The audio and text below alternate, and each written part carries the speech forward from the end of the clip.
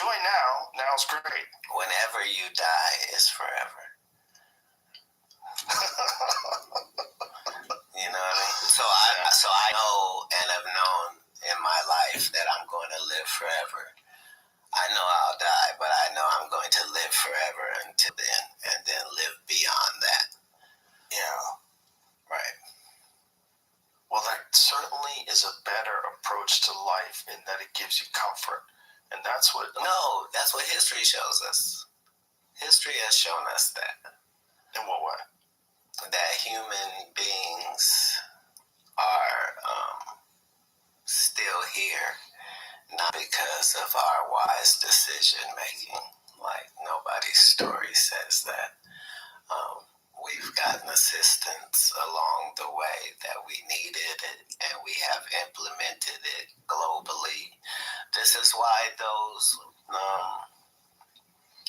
one world people exist, because it's a very powerful kind to have and far too lucrative and beneficial to not be attempted. Yeah, I mean, if I was going to run some global power organization, I would try to co-opt every single leader, try to suck them in, offer support, bring them out to where the fuck I have my big-ass meetings, fly everybody in private jets, talk about the climate crisis. All organizations have to follow the same rules. Yeah, that's wild. Recruitment is an important facet of all. Like, we have to get some young global leaders. Well, understand, this is the only reason that we can talk about these big Illuminati-like entities at this period of time. It's just because of time. Like, they aged out. Like, you can't get in new. So everybody got decrepit over there, and they can't exchange, really, through this period of history. And so that's how we ended up with the Bob Lazars and everything. Throughout history, you could really, it was much easier to get people to not tell nobody. Right. That's part of your job. You know what I mean? Imagine going to a World Economic Forum party. What did those freaks do when all the listening devices have been scanned out of the room?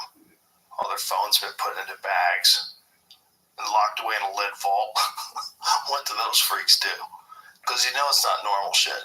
You know everybody's buttoned down like that and wants to control the world. There's something involved that's outlandish that they keep a secret. That's always been the case in secret societies. I mean, that's the whole eyes wide shut thing. That there's some freak shit going on behind the scenes to anybody that really wants to control everything. You don't just want to control everything. You want to control everything so you can get away with some freak shit, too. Right, I'm saying, but these Epstein-like characters have existed throughout history. Whether they were kings or what, human beings are human beings universally. So everybody is a supplier. Epstein, Weinstein, like these guys knew what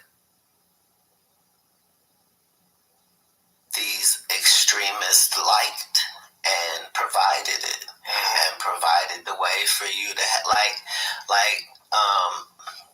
to have $1 billion and not create a fantasy island type environment has not existed throughout history. Right. And there's always been those people can only kind of interact with those kind of people. When you reach that certain level of wealth and global success, like you're a Bill Gates type guy, how many guys can Bill Gates hang out with? Bill Gates can't just go bowl and join the bowling team and make friends with the other bowlers. It's too weird. He's got to hang out with his kind. And the more you do that, the less you are in touch with what makes sense to say. And that's when you see them saying the most outlandish shit, because they don't recognize how regular people are going to react to what the fuck you're saying. You know what? We're going to own nothing and be happy? What the fuck did you just say? You just say I'm going to own nothing and be happy. So, but there's things. So who owns the things, and who enforces who owns the things, and how do you do that? When you take away everybody's weapons, you're the only one that has weapons, and you get to decide who owns the things, and no one owns the things, and everyone's happy. Okay. Right, but part of what you're trying to do is you're trying to come up with something that allows you to have the power while also profiting simultaneously. Right? So if it's modern religion, let's say, so in the teaching of Jesus' time, right, when they said pay the tithes, right, it was, you had your whole farming plot, let's say it was 40 acres, and you had corn planted there, right? You would when it came time to harvest, you would harvest everything except the rows that were on the fence, right? And the rows that were on the fence, that was the 10% of your field that would go to people that didn't have it. So it wasn't just you giving the 10%. It was also the fact that human nature is, if you were going to give people some of your crops, you're going to pick out the best crops for you and your family, and then you'll put another pile for the giveaway. Right. You know what I'm saying? And this took care of that, where it was all equal, and the person that didn't have to feel like they was a beggar. They could come and pick and see which corn they liked and get. You see what I'm saying? Well, that's a smart move just for harmony in the community, too. Then people have a vested interest in this farmer being successful with his crop. Right. Some of that crop is yours. But the decision to take it from that to God said, give me 10% in this plate is going to make $1 billion a day for 1 billion people. This is why Tesla has to go. Why? Because not what Tesla is saying about electricity is the fact that he's saying this should be free for everybody, everywhere. Yeah, he wanted to have aerial electricity free for everybody, like radio waves. And the day that you say that, that's a wrap. It's cheaper to keep her because we make 200 billion a day, and we all agree universally you should pay for this, and we'll be in charge of selling it to you. And we'll shut it off if you fuck around. So for us to say, I think they're going to do that with cars. Duh. This is how this goes in the 100% processes. Yeah, that's the conspiracy theorist's biggest fear about electric cars. But it's not just electric cars. We found out it's an OnStar. It's on, I have a Cadillac Escalade. That has an OnStar. If I'm driving, the government wants to stop me, they can just shut my car off. It's crazy. And if you were in that business, what would you tell them they need to do in the next 5 years? Yeah, get better at it. Yeah, get better at that. Control where they go, control the steering wheel, control everything. I want you to auto driving on all cars. Auto driving on all cars with third-party input. Is this not what we would say to Tesla? I mean, to Elon, if he said, I want to make cars. Right. Well, we say, okay, well, these are the regulations, and you have to make them like this. And it'd be nice if you could just control that car. Here, this is how you sell it to people. If someone steals your car, we can get it back. And you go, oh, that's great. If someone steals my car, they can get it back. How are they going to get it back? Well, they control your car. You can make it cheap enough to not be a difficult sale, though, Joe. Yeah, make it cheap. That's what capitalism is about. Yeah. Well, it's also like when you get free internet or free services through Google, right? It's free. But what you're giving up is your data, which is extremely valuable. So they're giving you something. You can now use Google, but now they have all your data, and they're just a big net that mines data. And because of that, they become one of the most powerful entities that's ever existed on Earth. There was a story that we learned this from fishermen, how a net works and how much it's important to get as much in as you possibly can, and that's where analytics live, and that's where I'm saying this is where the DNA industry is built off of, is the fact of the future. Like at that same point that you're saying that we'll have those cars that do that, they'll be able to predict predict crime. Oh yeah. And step in before certain things even need to happen.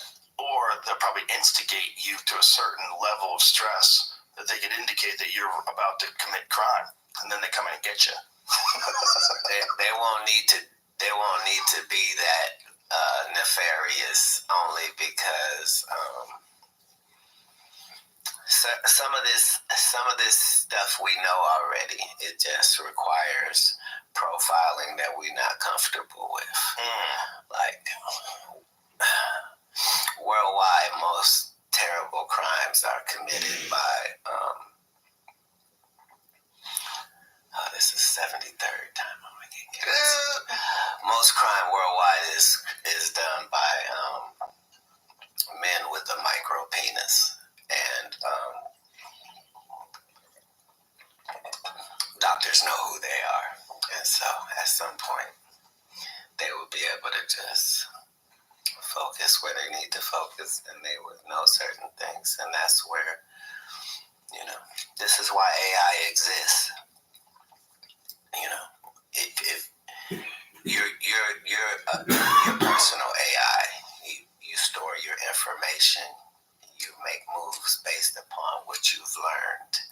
So it's not a difficult process. All through history, they had these oracles and these heads that gave answers. Right. And this is where that whole occult conversation intersects, is because at the end of the day, information is information, and the universe is built on a yin-yang thing that applies to everybody. And we're slowly getting connected to that oracle, slowly getting sucked into that black hole to the point where it will be inescapable. Right. Yeah. And those old billionaire dudes would love to be in control of all that. Look, what else are you to do with that type of money, Joseph? Buy a bigger yacht. Yeah, that's the problem. Right. This like, what's the next game? What's the real game? As human beings, that's what our expectations are. Yeah. Of. Always. Yeah, what can you do? And at the end of the day, no matter how much money you amass, it's only about either how you can help others. And if you do that, you're never going to be fulfilled either, because you're never going to help enough people. And that's going to be your whole thing, is not being able to help enough people and just wishing that you could help more. Right. Or feeling like everybody is a commodity and that's the way these things work, and find out who I'm going to take advantage of and do so. And that's a major part of a lot of things. Like another major pattern that human beings fall into time and time again. Well, the Jewish people are powerful people on this planet, and a lot of that has to do with the process that they have in instilling in their young people a certain amount of information and wherewithal and conversation that does not happen with other cultures, let's say. And that exists only in a few places around the world, but they're always important, especially if you look at things from a non-religious point of view. Again, it goes back to information. At all points. Yeah.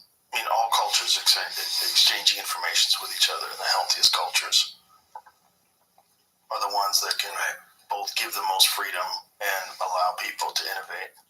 Right, helping ourselves and others.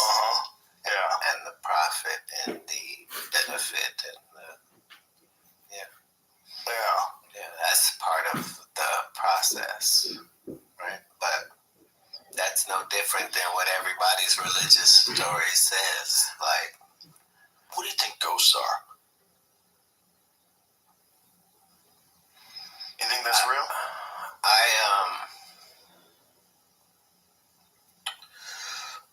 Interestingly, I don't believe in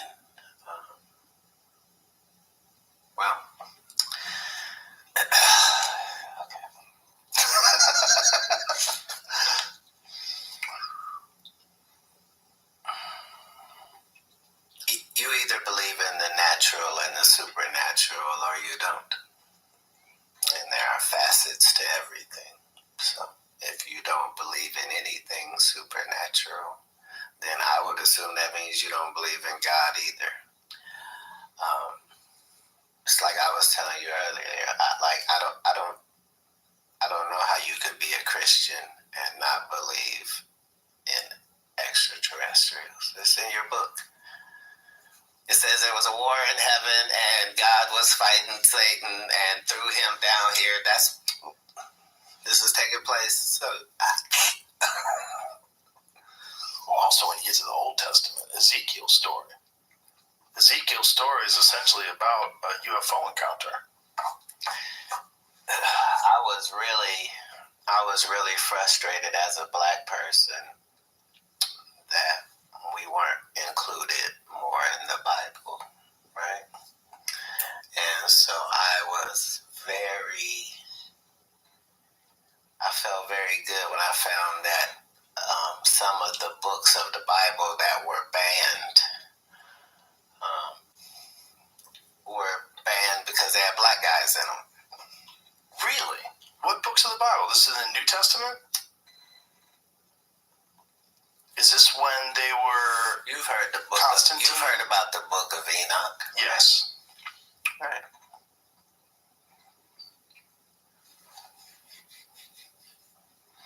So, if you know that book, it says that Noah was an albino. I always wondered about Noah's age. They talked about him being hundreds of years old. And it tells everybody's story. Yeah. But here's my thought. If human beings were at one point in time more technologically advanced than we are now, which is possible, we are on the verge of taking human life and expanding it way beyond 100 years. We're real close to that. The people that are alive today will live to be 150. I'm not qualified to be having any of this conversation. I'm barely qualified because I've talked to a lot of qualified people. Disclaimer, but understand, we know more now. We know that the earth is not spinning now the same way that it once was. We know that. It's slightly different. Measurably different, right? I'm saying,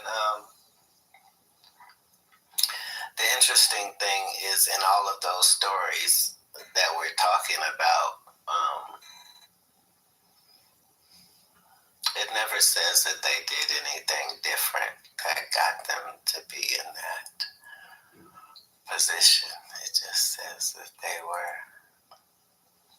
blessed by God. So they were there.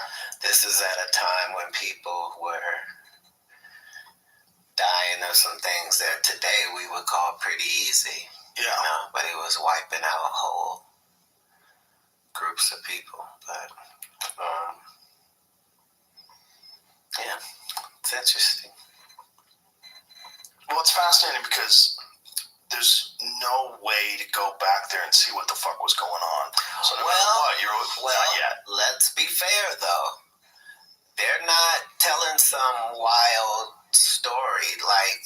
If they say that a guy had this guy lived 600 years, they're also telling you about the 346 children that he had and his 1,500 wives. Hold on. Yeah. These are numbers to back up. Right. If human beings do live to be 500 years old, that's a real possibility. That would be the only way that you could show that. Yeah. Is by talking about all the wives and all the children, and if you do take what we know now, in terms of what they are capable of doing now with human beings and lengthening telomeres, there's a lot of different methodologies that they're using that they believe will extend human life. Use of metformin, NMN, hyperbaric chambers. There's a bunch of different things they're doing. And then there's CRISPR. When they're doing genetic engineering on kids now, and in China, they did genetic engineering that would make the children more likely to be brilliant, more likely to be super intelligent. Sir, why are you acting surprised by key components of the breeding process? Right. True. Right. If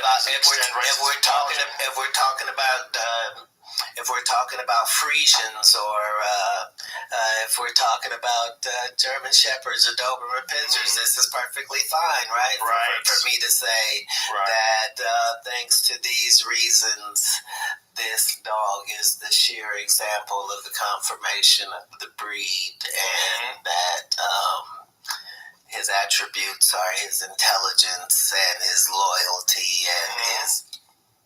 Right. This is all part You could of do that shit in a test tube for your kid. Why wouldn't you do it? That's what I think they're going to start off with normal stuff. It all starts off as normal stuff because it's abnormal. So the first thing you're doing is, okay, so we're in charge of, like, how could you not? How could you not? Is more the question to be had, and that's why in that profession they're allowed to do certain things and then tell you they're not going to do it no more. Yes. That's a key component to it. We're not going to do that anymore, Kat. We changed our mind. Yeah, if they're telling you that there's no clones, the guy telling you is probably a fucking clone. At this point, I have no doubt that they've made human clones. They've made dog clones. You can get your dog cloned. If your dog's gonna die, you can get the DNA from your dog, get a fucking puppy, and it'll be eerily similar to your dog. They think including some personality traits, which is just very bizarre, very Pet Cemetery. Right. But if they can do that, why can't they do that to people? They can. Well, here's the thing. Before this goes off the rails, It's too late. Because there is a God, the bar has been set so insanely high for your clone that you can't really get much usage out of it. So, well, if there is a God and you have a clone, the clone doesn't have a soul because you don't have a soul to give that clone. Or a personality, or certain things like a subconscious. Right. Like, that's not available on the market. Lungs are, heart is, arms are. Right. But subconscious, we still don't have the understanding of that, or how we're able to be as brilliant as we are in this world while only using a portion of there are those of us that know with the pineal gland what medicine says it's for, and what that would mean. And so those people's job is to make sure that there's fluoride in all the water. So your pineal gland will shrivel. Get calcified or whatever happens to it. That's all. The fluoride thing is wild. The fact that people aren't up in arms about them putting fluoride in your fucking drinking water is so crazy. It's so unnecessary. It's brilliant on the other end, though. Oh, yeah. So what happened is the reason people have that relationship is they cleaned up the water the same time that they did that. You see what I'm saying? So people at that time just remember the water not being that great. And then all of a sudden the water is really great and it's got fluoride and it's good for your teeth. Right. Despite the fact that there's direct correlations between high levels of fluoride in drinking water and low IQs. They think it lowers people's IQs. They think it's terrible for you. Fluoride's dangerous. You're not supposed to swallow toothpaste. Look, whatever you're saying, people won't find out about that for 100 years, and I'm not even going to be 100. And most of these decisions are made like that. Yeah. Well, most people are terribly unaware of the fluoride thing. When you bring it up, they always say it's good for your teeth. Like, don't you brush your fucking teeth? Like, why do you need fluoride? Why do you need fluoride in your water? Are you sure that's why your teeth aren't falling out? It's the fact that people don't understand that it's a toxic thing that you can't buy or purchase or handle. It's in your drinking water. And it's not doing you any good other than supposedly it's good for your teeth. Well, even if it was. Yeah, even if it was, even if it was great for your teeth and your bones, you drinking it wouldn't be the way you'd be trying to get that. No, but I don't even use fluoride toothpaste. I'm not gonna let you take me where this conversation is going. Where's it going? Now that we went to fluoride, like I'm Where's gonna it have going? to cut no further than that, because once you start having what they'll do, like yeah, you understand everything's a campaign, and that's how you can approach it. Everything is find out who's making money off this. Where's the profit? How does this make sense? Why? Yeah. Somewhere right now, the fluoride plants are going, what the fuck are they talking about? Somebody just introduced legislation to try to remove fluoride from some state from drinking water. Some people are waking up to it. They're realizing like this is so unnecessary and obviously not good. Well, just understand that there are far too many places that don't have clean waters. Mm-hmm. So, you know, like Flint, Michigan. Still that water's fucked up. There's what about that place in Ohio where they and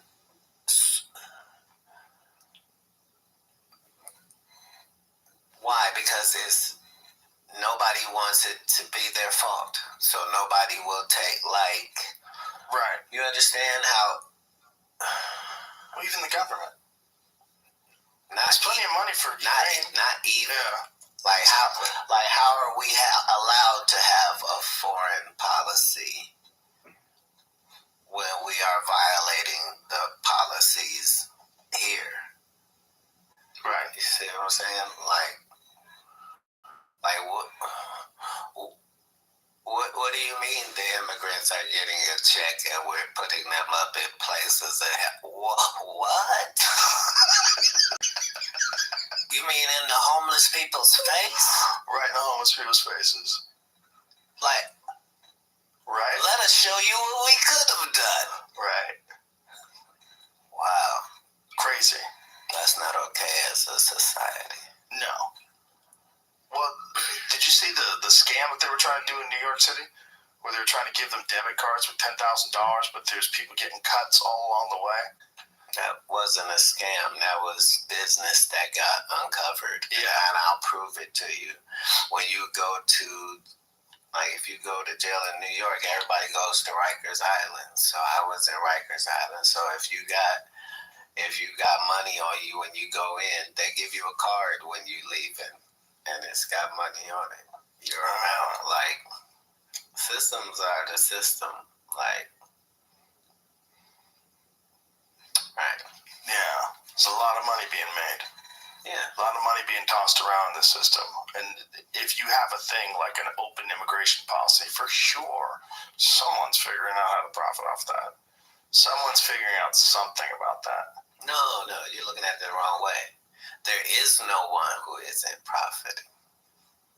Everyone's profiting. I'm saying, how ridiculous is it for you to think you have the greatest country in the world and then it not be a big deal to get there? Of course. What do you mean? Of course. This is the bees saying, why do they love our honey so much? Well, no one's shocked at that. What people are shocked at is that there's no effort whatsoever to stop the stem of illegal immigration. That's what people are freaked out about. It seems like we're not freaked out about the loss of bees. I am. If all the bees are gone, we're going to die as a civilization because we didn't protect one of the most important insects in the whole ecosystem. Yeah. Right. So, And they think cell phone signals are fucking them up too. Well, imagine you're going to be forever, and then all of a sudden someone introduces cell phone signals everywhere. And this is part of the purpose of religion in society is to try to get you away from exploring all of the things you could be doing with your time and put it somewhere that's healthier. Look principles of meditation, you know, believing that you should be trying to do a good job and being nice, you know, because it's not really that profitable, right? But here we are talking about, you know, that's what really would help our country and civilization if we treated the downtrodden better. But the truth is, there's very little money in that. Yeah. There's very little money in that. The truth is that the immigrants that come over here are generally super qualified at something. Yeah, and motivated. And I mean, shit. If I just walk here, that's what's made all immigration important. uh-huh. You know what I mean? Like the Mexican people were the second, or well, they were their own jolt to the civilization of the fact that, yeah, you say, oh, they shouldn't come over, but anybody that comes over willing to work hard and succeed, and those are people you want a part, and they immediately help. Like, you can look at the extremes, of course, but the benefit are astronomical and always have been since Pangea. Yeah, the benefits are great. The side effects are crime. And that's what you have to be careful of. Especially when you got organized crime that's coming in to sell fentanyl. You got a lot of that. That's a wild one. Because that's propped up by laws. That's propped up by our drug laws. And that puts you in a real complicated situation. Like, do you make drugs legal? Everything legal. The problem is you're going to get a bunch of people that get addicted to drugs that probably wouldn't without that. And then you have to say, is that just part of the process? We have to learn to deal with this new thing that's everywhere and readily available. And how many people are going to try it just because it's legal? Probably quite a few. But at least how many people are not going to die from fentanyl poisoning because they're going to get pure stuff? Probably a lot.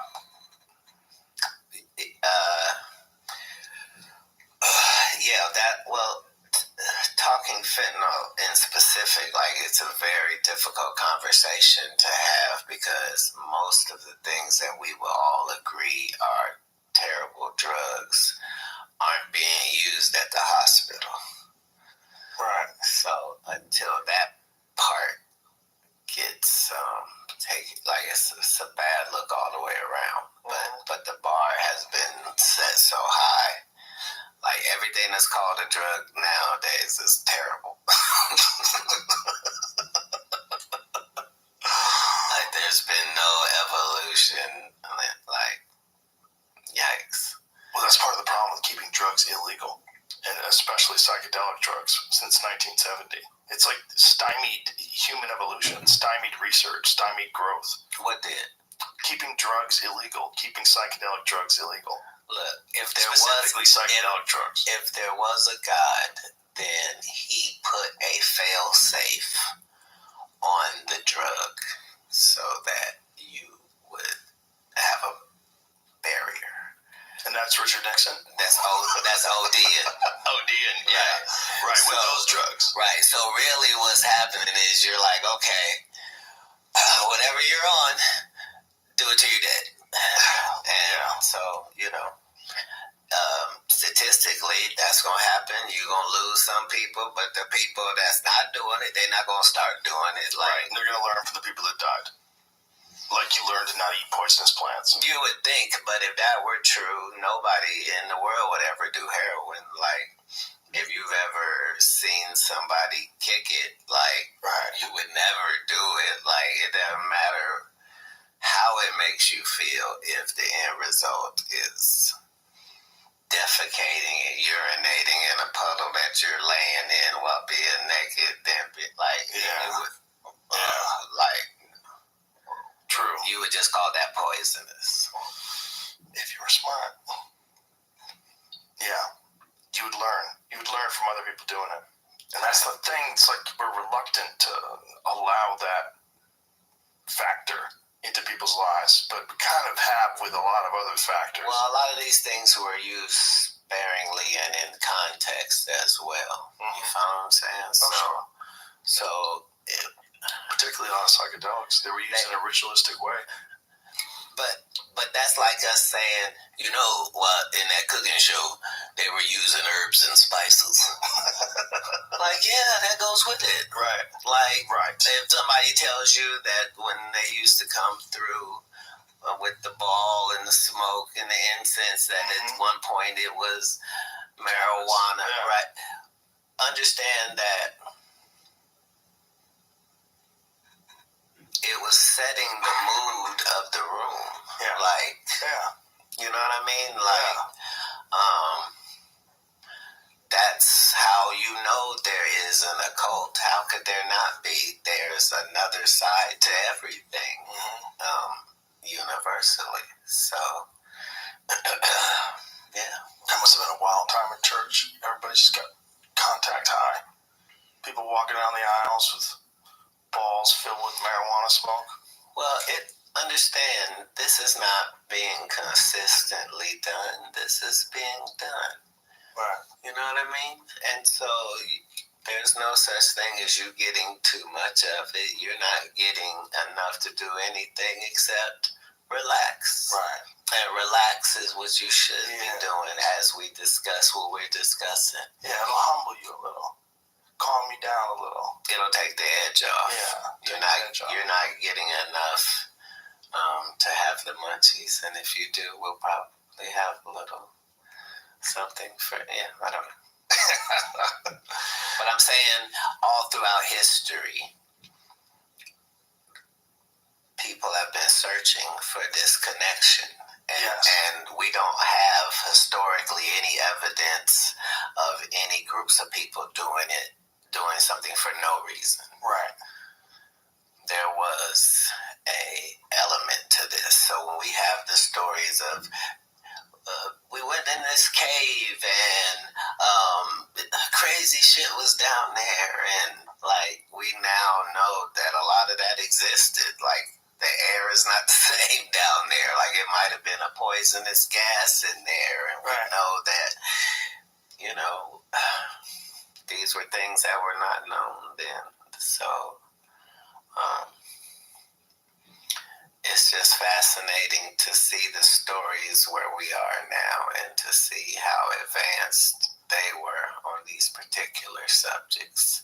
And that time weeded out the BS stories really well.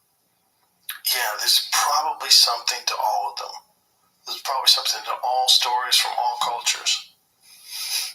There's a reason why they would want to tell them over and over and over again. Mm-hmm. One of the criteria for it to last over time. Like that's what I understood.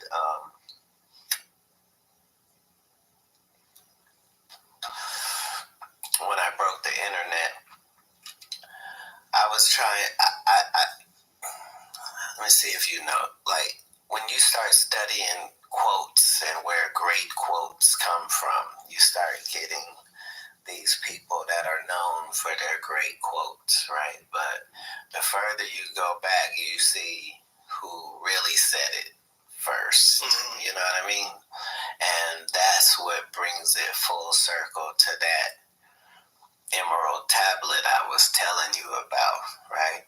Because 70% of it is something you've heard somewhere else. Well, I can't wait to read it. I wasn't even aware of it, but it totally makes sense. Like there are things in it that are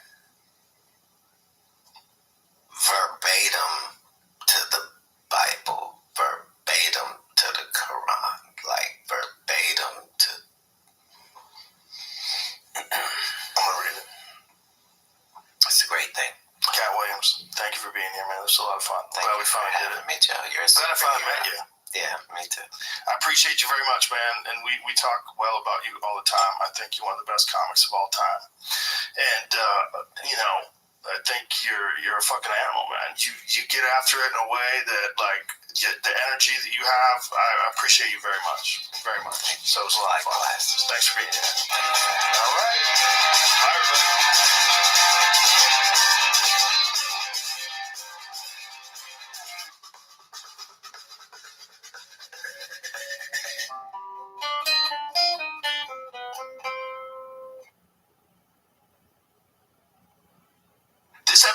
Brought to you by Simply Safe. When you want peace of mind, I think the first thing you've got to get is a Simply Safe home security system. It's comprehensive protection for your whole home with cutting-edge technology and 24/7 professional monitoring that'll help keep you and your family safe. The installation process is real simple. You can easily do it yourself or leave it to a professional team. And the best part, in my opinion, is there is no long-term contracts ever. So you'll always get the protection that you need at half the cost of traditional home security. Experts and customers love these systems. It was even named Best Home Security System of 2024 by the U.S. News and World Report. So if you want to protect your home today, I recommend Simply Safe. Right now, listeners of this podcast can get a special 20% off any new Simply Safe system when they sign up for Fast Protect monitoring. Just visit simplysafe.com/Rogan. Don't wait, that's simplysafe.com/Rogan.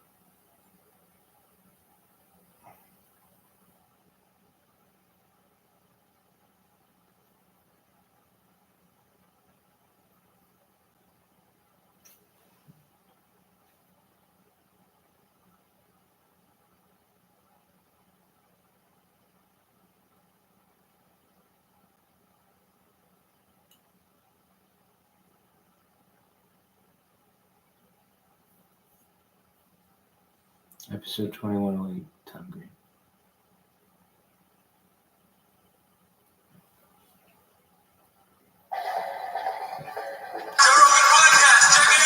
The Joe Rogan Experience. The Joe Rogan Podcast by night, all day. What in the flying? See you, bro. You too. And we're up. What the fuck is happening, Tom? Yeah. Great to be here, man. Oh, man. Made it back. Last time I saw you, I don't know, my eyes might have been a little crossed. Well, last time I saw you was last night. Right, that's And the night before last. Yeah, that's true. We'd start with that then. But the last time we saw each other on a podcast, Yeah. Things went a little west. We got a little intoxicated. So, absolutely. So, you know, the whiskey kept pouring, and that was when I had that van. So I still have the van, but at the time I was kind of living in the van, traveling in the van. So I drove. Heavy COVID. This is like Heavy the beginning of COVID, where it was like weird to be around each other. Like, we okay? We got tested. Yeah, okay. right. We did. We got the COVID test, and then I had the van out in the parking lot. Yeah. And we started drinking the whiskey about midway through the show, and then the next thing I know, I'm opening my eyes in my van, and it's the next day, and I'm just, oh shit, what happened on the show? So I think that maybe the last half hour of the show was such a blur. I don't really quite remember getting the van, but I had a nice sleep in the parking lot. It was amazing, and then I kind of was a little nervous about, like, geez, what? That's a weird feeling when you Don't know what you said. Yeah. And I called my mom. And everybody seemed to, like it was. People thought it was funny, but I mean, I think she was a little concerned about the amount of drinking. But no, it was a great time. But I'm not. It was fun. Yeah, it was a great time. It was fun. So we got a little off the rails. You didn't have to go anywhere. No. Van was parked. It was awesome. What is it like sleeping in parking lots? That's got to be an odd thing. Well, I rarely did that in the van. It was mostly out in these remote desert parks, like out in Bureau of Land Management land, BL desert. Yeah. And I was going around filming, and so I wasn't. But there was a couple of times I'd sleep in a truck stop because I was wanting to make a lot of distance. So I'd drive until I kind of couldn't keep my eyes open. Then I'd pull over at a truck stop and sleep. Sketchy proposition, right? You don't know who's around. Yeah. Well, in the desert, it's a little more nerve-wracking because you're all alone out there, and people can see the van in the distance, and it's a pretty nice van. That's what the aliens come to. Yeah. I was hoping for that, but nothing. No aliens. I had a nice flyover from a U.S. fighter jet in the Trona Pinnacles, in this amazing part of desert in California. Oh yeah. And I was the only person there, and I could tell this fighter jet saw me, and he just kind of came in right over. Oh wow! Right over just to the say van. hi. Yeah, and I didn't get my camera out in time. I just flew in one of those ones. Yeah. The Blue Angels. Oh yeah. God, it's insane. When you realize what those jets can do. And I think what they were flying was like an FA-18. See if that's true. Nice, yeah. I think that's it. Mm-hmm. That's what we did. And I believe they are actually. I think they have even more capable jets now. Because this is when, I want to say this is like 2003, 2, something like that. Way back in the day. I have a plaque. It says you flew with the Blue Angels. Pull major G forces. I've never been in a fighter jet. Yeah, I did. I think I did 6.5 Gs, something like that. And I stayed conscious, but then I blacked out when I forgot to do the hooking on a lesser run. Like it was lesser. It was like 4 Gs or something like that. Forgot to do the. No, I'm sorry. You when you're going through high Gs, you do a thing called hooking. I think that's how they say it. When you hold on to the joystick, or you can hold on to your straps on your legs if you're the passenger like I was, and you're like this, and you're literally forcing blood into your head to stay conscious. Yeah. So while we're doing this, that's what you're doing. See how she's doing that? Nice. See how she's doing it? Yeah. So this is That's how you stay conscious. That's how you stay conscious. You have to force the blood into your fucking brain. It seems like it's kind of slightly on the edge of not being a perfect system, right? Like, I mean, well, you it's like you got to be a bad motherfucker to fly those things. Those guys were all lifting, like all those Blue Angels pilots. They were all jacked, like super diesel. Yeah. Because these guys are just fucking trying to go. They're wrestling with that thing. Yeah. Like it's not as simple as like you're like the physical force of going to 6 Gs is so extraordinary. You haven't felt anything like it in your life. And these guys can go to like 13 Gs, some of them. Yeah, I don't think fucking insane. I don't think I would want to do that. Actually, I would probably just. I sometimes don't want to do those kinds of things. You don't have to. Yeah. It looks amazing, but I just feel like I'm glad I did it. Yeah, for sure. Yeah, just as a wake up call. Like you think you understand. You see a jet, and I think of it almost like, well, obviously, like driving a race car is very difficult, right? But driving a car fast is not that difficult. Yeah. You know, like if you have a good car, if you buy a new car today that handles really well, you can, if there's no one around, you can go pretty fucking fast, and it's really in control. But those things are different, man. It's like there's a physical experience. It's so fast. There's so much power and force behind those things. You got a plane yet? You getting a plane, Joe? No. Bill Burr pilots. Bill Burr flies around in a goddamn helicopter. Yeah, that's around downtown LA.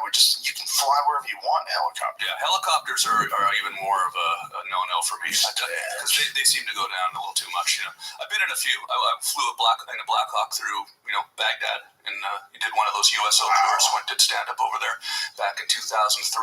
How was that? That was pretty wild experience. It was right before, like it was probably, fortunately for my nervous system, right after the mission accomplished banner, and right before shit hit the fan with the IEDs.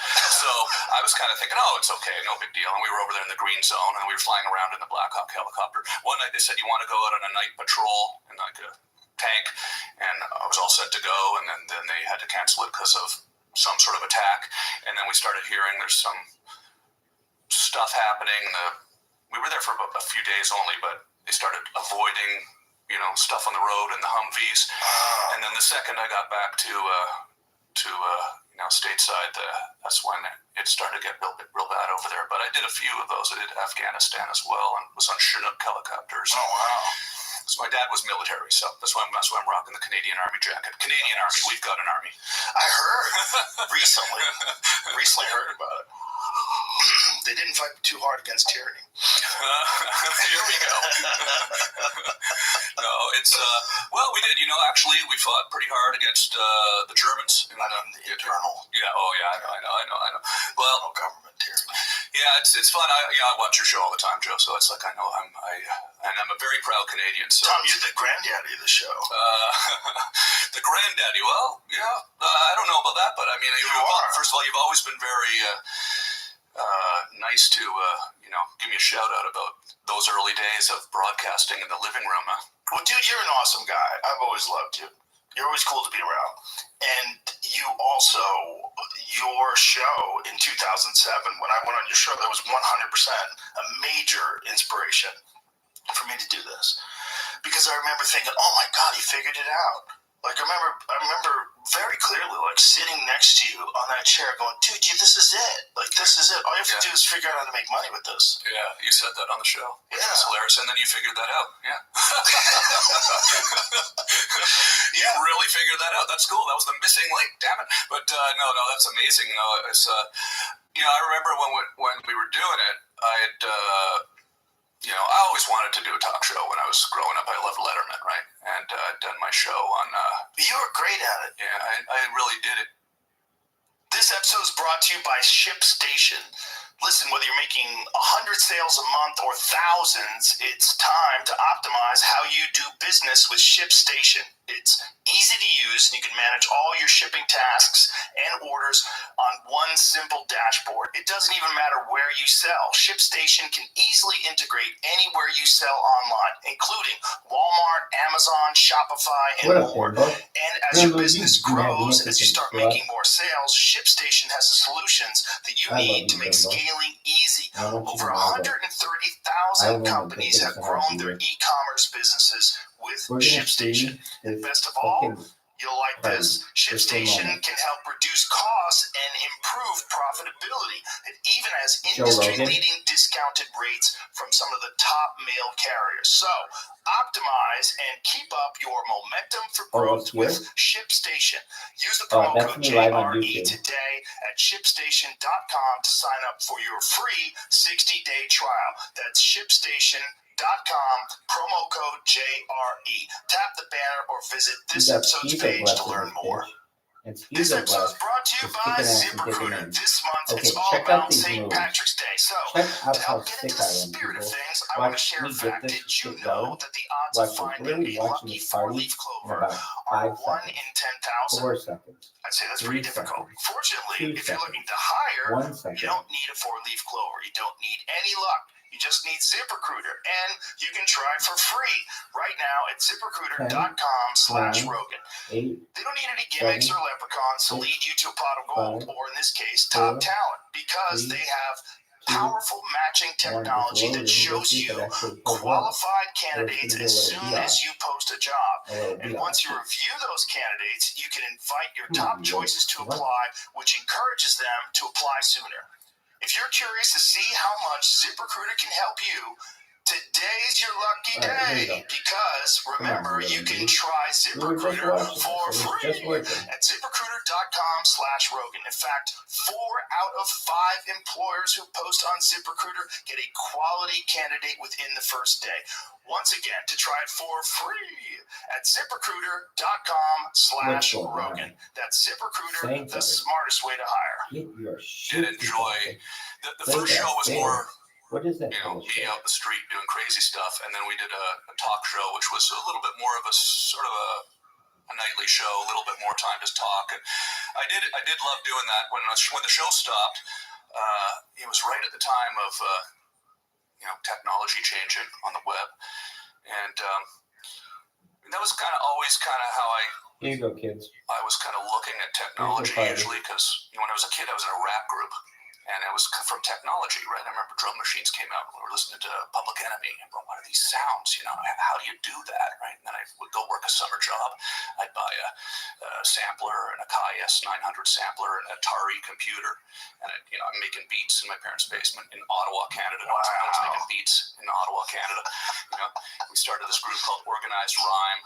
And what years is this? This was, we started in mid-'80s. So this is all pre-internet.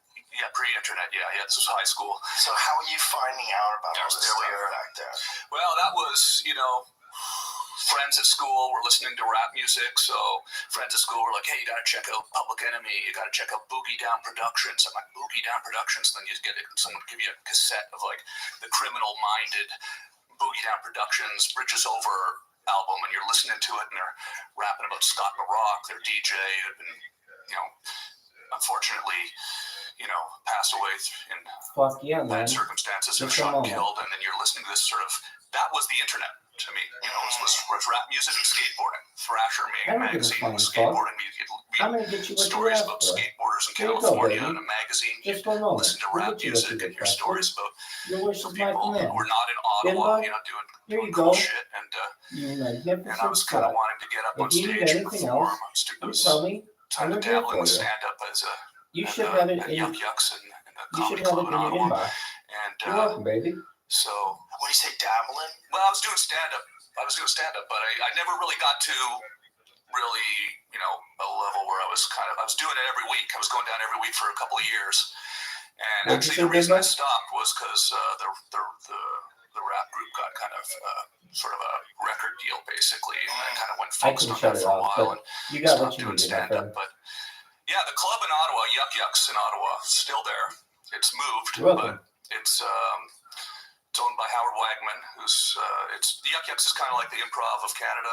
It's chained all across the country.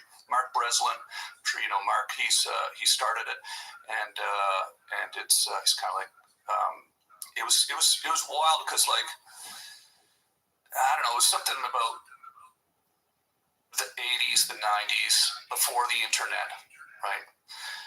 You'd go down to a comedy club and you'd find out about stuff just through word of mouth, like the rap music and like comedy. So I would go down to a comedy club, and I remember Norm Macdonald come through. He was probably 25 years old, right? And I'm 16 in the audience. And then I got to become this huge fan of Norm. And he was Norm. But back then, there wasn't a lot of people doing stand-up like Norm. Like, there wasn't this sort of angle of sort of this absurdity to it, this sort of, there was more of a structured, down the middle way of doing stand-up back then. And so Norm was this sort of, it was a curveball. Yeah, this sort of curveball, and we just couldn't get enough of it. So every time he was in town, we'd be down there. Howard Wagman told me this story about Norm, and the first time he came down to do stand-up at Yuck Yucks in Ottawa, and he got off stage, and he was disappointed in how it went. Norm was. He said, "I'm never doing this again." He walked down the street. Howard Wagman chased him down Spark Street in Ottawa and said, "No, that was great. You're coming back." And he made him come back, and the rest is history. Norm was a legitimate genius. Yeah. Like a genius of life. Like a rare specimen. Mm-hmm. Like genius in not just that his comedy was brilliant, but just like, look at this. I've never seen this before. Mm-hmm. Like a totally different kind of human. Yeah. And genuinely always funny. Like every conversation was funny. Mm-hmm. He was just funny. I was on a plane with him accidentally twice. Nice. Twice. That must have been amazing. Twice on 2 separate occasions. Just totally random. We sat next to each other on the plane, like, whoa, this is crazy. Yeah. And the last one, it was so funny because he was telling me about how he quit smoking. Yeah, I quit smoking. It's turns out it's real bad for you.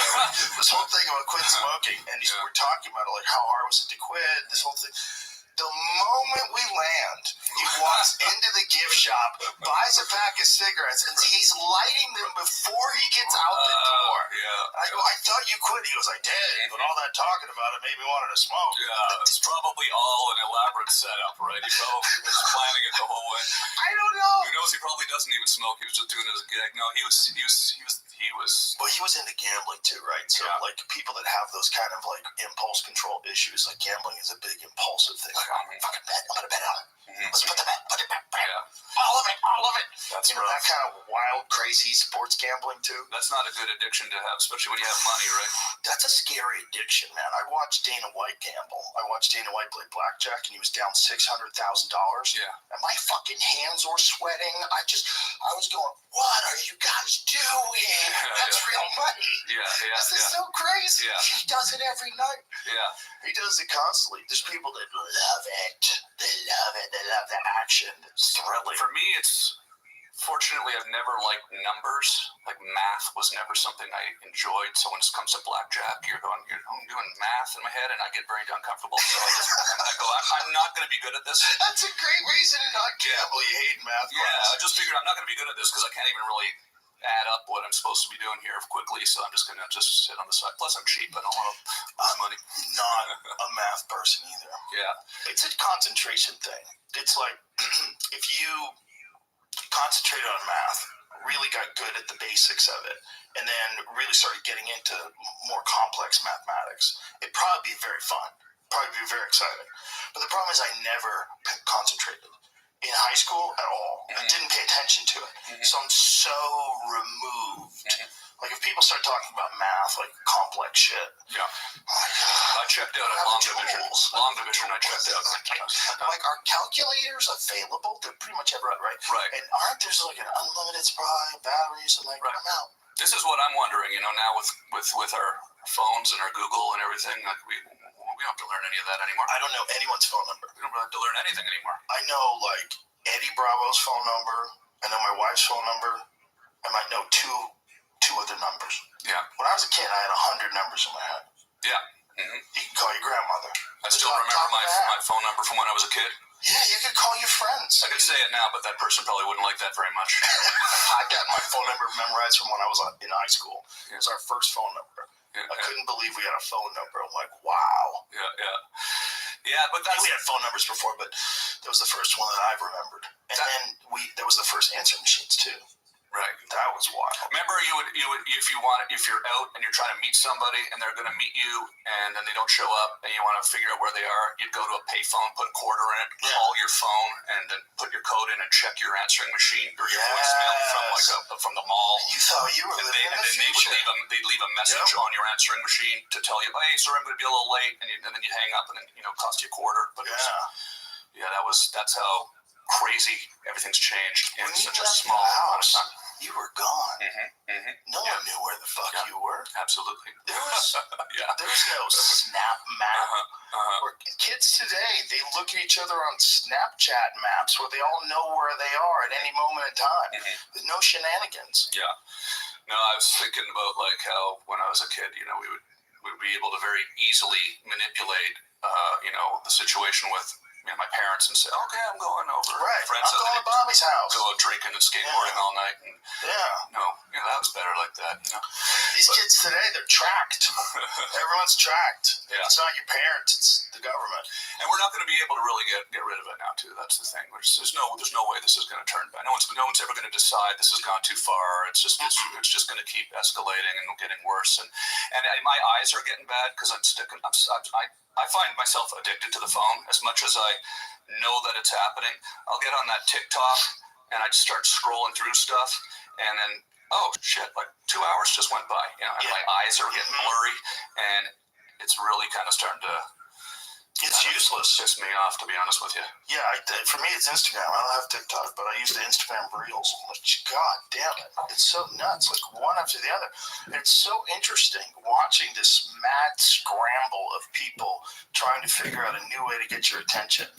Whether it's through like shooting a bow and arrow with your feet over your head at balloons. You ever seen those gals that do that? They stand on their hands, and they have a bow in their feet, and they have their legs all the way over the top of their head, and they draw the bow back with their feet. I saw another thing kind of like that, but there was no bow and arrow involved. But yeah. This is a thing. Yeah, that sounds good. Are they wearing clothing as well? Or no, why would they be wearing clothing? Oh, okay, cool. Yeah, no, they're wearing like bikinis. They're hot. Most gals with that kind of mobility with your body probably pretty hot. Yeah. Absolutely. Yeah. How could you not have a hot body if you could do that? If you could get your butt over the top of your head and have your legs pull a bow back and then aim it and shoot it? What? I certainly can't do that. We'll fucking do that. What percentage of the population can do that? See, and this is kind of, I think, where we started with us was, how did I find out about rap music? How did I find out about Norm? We had to use a certain sense of creativity, and we had to go out of our way to find out about stuff. Right. And so it sounding like some couple of old guys here. We are a couple of old guys complaining about. But that's what we are now. How the world was better before, but I don't think the world was better before. Yeah, I don't think that's true. There's some aspects of it like that I think forced us to be just a little bit more creative and think out of the box, because or at least in a different way, because you go find some drum machine, or you go down to the little comedy club in Ottawa, and stand-up comedy wasn't a mainstream thing then. It was pretty big, but not in Ottawa. It was sort of almost like you felt like you were going somewhere that you weren't supposed to go. You go down to the basement. I was 16 years old. I'm in a bar. There's some guy on stage, and they're not talking about Norm Macdonald on television yet. He hadn't gone to SNL yet. I remember I'd see him, and my friends would see him, and then we'd go to school, and we'd tell our friends, you gotta go see this guy, Norm Macdonald. He'd come every 3 times a year, and every time he'd come, we'd be there. And it was just like this sort of myth. There's a mythology to it now. And then all of a sudden, we heard he moved to Los Angeles because he was writing for Roseanne. We all heard about this, and it was this sort of, all the, amateur comics, the kids up there are doing it. And, well, I guess I was the kid doing that. Everyone else was kind of in their 20s, but 30s, but everybody was just kind of like, there's hope. We can get out of Ottawa, man. There's something out there. And then SNL and everything. It was just amazing to watch him do that. But I was having a good chat with Adam at the club, about Norm, because he was, of course, famously his sidekick on the show. Yeah. So it was such a shame to see Norm disappear like that. He was talking about coming out here too. Yeah. So, But it's so much has happened since I was here last. I got a lot of stuff I wanted. First of all, before I start talking about me though, I just wanted to say thanks for having me at the club this weekend. My pleasure. So stoked. The club is amazing. I've been hanging out there for the last 2 nights, and I came in a little early and wanted to hang out and just settle in. And man, it's just such a vibe there. It's just such a perfect comedy club. You did such a great job. You're the only guy that brings his dog everywhere that's not annoying. Maybe ever. Yeah. Well, maybe ever. Yeah. And everybody loves Charlie. Yeah, everybody loves Charlie. Could be a Charlie's in here with us now. Yeah. Charlie's a sweetie. Charlie I got Charlie right before I came here the last time. She's named after the John Steinbeck novel Travels with Charlie, because I was out in the van, and that book's about Steinbeck in the 60s. Made a camper van out of a pickup truck, and he drove across America, and he wrote a book about America and its differences. It's called Travels with Charlie in Search of America, and I got Charlie at a rescue called Thrive is the name of the rescue, which is actually run by Jimmy Durante's daughter in San Diego, the entertainer Jimmy Durante, who it's like a ranch in San Diego, and they bring these dogs in from the Bahamas and Mexico, called pot cake dogs. And Charlie. Anyways, we went out in the desert, and everybody loves Charlie, like you said. There's Charlie. Charlie looks like she was just taking a nap. She's like, what the fuck you waking me up for, Dad? But just taking a nap. The funniest thing is Charlie actually goes on stage with you. We should tell people. Yeah, she just chills out up there. I just kind of take her. It's gotta be so weird when you're killing. Yeah, all that noise. She's kind of used to it. But isn't that strange? What a strange experience for a dog. Yeah. To be in the Bahamas. Yeah. And then all of a sudden she's on stage with Tom Green. That's right. She left the audience is cheering, and she's just sitting there like, what the fuck is this like? Yeah. I look at her sometimes and wonder. She left at 5 weeks old, the Bahamas. So that was okay. She got out at 5 weeks old, and then was in San Diego. She got adopted by somebody else for 3 months basically, and then they couldn't keep her. I got her at 3 months, and it's funny. She grows up in the Bahamas, then she goes to California. And then I moved back with her. I moved back to Canada since I was last here. I left Los Angeles, following in your footsteps. The exodus continues. It wasn't just me, man. I keep getting labeled as a Pied Piper of this, but come on, everybody was leaving. Yeah, I gotta say though, there was a lot of factors to change my entire life. I sold my house around the time right after I was here.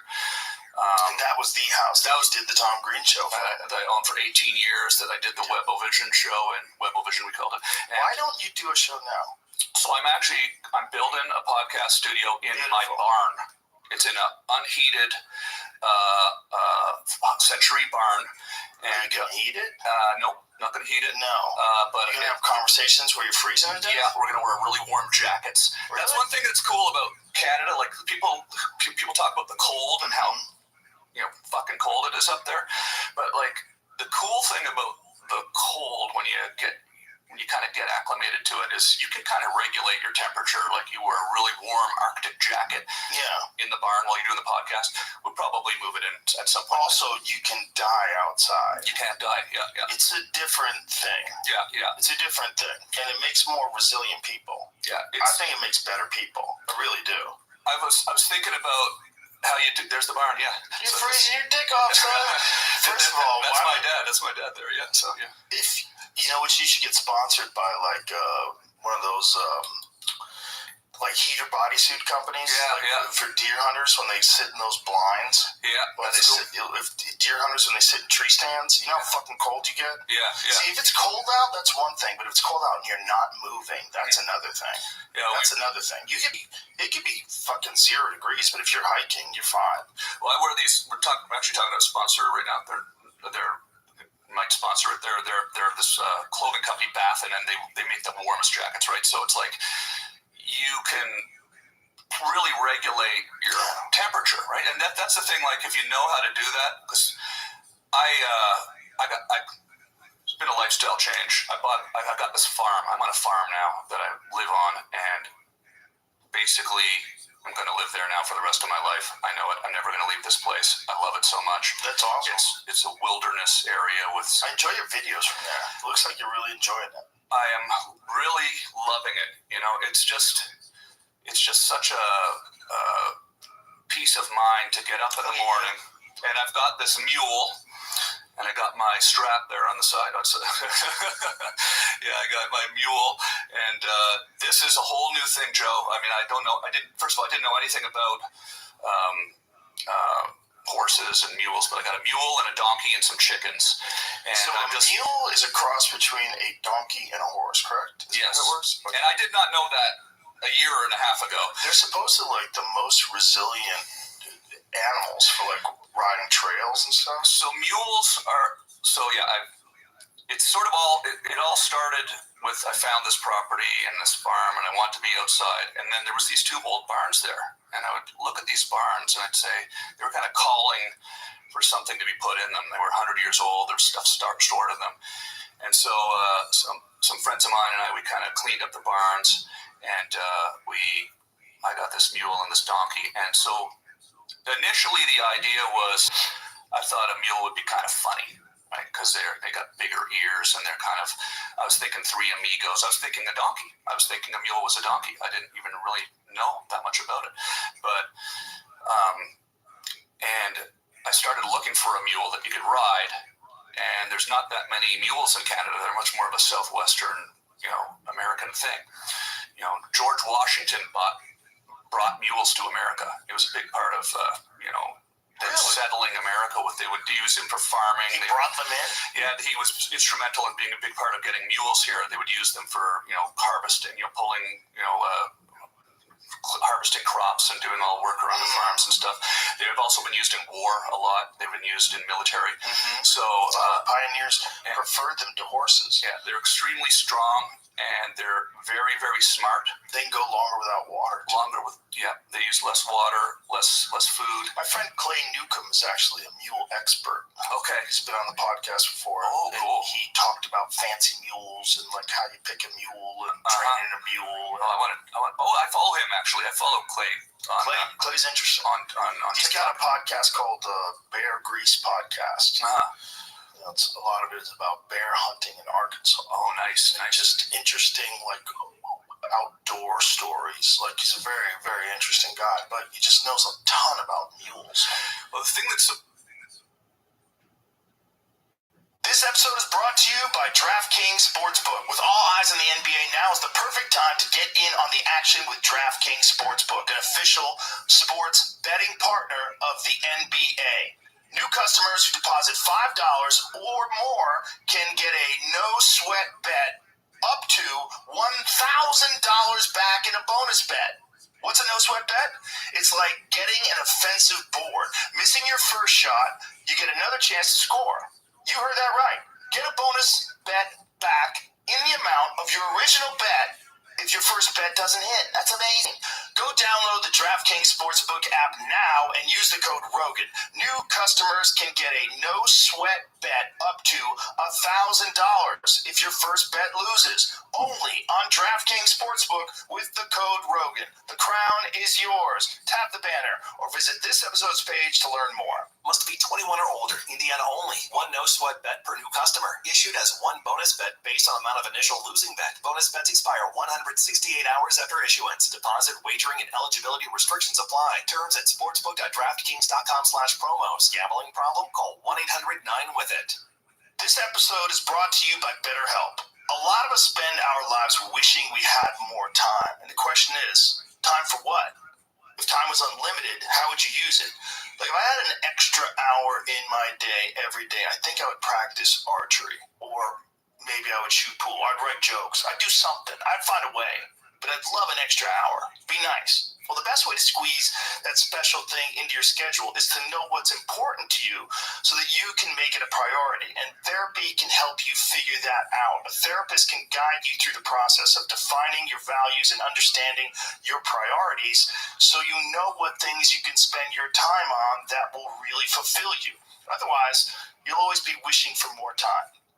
If you're thinking of starting therapy, give BetterHelp a try. BetterHelp offers convenient, affordable online therapy that comes to you. Just fill out a brief questionnaire and get matched with a licensed therapist and switch therapists anytime for no additional charge. Learn how to make time for what makes you happy with BetterHelp. Visit BetterHelp.com/JRE today to get 10% off your first month. That's BetterHelp, HELP.com/JRE. What's so crazy about them is they're extremely smart to a point that it's, people say stubborn as a mule. It's not really stubbornness. What is it? Self-preservation. So they figure out, basically, I'm riding this animal now. She's a very big mule, as you can see.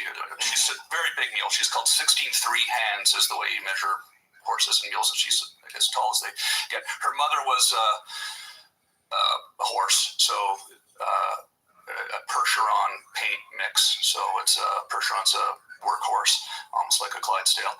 So she gets her size from that, and her father's a mammoth donkey, and she's 10 years old. A mammoth donkey? Yeah, a mammoth. Yeah, what a great name. Yeah. It's definitely created a very large, strong, serious animal. I want to see a picture of a mammoth donkey. Yeah. How big are they? There we go.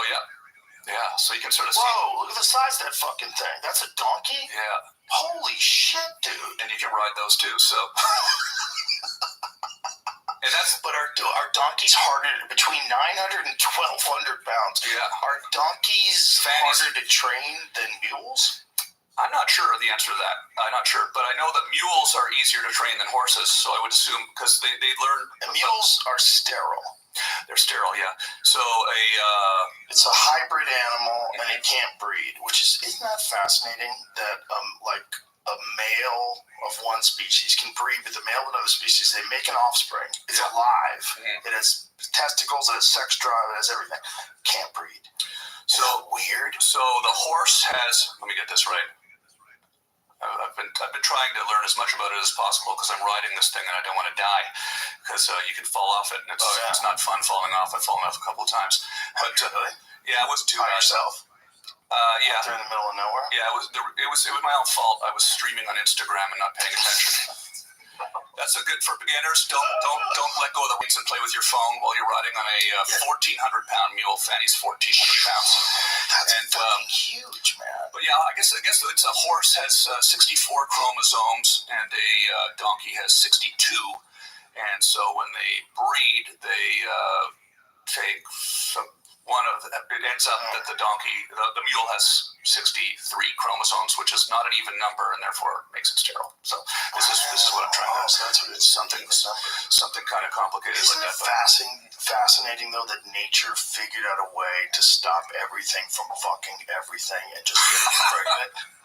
Isn't it like nature's like, we gotta have a system in here because that's untenable. That's gonna lead to chaos. Yeah. Like if humans imagine, humans could get other things pregnant, it is so everything would be a hybrid of a human. Like everything. Yeah, like be a lobster human hybrid. Somebody would do that. Island filled with turtle people. People walking around with exoskeletons going, hey, this ain't so bad. You could be on the island and go, I can't believe someone fucked a turtle. Yeah. And there's going to be this guy like with a turtle shell on. Fuck you. Yeah. He's going to be mad at you. Like, I'm just saying. Because people are insane. I mean, somebody has probably fucked a turtle. 100% someone's fucked a turtle. Right? If you had to bet everything you own, sure. 100%. A guy somewhere has been hopped up on some fucking Vietnamese street meth. Right. Turtle. Of course, yeah. Probably American. Yeah. Probably an American guy from the Southwest. Over there hiding from the law or something. Right. And he's methed up and he fucked a turtle. Right. Yeah, people have fucked everything. But no result because of the power the nature has made these protections, thankfully. The wildest hybrid, of course, is the liger. Yeah. Because they miss the gene that regulates size. Yeah. They don't have the same gene that like a tiger and a lion does. I've seen those. I forget which one. How does it work? Is it a male lion and a female tiger, or a male tiger and a female lion? I forget which one it is, but in that combination, when they make a liger, they just keep growing. Yeah, they're so big. Yeah, I've looked at these on the internet. The thing is I guess I guess a tiger and a lion and a donkey and a horse are close enough together in evolution to be able to do this. And there's, I guess, no animal that is close enough to us to be able to come close enough. Because, they've done experiments. Or maybe we just haven't. Maybe just nobody's fucked the right thing yet to figure it out. I bet someone's pulled it off in China or Russia or something like that. They probably got some chimp-human hybrid somewhere. I've heard sort of internet conspiracy theories that there was a Russian experiment that went awry or something like this. But there was this one very strange case of a chimpanzee that they call humanzee, and this chimpanzee had very human-like features, and it lived with a family. I forget if it was a family of researchers. I forget the story, but they always end tragically because those things ultimately, as they get older, they want to be the boss. It's a big male. Right. They're going to just fuck you up. They're going to bite your fingers off or bite your friend's finger. It's always something like that. They always do something horribly, horribly violent eventually. But this one that they had him for a long time, and he looked like a human. Yeah. It looked weird. And he stood upright a lot. He wore clothes. He's got a big old donkey dick. Look at that donkey dick. The humanzee of Orange Park. First of all, humanzee is such a great name. I mean, I almost wish it had worked just for that reason alone. Humanzee. I mean, there'd be humanzees going around. But, I often kind of have there's some weird, shocking pictures of it. Like that one in the upper right-hand corner. The one, right there. And they're so strong. Click on that one. Look at its face. Yeah. It's got an odd face. And there's some pictures I think that are probably doctored that made it a little more human looking to confuse people. But the thing, as it got older, see if you can find the older pictures of it. It looked real weird, man. Yeah. But it was just a chimp. It was just a chimp that, had been taught to behave that way. Yeah. Look at how he's walking. He's walking like a chimp. He's not walking like a human. Look at the shoulders and the arms. That's a chimp. I sometimes think about the close calls I've had with a couple times with animals where I wasn't really giving them not like just understanding the power they had. Like I had a chimpanzee on a show I did once on my TV show back in the day, and it was a trained chimpanzee, but massive. And I remember after the show, I just said, "Hey, can I hang out with the chimpanzee?" So it came out, and I was just sitting out with him in the parking lot for about half an hour, just me and this chimpanzee right in front of me, looking right in my eyes. I was playing with the buttons on my shirt, and the trainer was 20 feet away, and I just thought it was the cutest thing. And then a few years later, I read about the chimpanzee ripping that, killing people and how violent they are, and you go, man, that is. I had a macaw at one point, which I actually had to get rid of. Big red parrot, macaw, and I got it in when it was 13 months old. And this was my biggest disappointment, I'd say, with a pet, because I had gotten this macaw. His name Rex. He was on the web show for a period of time. I was after you were on that time, and I really loved this thing.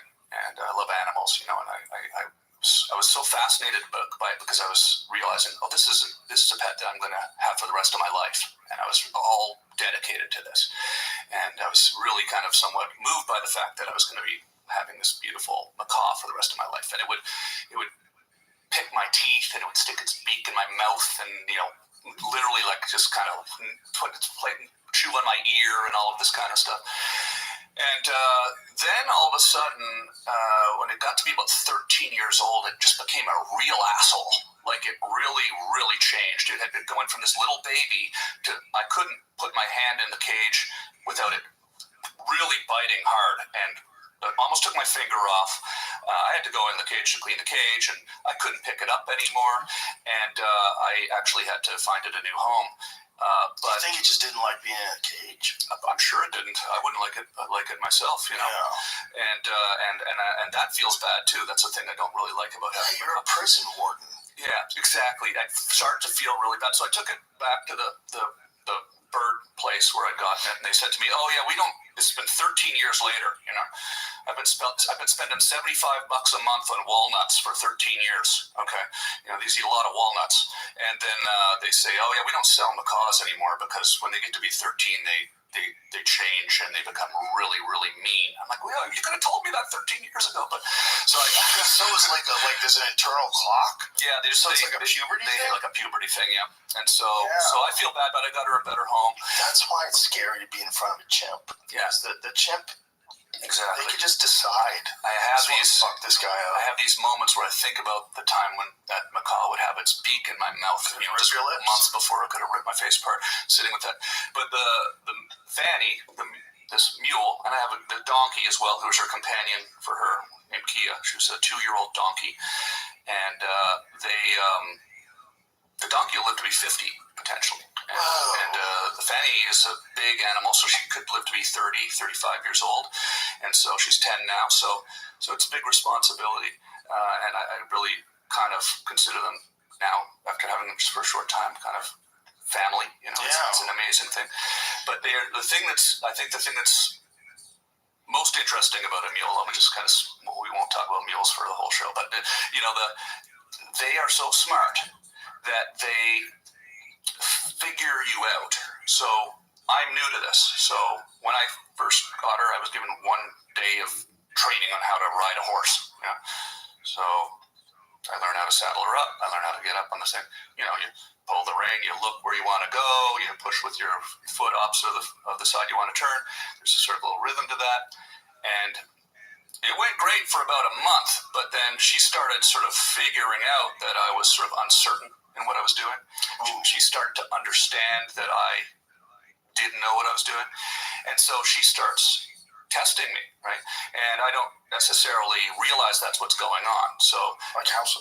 So when I'd be saddling her up, she would move. So I'd go to saddle her, take the saddle. It's a big saddle. You got to put it up on her back. You put a saddle pad on, and you got to put the saddle on, and then she would move into me and kind of push me. And I didn't really know how to prevent that because she's 1,400 pounds. So I'd have to kind of lead her around, try to get her back in position. It became this weird sort of dance of me running around trying to get the saddle on. I'd eventually get it on. But what happens is she ends up losing all respect for me because I'm letting her sort of be the leader, right? And so a mule really wants me to be the leader, and it's hard for me to be the leader at first because I'm uncertain. So they sense uncertainty. So when I'm riding her, and there's wolves at my place in the woods. Oh, fun! Yeah, it's real. I got a story about that too. And there's wolves there. I was showing Jamie before the show. There's video of them on my trail cams, but she sees them coming out of the woods at night. She doesn't necessarily want to go into the woods. She thinks it's unsafe. It's not, because obviously they're not going to attack her and me. She's a giant mule, but she thinks that. So over time, she started to not want to go in that direction. She stopped wanting to turn left. And so what would happen is I start to realize she didn't want to go there. So every time I wanted to go there, I would get nervous. I would feel uncertain. Oh, she's not going to want to go there. She would sense that I was nervous and would double down, and then she wouldn't go in there. So I had to kind of get into this real sort of a psychological retraining, kind of a mule intervention from the people that raised her. I have so many questions. Yeah. Hold on. Yeah, it's really wild. I've got it's really interesting, the intricacy of how you figure this out. Now, did you have any training before you got a mule? So she was owned by a single owner in northern Canada, in a place called Thunder Bay, which is about 18 hours drive north of me. Way colder up there. She's like in Club Med down now in southern Canada. She's probably loving it. But and her owners were Kaya and Lisa, who they breed mules. They're called Twister mules. Did you get any training? They drove her down, and we spent about 3 days. Okay, and they showed me how to saddle her up, and they talked to me about it, and I learned as much as one can learn in 3 days. There's the basics, right? Right. There's the basics, like Did you do a lot of it when they were there by yourself? Like they just told you how to do it, and you walked over and did it? They spent time with me for about 3 days, but this is kind of. They're telling me I'm doing quite well because I actually am able to handle this animal now, but it's been an interesting journey the last, since June. I got her in June because at first, it's the very first sort of on the surface way that you ride a mule is you look where you want to go. Lightly pull the rein.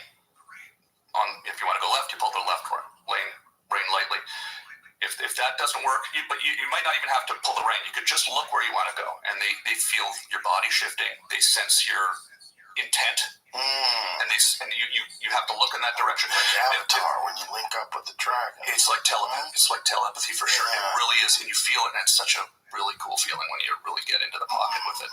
So then you pull lightly, then you do a little push with your foot, and so that's all sort of very, physical stuff. And it worked fine for a while, but then, I didn't quite understand the overall psychological sort of hierarchy that gets created and a trust level that's created between the mule and myself. The more I screwed up, just even in the barnyard, the more I let her get in my space. You don't ever want to let a mule get in your space. Like, gets in your space, a very sort of easy way to control that is you can just put your hands up to her eyes like that. You don't even have to touch her, right? And then they back off. I didn't know that, right? So I was kind of like, I'm pushing it. Oh, boy. To try to stop. And you realize how small you realize how small I am, and it realizes I don't know what I'm doing, and it loses all respect. And so you start to once you start to learn a little bit deeper about how to handle those just on the ground with her, then once you get up on her, she has a little bit more respect and is more apt to listen to you. But it was really interesting because they came back. They're really great. They're trying to bring more mules into Canada because they love mules, and there is something very different and special about mules because of their intelligence, and so it's really interesting. They came back and spent some more time with me, and we would go out. We went out on the trail, and Fanny doesn't like ATVs. Okay, so I've got this Polaris side by side that I drive around the property on. It's a noisy, ATV, 4-wheel vehicle thing, and they were driving ahead of me and to kind of instruct me, and I'm following along, and we're coming up the trail, and they stopped, and as we approach the ATV, it's parked on the trail, there's a space on the side, I'm going to ride around the trail, but in my head, I'm thinking, Fanny's not going to want to go around this ATV, and we get up there, and I try to turn her around the ATV by looking, pulling the rein, pushing my leg, she just stops, and when she stops, and when she decides she doesn't want to go, this isn't like a little trail riding, carnival horse. She gets going, and will turn and really kind of get quite, aggressive in a way, and which is kind of exciting, though, I got to tell you. And I was a skateboarder; I got pretty good balance, so it was kind of interesting. But the thing that was wild about it, so then I go, well, she's not going to want to go around the ATV. I say to Kaya and Lisa, and they say, no, well, it's not that she doesn't want to go around the ATV; it's she knows that you think she doesn't want to go around the ATV. You have to think in your head that she wants to go around the ATV. What? Yeah, because when you're subconsciously, whether we know it or not, as human beings, we didn't always have language, right? Right. Someone invented language at some point. Before that, we were just kind of all this nonverbal communication and energy, right?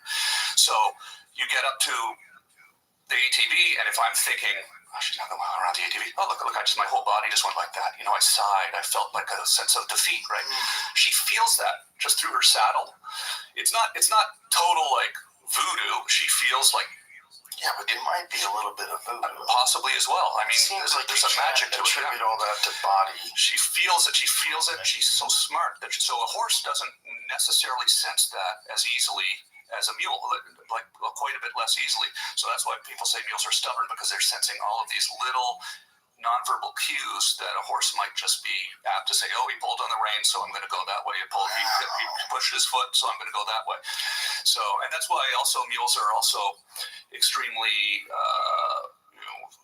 they're used in war, and they're used in Grand Canyon trail riding and things like this, because, if a horse is walking along the edge of a cliff, and a a snake jumps out, the horse might be apt to just jump the other way off the cliff, killing himself. Whereas a mule will instantly identify cliff that way, snake that way, danger both ways. Mule will kill the snake. It'll stomp out the snake. So, or it at least won't jump off the cliff. Right. So that's way better. Yeah, better. I think we should just all have mules. All have mules. You should get a mule. You should get a mule. I definitely would not have the time to be training a mule.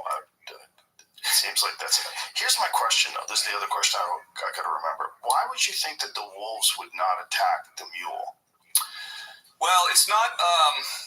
First of all, because like if she's scared of the wolves, I think she should be scared of the wolves. Donkeys and mules, especially donkeys, mules have donkeys, so they're actually used a lot as livestock protection animals. So because they'll stomp out a coyote or a wolf, so a lot of farmers get them, put them in with their sheep, and they'll actually protect the herd.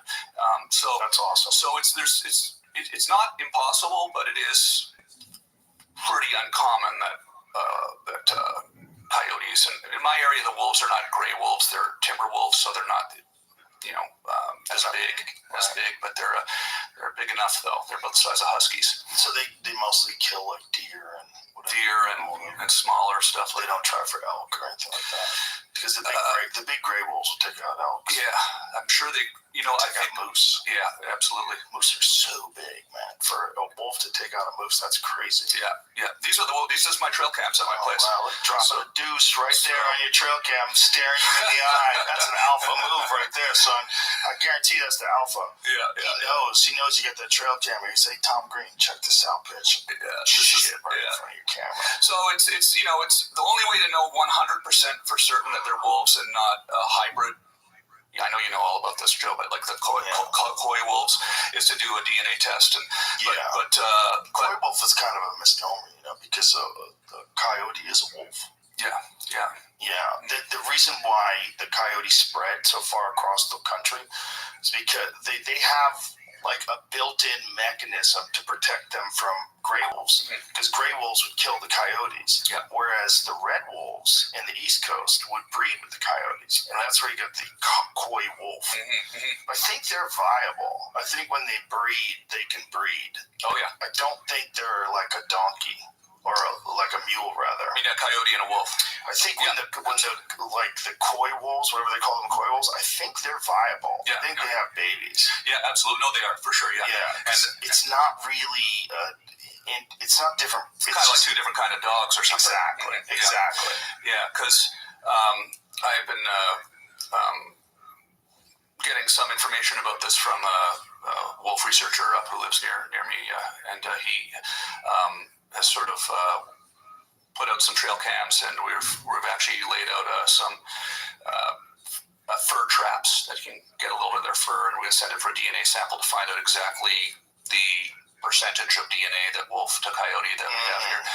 Because it's kind of, I don't know, you live out in the wilderness, you find these kinds of things I find it quite interesting to just really dive into it deep. Oh, it's fascinating. You're out there in the real wild. You're in the wild where there's packs of predators in your neighborhood. And I wish I had bear footage right now, but it's not online. But this year I put out my trail cams, and I got I'd say a little more than a half dozen distinct different bears on that exact trail, which is on my property right by my house. Brown bear or black bear? Black bear, yeah. We don't have grizzlies out east, so it's just in Canada even. They're all yet. Not yet. Liberals will try to reintroduce them. You need more things to be scared of. Well, talking about bringing grizzlies back to California. Yeah. I want you to come to Canada, Joe. I know you haven't come to Canada, but lately. But you got to come to Canada, because here's the thing. I watch the show all the time, so I know your feelings about Canada. But here's the thing. Like, everybody loves you in Canada, So I'm coming down here. Everybody's so stoked that I'm here, and I love Canadians. I just hate their government. And sometimes Pierre, how do you say his last name? Poilievre? Yeah, well, it's French, so well, I don't think he's French, but the name's French. Pierre Poilievre. Sort of a weird R, silent R. Yeah, it's a strange. As you see it written down, it's very difficult. Poilievre. Yeah. That guy makes so much more sense. Yeah. He's so common sense and just calling out all the nonsense that's been done under this administration. It's just so sad to watch. So this is the thing that I kind of, I guess, just wanted to throw out there, which is, it's not unlike here in the U.S., right? You've got Biden as president now, right? And then you've got essentially a Democrat. We actually call our Democrats the liberals, right? That's how unabashed we are liberal up there. We actually call the party the Liberal Party. It's not a bad word up there, right? They actually call them the liberals. And the other ones are conservative. And conservatives, liberals and conservatives. But it's the same thing, like half the country hates the party in power right now, just like as much as anybody, and it's just a constant thing, and they want to get him out. And so, it's just, I just want to, as a proud Canadian, want to throw out the distinction that, Canada's, it's like here, it's the same bullshit that's here. Everybody's arguing about issues, important issues. It's being reinforced, through these algorithms. People get mad about it, and then they start arguing. But so, like I sometimes kind of go, wouldn't it be interesting if Pierre Poilievre won the next election, right? Because then all of a sudden we'd have a conservative government up there, and let's say Biden won down here, you got conservative government up there, and then Tucker Carlson might be going up to Canada talking about how great we are all of a sudden, It just can switch on a dime, It could go back. And it has before. I've had, there's been my lifetime. Joe Clark was the first conservative prime minister. Then there was Brian Mulroney, and Stephen Harper was pretty recent. So, but anyways, I don't like talking politics, but I did bring something about Canada that I love. That I want to. Okay. It's a good thing. I try not to talk politics too much because it's like it's gross. It's just everybody gets all mad, Yep. I kind of think like, wouldn't it be cool if the new thing became people start to realize that the division is almost worse than what we're arguing about? Well, the division is absolutely worse than what we're arguing about. Yeah. Most people want good things. Oh, this is for you and your family. A huge. And I brought one for us too, just to try. This is the freshest, best Canadian maple syrup made by my friends, the Convoys, Ryan and Jason. Shout out to Ryan and Jason, George and Darlene, and they make this on their property. They have thousands of maple trees tapped, and this is a family-run business. They've been doing this for hundreds of years. But that is a lot of work. Yeah, it's a whole maple syrup. Like I've watched people make maple syrup on YouTube. It's a lot of work. Yeah, it's crazy how much work is involved. And it's really kind of incredible to go see how they do it, because they've built these, like, I can't describe it properly, but reverse osmosis machines where they have tubes coming, with the sap from in the spring, the sap starts flowing, comes through these tubes from all through their woods on their property. It runs out to their barn where they have these machines that do something called reverse osmosis. I don't know what it is doing exactly, but they have to do it. And then it goes into this giant vat with wood burn fires, and they boil the sap down until it becomes thicker and there's more sugar content, and then you have this delicious syrup that I bought a couple of. It's literally the blood of trees that you pour on pancakes. It is, and you know what? Are we gonna drink it like in shot glasses? I just thought, as opposed to drinking whiskey till we're on the floor this time. I never made it to the floor, sir. You made it to the floor. I maintain. I don't remember what happened. Level of motion and the ability to conversate. Oh my gosh! Okay. Well, dude, that's diabetes in a shot glass. We'll just do a shot, but I want you to see. This is real maple syrup, Canadian maple syrup. It's Convoy maple syrup. They're my friends. They're the best friends that you'd ever want. And it's not your manufactured sort of processed shit, Cheers. Do you have to do it like a shot? No. Yeah, you can. Yeah, absolutely. Oh my God. I can't drink this whole thing. Yeah. It's really good though. Pour it on some pancakes. Yeah. It just makes you think, like, how much sugar are you getting from pancakes with a pile of maple syrup? Are you getting a fuck ton of sugar? Mm-hmm. Yeah. Like, how much sugar is in, what is a shot glass? How many ounces is that? I should know this. 1 ounce. Let's just say how much sugar is in 1 ounce of maple syrup. Yeah. God, how could you drink that? Yeah, no, you don't really drink maple syrup, right? We're just doing it for a gag. For fun. Pour it on your pancakes. It's amazing how good it tastes on your pancakes. You always get coffee put in your coffee in the morning. Wow. So I keep a big jug of it. 17 grams in a shot glass. Yeah. And I guarantee you, if I'm having pancakes, I am drowning those bitches. Yeah, absolutely. So I got you. I'll get you more whenever you need some. It's the best. It's different than Waffles with that on? Oh, yeah. Son. Mm-hmm. Lots of butter. Oh, yeah. Up to 20. Up to 20. Okay. 20. So if I'm having pancakes, I'm having 120 at least. Yeah. I'm pouring a bunch of maple syrup on that shit. 6 ounces. Yeah, easy. Easy 6 ounces, like a glass of it. Yeah. I'm getting in between the stack, pouring a little in there. It's just a nice little boost, a little energy boost, you know? It's for like 5 minutes. Yeah. And you're in a coma for the rest of the day. Yeah. This episode is brought to you by Black Rifle Coffee. Black Rifle Coffee is the only coffee that I drink. It's the only coffee we serve in the studio. It's the only coffee I have at my house. If I have to drink other coffee, I will do it. But I drink Black Rifle Coffee. I am excited to say that Black Rifle Coffee is finally partnering with the UFC. If you haven't tried this coffee yet, you should head to their website and use the code Joe to get 30% off your purchase. I'm a huge fan of this coffee and the people behind it. Some of them are my very good friends. Evan Hafer is a very good friend of mine.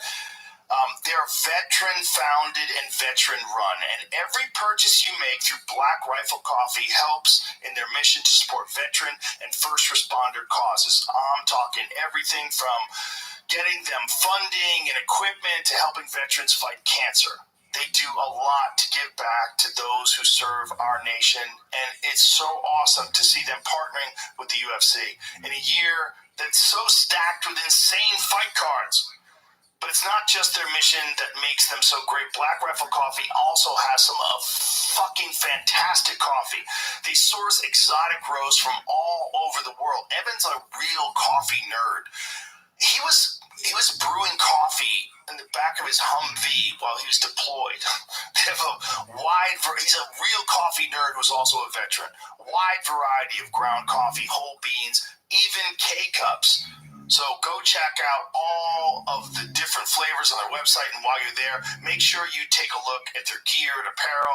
They have top-notch mugs, graphic tees, workout gear, outdoor apparel, and more, all made with patriotic designs that you aren't going to find anywhere else. So go to blackriflecoffee.com and use the code Joe right now for 30% off your purchase. That's blackriflecoffee.com with the code Joe. Tap the banner to learn more.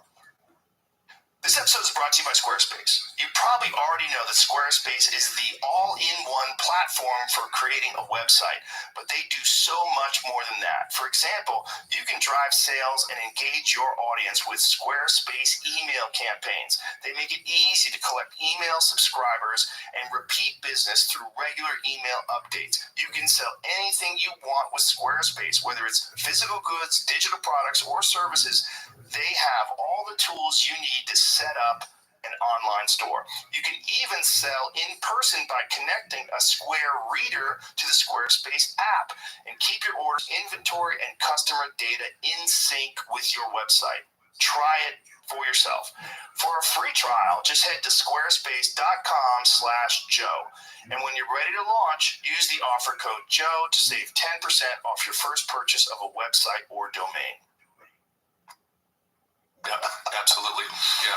But I guess if you're out there on your farm, fucking throwing hay around all day, exhausted. I did this summer in August. I have some fields with hay. We cut the fields, and I have some local farmers that helped me cut the fields to square bales. So you're really farming.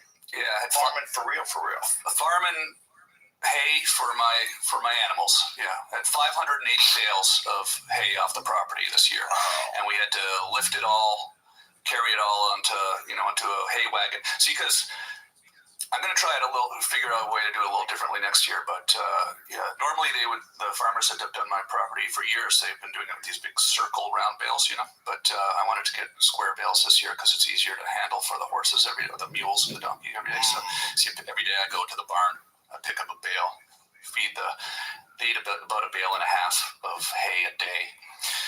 It's cool because from May, June till about the end of September, you don't even have to feed them. They're just out in the pasture eating grass.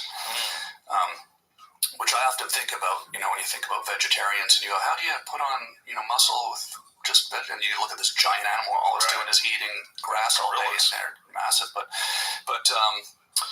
yeah, so that I got to figure out a better way to get it in the barn this year because some of my friends have to eat it all day long. That's the difference between eating meat and eating grass. If you watch Predators eat and they sleep all day.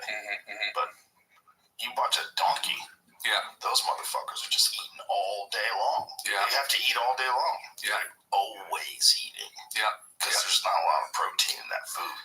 It's going to break down in their weird digestive tract. It's undulate digestive tract. So Fanny and Kia have come from a pasture that had 20 other animals in it to my place where they're just there by themselves with the whole field to themselves. So Fanny was putting on some weight last summer. I have to now kind of monitor how much she's out in the pasture. I should correct myself. Undulates are cows and shit. I'm thinking of cows. Right, the weird stomachs and stuff. I'm not exactly sure how the stomachs work on these. I don't know how those equines. But I know that, to think that you could get that jacked eating vegetables is ridiculous. Right, that's what I was kind of thinking. Because vegans always like to make that comparison. Yeah. Gorillas, they eat nothing but vegetables. They have a totally different body. They are also not humans, Yeah, they're not human beings. Yeah. It doesn't mean if you ate what a fucking horse eats, you'd look like a horse, you dumbass. You're not a horse. And also, do you know how annoying that would be? To have to eat grass all day? It doesn't sound like a blast. Not a lot of variety there. Yeah, I think about that. I have cookies for them. I have little, I have a vitamin, sort of a vitamin mix of, that I give them every day. Is variation to their diet good though? For some animals, when you got it, for instance, apples. Okay, I have apple trees at the property, and that's one of the places she loves to walk towards the apple tree because there's apples on the ground. So she always, you can feel her pulling towards the apple tree. So, but you don't want her to eat, a bunch of apples because that can create acid in their stomach and they can get sick. Yeah, I was wondering that. What happens to them in the wild though if they find a bunch of apples? Yeah, it's interesting. Yeah, I'm not sure. They're fucked up. I'm not sure if they. I don't know the answer to that. But maybe they kind of somehow self-regulate when they're left to their own. But you can feed them carrots and one thing, I haven't done this yet, but I understand that they really like. I was just told because I'm actually thinking, what kind of variety can I give the ladies? So they really like a frozen watermelon to be tossed into them. Oh, no kidding. So and they'll just bears like that too. Oh yeah. Yeah, we went to a grizzly bear. I guess it's just like a conservation center where they have these enormous plates. It's in Montana, but they're like captive, but it's really an enormous construction thing. And the bears have swimming pools and shit, and they would roll them out, these frozen watermelons, and watch them bite through a frozen watermelon will scare the living fuck out of you. Right. Because they go through it like it's nothing. A grizzly does that. I've seen hippopotamus do it on YouTube, but a grizzly does that too. I think most of the time the hippos are doing it, it's not with a frozen one. Yeah. But they were saying that this bear's favorite treat is frozen watermelon, so you give him a frozen watermelon, you just go through like it's a grape. See, grizzlies are terrifying. Although I admit that I am also actually it's probably not really a warranted or fear, but I am nervous about these black bears, on the property. You should be nervous. What are you talking about? They do attack people occasionally. They will attack you. And if black bears attack you, they're attacking you to eat you. Yeah. It's a little bit different. Statistically, the odds are in my favor. I think it's not as grizzlies they've attacked a lot of people. I think black bears maybe only attack like one person a year or something like that. And They attack people. yeah. I mean, there's a guy who got killed over by Rutgers in New Jersey. He was killed by a black bear. Yeah. There's a friend of a buddy of mine's went hunting for his very first trip. He was in his tent at night, and a 500-pound predatory black bear tried to remove him from the tent. And his friend shot the bear and accidentally shot his friend in the wrist. Yeah. So he got shot in the wrist with a rifle. The bear gets shot. The bear runs off after it gets shot, and then they don't. I think they recovered it. I think it's dead. Yeah. But imagine your first night ever camping in a tent, and a black bear tries to pull you out and eat you. Yeah. So I think sometimes people bring food in their tent. That's one common mistake. So yeah, your food, bitch. Your food. Your food. Your food in a tent. Your pigs in a blanket. If you bring in you should really. That is one thing that is why they go in the tent slot. They smell. Someone brought their sandwich in the tent or whatever. That's true. But yeah, no. I mean, look, I'm right there with you. There's something about it though that, well, you know when you're out there in nature. And you kind of your sort of natural instincts kick in, where you feel it, and the fact that there is something unpredictable or that you don't understand out there is kind of exciting. Like the fact that there is. I'm not really truly expecting to get attacked by a bear, but your senses are alert. You're listening into the woods. They're there. They know you're there, and they've probably left, but maybe this is the one time where they're walking along with their cub and you get in the wrong position at the wrong time. And so often when I go for a walk, I have bear spray on me. I sometimes have a rifle on me. I don't carry it with me every time I leave the house, but I've got a few rifles and that I've not really been a hunter in my life, but I kind of. So many people around me, around the country, everybody hunts, and I think I'm going to maybe... How much land do you have? 150 acres, so it's kind of... Certainly hunt on that. Yeah, and there's deer, and it's quite sure. It's quite something that I never really expected to kind of live like that, but it's really kind of interesting. And then it backs onto lots of... thousands and thousands of acres of protected wilderness. So Are you allowed to hunt back there? Yeah, and on my property too. So, what is the tag allocation like? Do you get landowner tags? Do you get tags because you're a resident of the area? You still have to get a hunting license. So, in Canada, it's if you want to get a rifle, first of all, it's completely different than in Texas, right? You can't just go buy one. You have to go take. It's like getting your driver's license. Essentially, you have to go take. You have to write a test, and you have to pass it, and you have to do a course, a safety course, and then you have to send that into the RCMP, the Canadian, the Mounties, right? They review it, and then a couple months later, you get your non-restricted firearms license, which allows you to go buy a rifle. I've been collecting lever action rifles, so I've got just, that's cool. Relatively new to this, but when I was out in the desert, I had a shotgun with me. I had a hunting license when I was in New Mexico. I was trying to hunt some quail. Never saw a bird though, so it was I was hunting, but I never saw anything. So I didn't really do. It's hard. I'm still hunting, but I never saw anything. So, but so it's that's why. Trying to think of what I want to tell you here, Joe. That's why I think I really would love you to come up to Canada sometime and visit, maybe, and come up and do some shows up there. People would love to see you. And there's just such a huge outdoors hunting, fishing culture. That's what being Canadian is. Once you get out of the city, right? People are just it's people love to fish. I go ice fishing with my friends. We go set up a. Didn't they put new restrictions on firearms up there? They just banned handguns. Absolutely, yeah, but not rifles. Yeah, which is pretty extreme from an American standpoint. Certainly, I mean, to think that. So if you own handguns, do you have to get rid of them? No, you're not allowed to sell them to anybody, and you're stuck with them. So it's that, and that's probably the biggest change that's happened. And there is also no automatic weapons up there, so you can't get a AR-15, for example.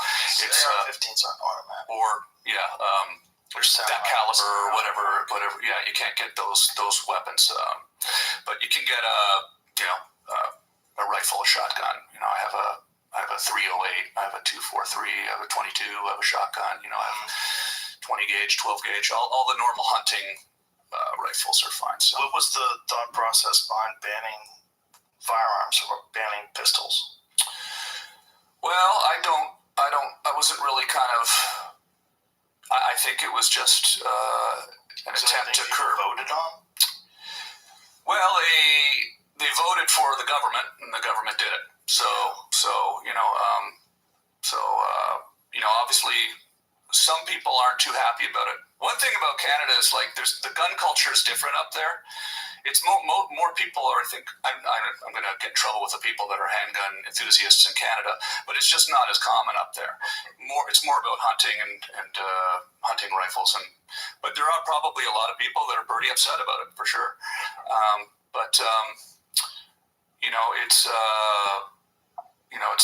They're not actually taking away people's rifles or anything like that. So, but. One of the exemptions is individuals train, compete, or coach in a handgun shooting discipline that is on the program of International Olympic Committee or the International Paralympic Committee. Looks like someone's going to have to become a shooter. Yeah, I compete. I'm personally not competing shooting. That's why I have to have this gun. I'm not really I don't really, I like my lever action rifle. I like my shotgun. I think I might hunt turkeys this year. I'd like to do that. We have a lot of turkeys on the property. I'm not really. I don't necessarily feel like I need a handgun. It's a different kind of. I don't necessarily feel that anybody should tell me that I can't have a handgun. Yeah, especially not the government. Yeah. Especially not the government that's already done some really shady shit. Yeah. What they did with the truck drivers. Right. Well, I'm from Ottawa too, so the trucker rally was interesting. Dude, they fucking took away their bank accounts. Mm-hmm. They seized they closed people's and froze people's bank accounts that just donated money. Yeah, is that coffee? Yes. You know what? I was first of all, the trucker rally was interesting because I'm from Ottawa, so I grew up. The Parliament Hill. I'm sure you saw it on the news, like the Parliament buildings is our basically our Congress and our Senate combined, essentially, the House of Commons and the Senate of Canada. That I think is interesting. Okay, when I was a kid, I did a college radio show, and it was midnight till 2 a.m. And I would say during the show, okay, after the show, everybody show up on Parliament Hill, bring a soccer ball. Let's go play soccer. And then we'd show up there with pizzas and we'd play soccer on the front lawn of the Canadian government till 4 a.m. Every half hour, the bell would go, bang, bang. The RCMP cops would come. They'd shine their lights out on the field. It was super positive, right? I love Ottawa. It's an amazing city. And I understand that everybody has the right to express their dissent, right? And I think Trudeau probably did overstep with some of his reaction to that, with some of the things he said specifically. But there was also this element of not only was the city shut down, there's people that live downtown, so those horns were these air horns. There was really there's babies sleeping. It's really like a neighborhood, right? Mm-hmm. So it's kind of funny in a way, the difference between Canadians and Americans sometimes. I'm both, right? I'm a dual citizen. I love fence rider. No, I just love both countries. I've been here for 20 years. But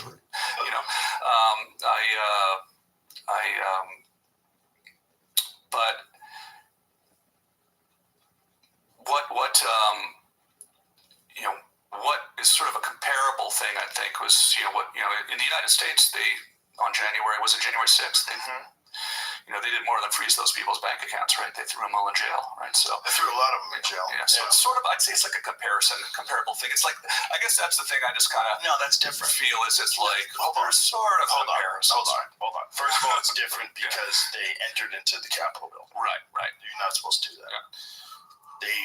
A lot lot of people broke glass, Yeah. smashed windows. They did a lot of shit. It was also, it's not comparable because it seems like they were instigated in some way, at least partially, by people in the audience that wanted them to go in there. Yeah. Now, whether those people were federal agents, or whether those people are Antifa, or whether those people are Democratic operatives that want to turn this into chaos because it's a great way to attack Donald Trump. Yeah. Whatever it was, there definitely was people that were instigating people to get into the building. There's video recordings of it. There's also weird instances of cops opening gates, letting people in. The fact that it was severely underpoliced. When they had the George Floyd protest, the Black Lives Matter protests, they had way more cops there for that than they did for this crazy thing where the dude is denying the election and his rabid fans are going to show up, and you're not prepared for this. That seems, the whole thing seems like, if I was going to make a playbook, if I was going to instigate a bunch of dumbasses to go do something really stupid because it will make their leader look like a fascist and Hitler, that's how I would do it. So you have that too. It's not as simple as the trucker protest was a legitimate protest where a bunch of people were like, why are you telling me that I have to take this experimental medication or I can't work? Like, where is the fucking information? And now, over time, we've seen now that the studies that they did do, they don't have to release them for like 75 years. You know about all that? Like all of the paperwork involving the vaccines? What is the exact ruling of like what information they're withholding for 75 years? Let's be real clear on that. But then it's also, how many people we know that got injured by it? You're smart to be reluctant to do something that's new, given the history and track record of pharmaceutical drugs in this country. Absolutely. Especially when you have a novel, new thing. The idea that this is going to be the one that's absolutely innocuous. You should at the very least, you should be able to consider not doing it, talk about not doing it. But listen, man, there's no drugs like that. There's no drugs that have a gigantic effect on anything that don't have some people that have horrible adverse reactions to them. Even normal shit. Some people die from Tylenol all the time, man. They overdose on it. People die from all kinds of medication it turns out they have an allergy to. It's like weird shit happens with people when you start, and people are right to be reluctant. But you might be right and you might be wrong, but you're right to express that you don't think the government should be able to tell you what you can and can't do, specifically about putting something into your body or you can't work. That's crazy. So that's that protest. It's a different protest. For the sure. whole vibe behind it's different. Absolutely. It's It's a different subject for sure. It's in response to tyranny. FOIA requests. The FDA had previously said that it takes approximately 8 minutes per page to process records for the FOIA request, and that it could only review and release 500 pages a month, which is 6,000 pages a year. At that rate, it would take 75 years to release all the data. That's crazy. That's so crazy. I guess the point I'm trying to make, which is outside of the weeds of it, is when I'm hanging out in Canada, half the people I talk to are so excited for me to come down here, and they're all like, they were supportive of the truckers, right? Like this was not some fringe thing in Canada. Maybe the people that actually got in their truck and drove there and camped out there, maybe that was a little bit more of a dedicated protester than the average citizen. But there's, it's just like here. You get people, fuck Joe Biden, fuck Trudeau. You know what you would probably be amazed to see. I don't know if this is so common in Canada that we just don't even think to mention it. Driving around everywhere in the country, in the city, everywhere, people pick trucks, fuck Trudeau flags. It says fuck Trudeau, black flag, white letters, Canada flag on it. People are mad, and so it's not just like everybody in Canada is just down with it. Now, enough people are down with it that he got elected, but he might not get elected the next time, and then that'll be just. I hope he does. Might just be like it is down if he gets elected again, you guys are gluttons for punishment. Yeah, it could be the same as here. Biden could get elected again. Trump could get elected. It's sort of like this is. I was thinking the other day. I'm almost kind of wondering. This is obviously a stupid idea, but I'm wondering, like, maybe wouldn't it almost be better if we just got rid of the elections and just let the conservatives run it for 4 years, and then just automatically the liberals run it 4 years. I can pick a million holes in why that wouldn't work, and just let it go back and forth, and then people could just be like, okay, let's just all get along. Let them have 4 years at running the country. Do what they do. Let the other side run for 4 years. It's kind of a pendulum that goes back and forth anyways. And then we can kind of get back to, just all getting along. And well, even if that did happen, the same problem would take place. And it's that the people that are embedded, that are running the government, the real people behind the curtain, they're always there. Yeah. They don't get elected. Mm-hmm. They're always there. And those are the people that are actually running the government. So it would be the same horse shit that we're dealing with now. Every 4 years, some new spokesperson comes in play, and they do a bunch of shit that pisses off half the country. And the same thing behind the scenes, the same people are running things. Yeah, it's so frustrating. And I got to the point where I started to kind of just try to disconnect from the conversation, which sounds sometimes I feel bad about it because you want to have a social contribution, awareness. Yeah, but then you go, man, I just don't stop talking about the same thing over and over again. It's like, But what I was gonna say though is that like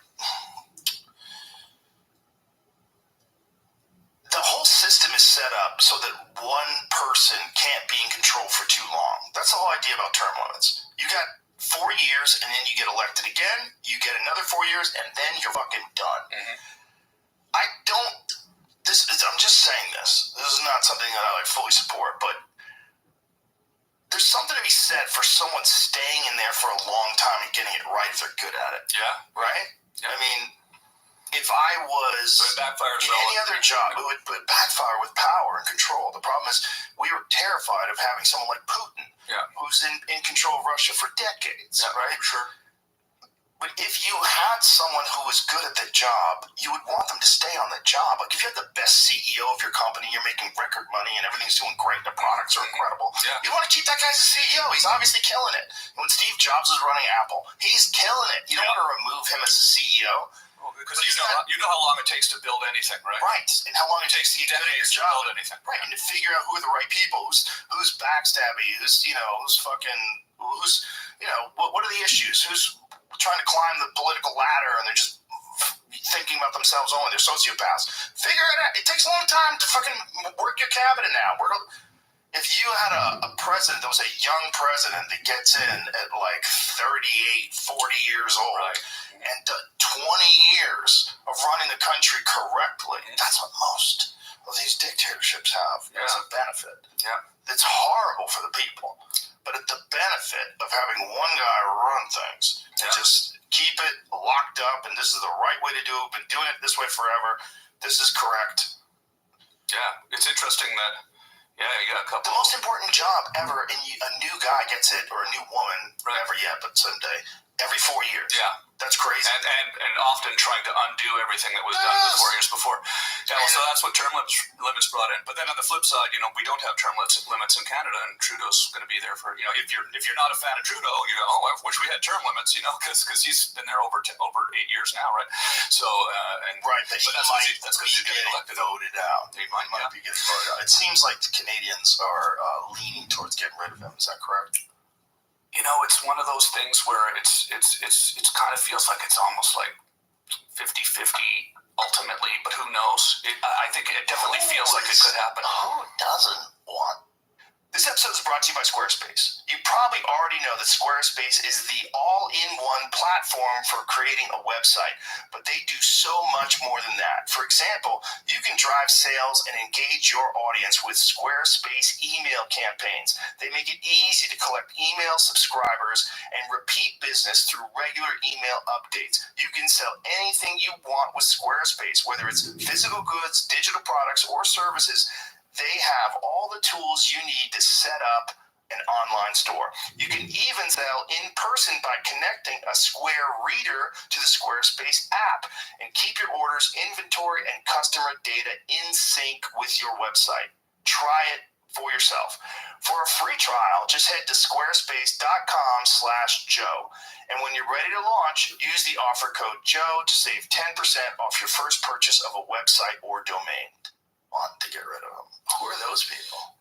A lot of it's regional. I guess it's you know what I kind of I knew if we were going to talk about this, I wanted to kind of sort of make this point because I want Americans to understand what Canada is. It's exactly like here. It's the same type of people that like Biden are the people that like Trudeau. Like the people in Canada that vote for Trudeau are the exact same people that they like Biden too. Right. There's nobody in Canada that likes Trudeau that also likes Trump. There's also nobody in Canada that likes Pierre Poilievre that likes Biden. It's exactly the same. It's the same division. Even on social media, it's the same. Like you go on social media, you go on TikTok, you got angry conservatives in Canada saying fuck Trudeau and we're turning into a communist country and all of this stuff, like completely the exact same thing as here. So it's just if I'm not here to like try to be a spokesperson for Canada or anything, but they would not want that. Well, I think that's what scares us the most about Canada is that Canada is so similar to the United States, but we're seeing your rights erode. Mm-hmm. There's also weird bills that keep getting passed. The C-16 bill, the mandatory use of someone's pronouns. And then there was the fact that you guys don't really have freedom of speech. But you have hate laws. You have hate speech laws. And then you also have some weird shit going on with Canada trying to regulate the internet. Yeah. And with the government trying to regulate podcasts and make podcasts subject to their... They did try. I did a little research on this in case it came up. They tried, and they haven't put into effect that regulation of the internet as far as regulating disinformation. That has not been put into effect. And Trudeau actually said he would not put that into effect. It was sort of a subset of it's sort of like you've got your extreme left wing here, and then you have cooler heads, and they did not actually put that into effect. Is it still on the table? Trudeau has said that he would never put that into effect. Well, I think he's saying that now because he knows he's fucked. And so the Canadian Charter of Rights and Freedoms, okay, that's kind of like our Constitution, I guess. They say we have freedom of expression, freedom of the press, freedom of assembly. So we do have elements of your government that would even consider that. Yeah, but it's like here. It's like here. And that's the same. It's just the same. It's the same thing. Like if you don't agree with it, then it's the same thing as fuck Joe Biden. It's the same thing. Fuck Trudeau. Because it's interesting. Like I just really want Americans who are just not have never been to Canada, like to understand that. Like, are you working for the Canadian Ministry of? I would consider it something. Tourism and travel. You know what I was thinking about?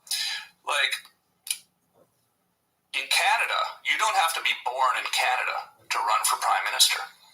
You could run for Prime Minister of Canada and come up and solve all this stuff. I mean, you have to live up there, but it's a nice place.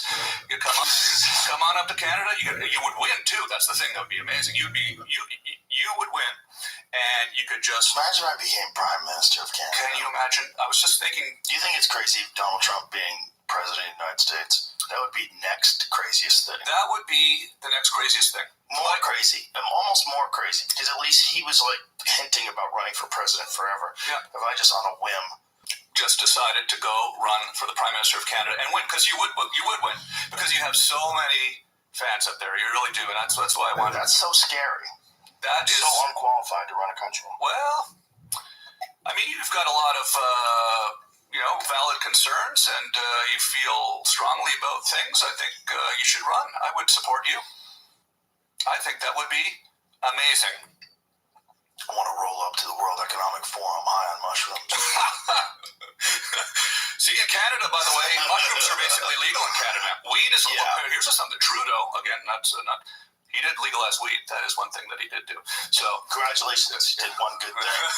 It's just he's a weasel. That's the problem. He's what I don't like in leaders. This fake bullshit, fucking nonsensical gaslighting. That shit drives me nuts. It's so creepy. And then using all the inclusive terms to make it seem like everybody else is a piece of shit, and you're an amazing human being, and you're on the right side of progressive movement. Like, it's all just a bullshit act to stay in power. Yep. And when you see politicians do it, you know they just fucking wet their finger and try to figure out which way the wind's blowing and say those things and then act in the interests of whatever money got them into that position in the first place. Yeah. Whatever machine is behind them, whatever support they get.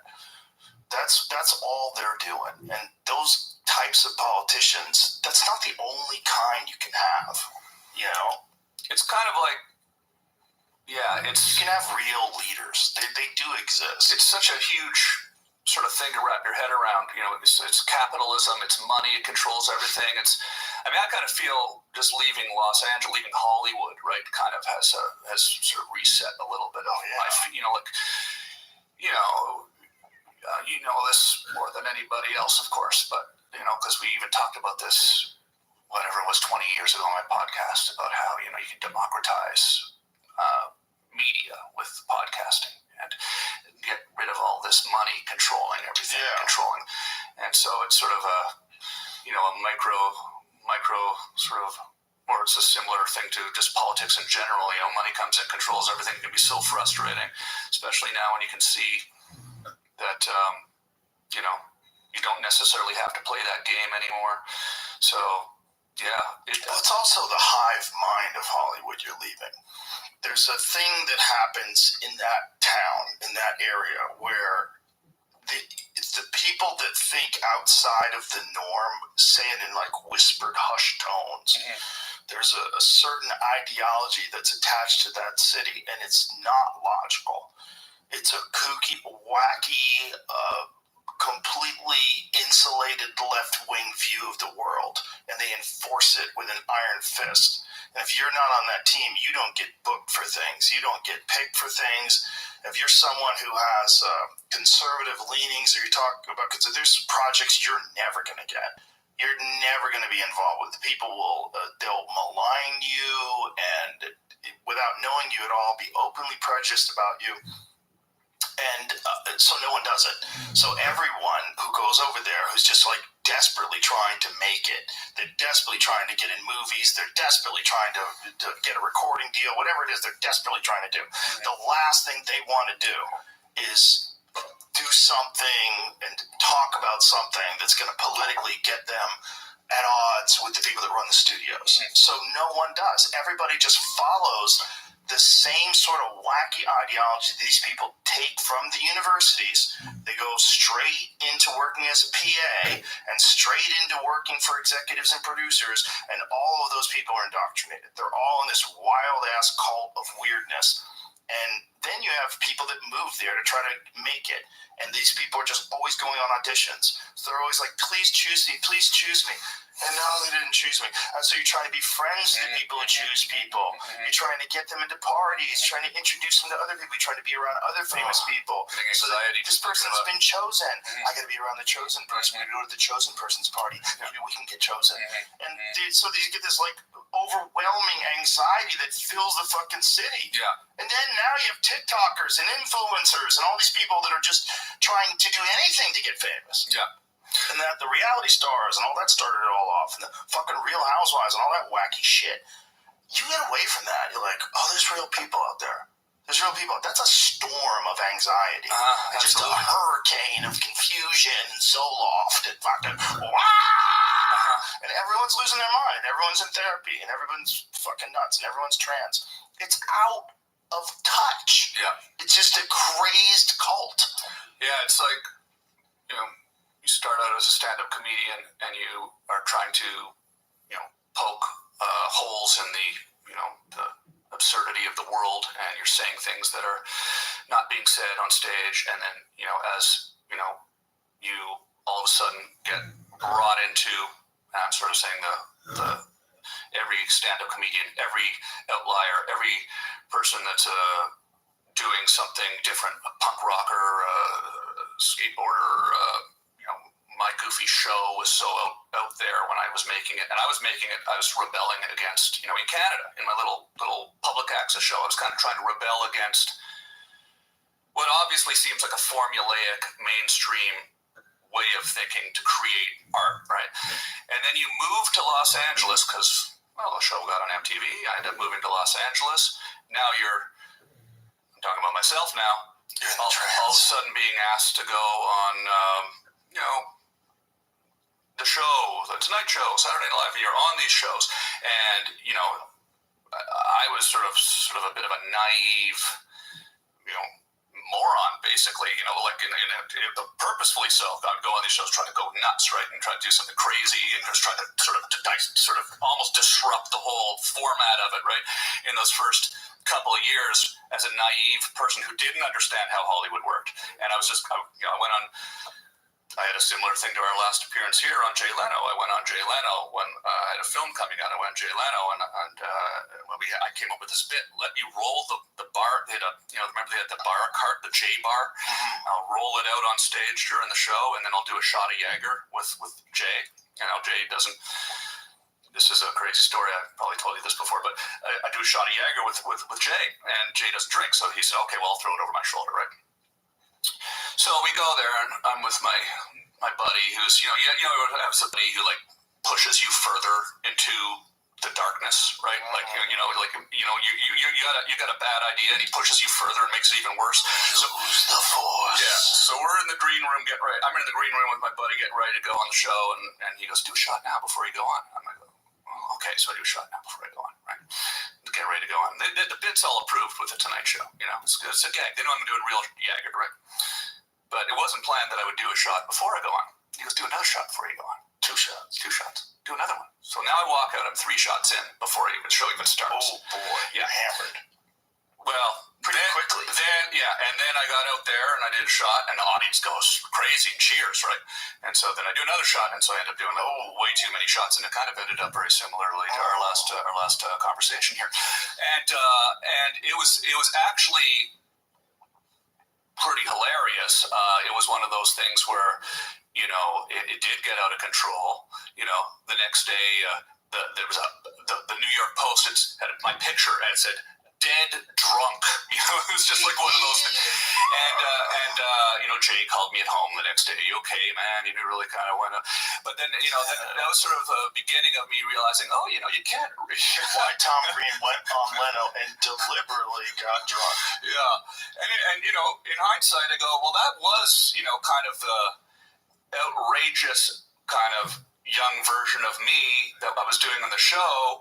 That made perfect sense to do that for a gag, but then the naive kid in me didn't understand. Well, a lot of people in Hollywood did not understand that, and then got mad. And the movie studio got mad at you?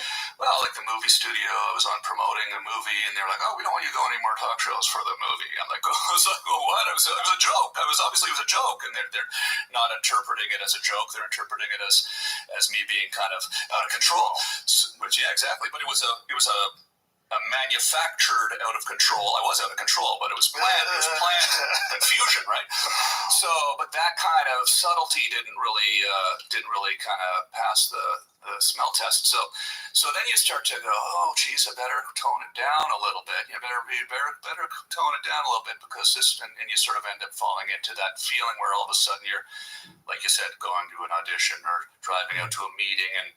Or just being a sell person that you're not. Yeah, exactly. Like if you're hosting a late night talk show, and now all of a sudden you're this sort of wearing a tie, this odd button down, trying to make something that they like and fit into their mold, and try to get your own little creative shots off within that mold, but no longer are you actually being purely yourself, right?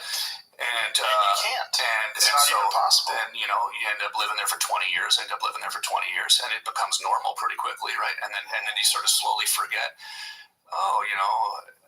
This is just the way it works, I guess now. And then eventually, one day you go, "I'm getting out of here." And I gotta say, when you moved here, it was a bit of a light bulb, I think, for me too. It was inspiring for me because I sort of realized, oh, look at that, Joe's leaving. Because you were always at the Comedy Store, all the clubs. It was the scene in LA, and you're thinking, wow, like Joe's just gonna go do it on his own and just turn his back on this whole infrastructure here. And I was like, yeah, you can do that. You don't have to be here. And it was really inspiring. And it inspired a lot of people. And I can tell you, again, it's now living in the woods, not far from where I grew up. We had a cottage when I was a kid, pretty close to where I grew up. They've got these birds there called whippoorwills, right? Whippoorwill, whippoorwill. They make this sound. They're a really unique sounding bird, right? Hank Williams sings about them. And I grew up as a kid hearing those in the woods. At night, just at dusk, you hear them. And now, like, when I'm going to bed, I hear those, and I'm like, oh, I feel like the sounds of my childhood. Like you're enriched. And the smells of my childhood, and even the things, the mosquitoes, the horseflies, even the largemouth bass in the lake, and the red-winged blackbirds, and all those sounds and smells and everything, and you feel like yourself again. And it's like, and there's it was for 20 years, I'd be driving up Laurel Canyon, looking at palm trees, and for 20 years, and even after 20 years living in the same house, I never felt like I was actually at home. I felt like I was off on some business trip trying to, and I remember saying, even after living there 15, 20 years, like, what the hell am I doing in Los Angeles? It's crazy. Yeah. What this is a weird place. It's like a weird place. And, you feel almost like you have to be there. Now everything's changed. The internet, I think COVID did that for a lot of people too, because all of a sudden everybody's locked in their house and you're dealing with people on these Zoom calls, and the internet's changed. You don't have to be anywhere anymore. We realize we can be wherever we want. You took your entire organization away and it's bigger than ever, and light bulbs start going off, and you're like, wow, you know what? That's really cool. I'm going to go home. Well, when we were living in LA, you're always thinking of yourself as someone who wants to work with the system. You're always thinking of that. Always. I mean, I was on television shows. I did all that stuff. Did a couple of movies. You're always working with the system. Yep. So no matter what you do, you're working with, even when you put out specials, you're putting out specials, you're meeting with these people, you're working with the system. And you start to think that that's what you do. That's the business that but it's not. What you do is what you do. That's what you do. What you do is what you do. And you can do what you do wherever you want to do it.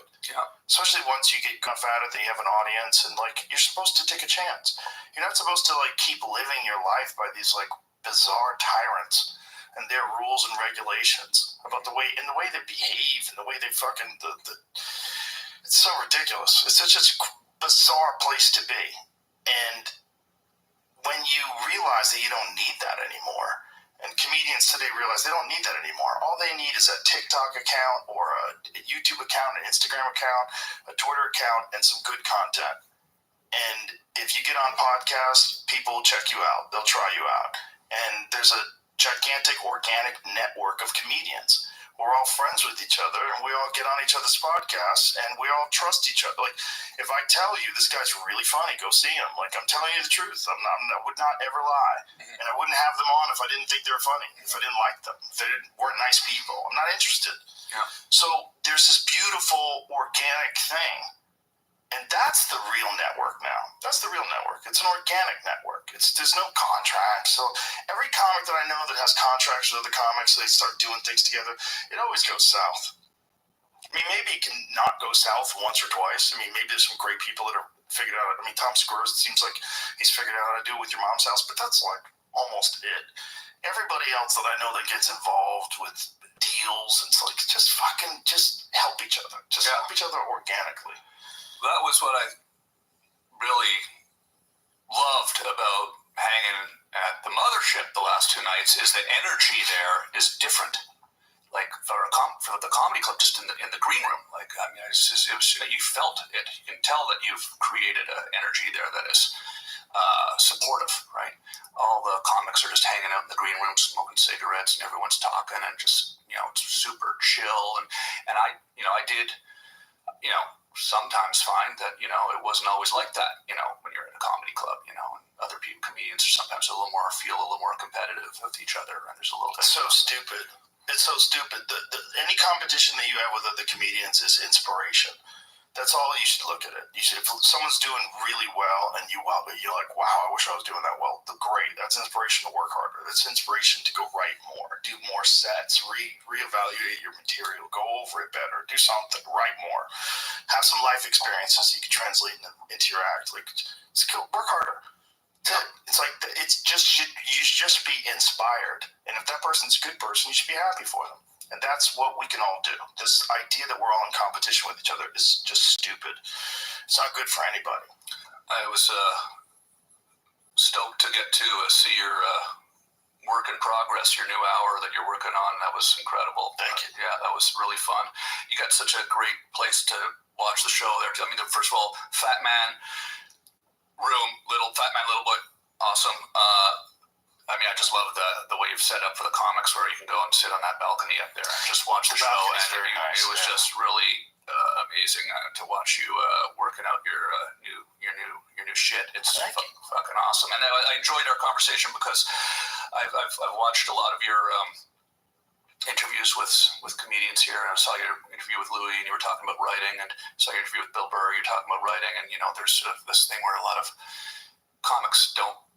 And we were talking about this a little bit the other day, but I love the process of hearing how the process works for you, because I kind of do a mixture of things too. I like to go sit at the computer and type stuff up, but I've always found it hard to, like.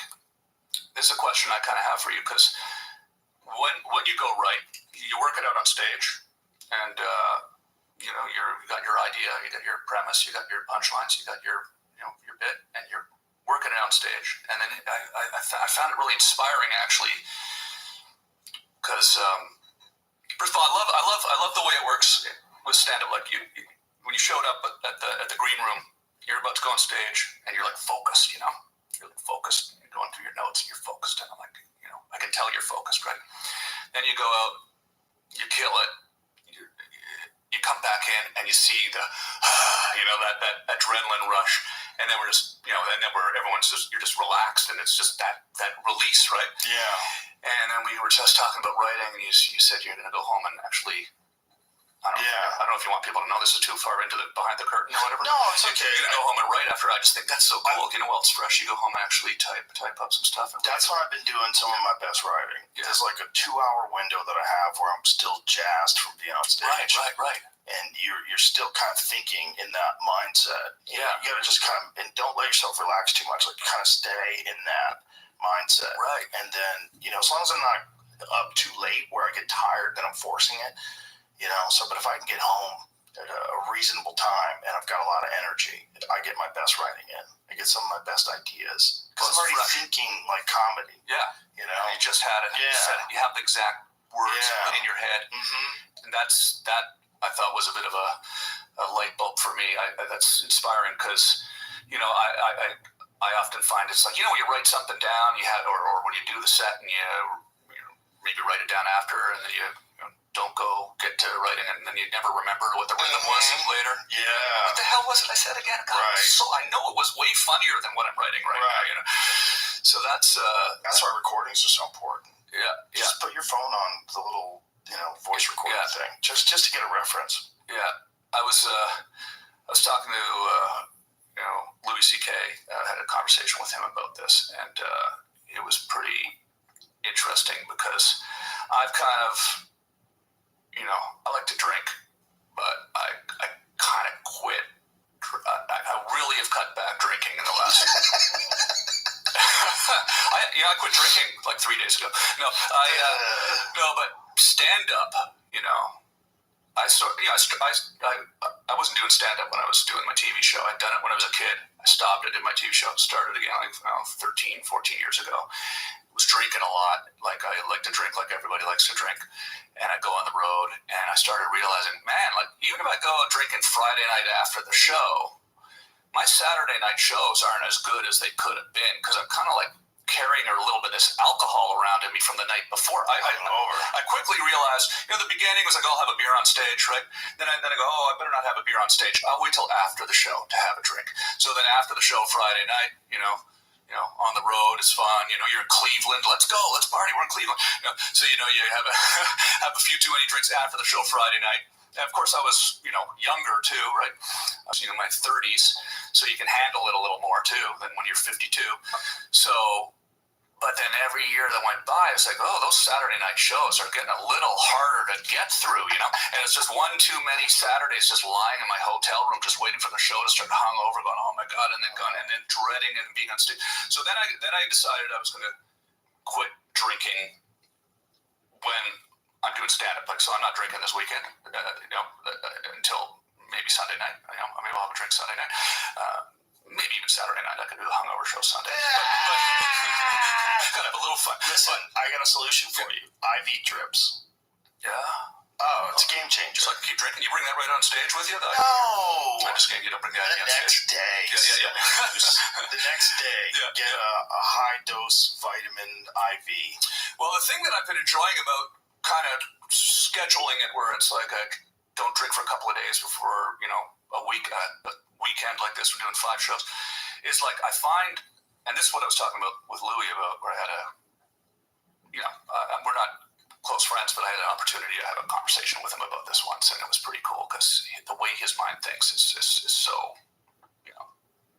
analytical about this type of specific, everything comedy, right? And I was telling him, I was saying, I stopped drinking before I go on stage because, I feel like there was this period where I didn't have a drink for a couple of weeks, and when I was doing crowd work, I was just coming up with stuff that I would never, when you have a great set of crowd work and you get up, I came up with this intricate story that I told, and it was clear my mind was operating in a different level than it would have been had I just had a few beers the night before even, right? And then he said something that never really even occurred to me before, which is, when you're working on a set, if you have like a little bit of booze in your system, even from the night before, and you're up there working on a set, you don't remember the stuff that happened on stage as well either. So then when you go home, you don't even recall, and that's the biggest, big part of repetition, getting up and doing these sets over and over again, and you remember everything and build on it. If you're not retaining that information, right? So I'm really laying off the sauce, and I was actually I was excited to hear that we were going to do this show on the day of my. I'm doing 2 shows tonight at the Mothership, right? Fat Man, and I was kind of excited because I knew I wasn't going to drink on this show. So you knew you weren't going to repeat. Yeah, I knew I was not. I was going. I'm not going to do what I did last time, and so I kind of came. I'm not trying to encourage you to drink. Yeah, but I am trying to encourage you that if you do wind up drinking too much, you feel hungover, you don't have to just tolerate that. No, I like that too. Yeah, get an IV drip. An IV drip, huh? Yeah, if you're in town, I'll connect you to the lady that does that. That just seems like such an extreme. It's like you're drinking too much. You're drinking too much when you're like you're in a hospital bed with an IV drip. You're being smart about your partying. Yeah. Or you're not in a hospital bed. You're just sitting down. It takes 20 minutes. The reason I told you about the reason why I wanted to come down here sooner and just kind of come check out and hang at the club, I was super stoked that I'm actually getting to headline the club this weekend. That was even more than I was expecting. I was just wanted to come down to see you and congratulate you on the club. And the reason it's taken me so long is I had a fucked up thing that happened after I moved to the farm.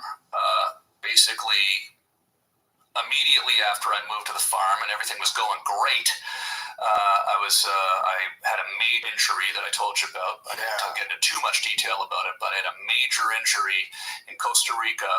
I went down there for a vacation, and there was this, a big bonfire on the beach, and everyone was having fun.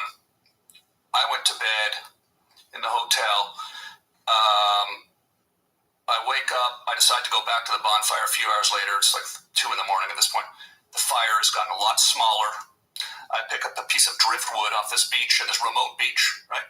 I go up to throw the driftwood on the fire, and the reason the fire had gotten smaller is the people that had been at the fire put out the fire by burying it in sand, and they buried this huge bonfire that was about the size of this room in sand, and so now there was just a little fire with sand covering hot coals about 4 feet leading up to it, and I'm walking up to the thing, barefoot, like in a bathing suit and a t-shirt, with a piece of driftwood, and my foot goes into the sand, into these hot coals.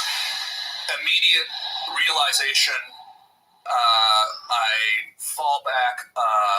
So if I'd fallen forward, I mean, my face would be burnt. I ended up immediately realizing what had happened. 3rd-degree burns on both feet, the top and bottom of my right foot, and strangely the top of my left foot, not the bottom, thankfully. The nerves were completely burned off my feet, so after the initial shock of it, I wasn't in pain, which was the weirdest thing, and I looked down, and there's a couple people came to my sort of assistance, and were putting water on it, not feeling anything. I'll get graphic because it's crazy, but the skin is just falling off my feet. Oh my God. I get helped back to my room. I'm not wanting this to be, it's the first day I got there. This really ruined my vacation. I'm not feeling pain because the nerves are gone. So I'm literally like trying to clean it up with like some nail clippers, chopping the little bits of burnt flesh off. And Do you have photos I do, yeah. of this? Yeah. Like when it looked like that? Not online. No, on your phone. I have not even. I need to see. I haven't That even. sounds insane. I haven't even talked about it online. I didn't. This is the first I've talked about it online. Yeah, I never knew that you were. I didn't want to talk about it. I just didn't.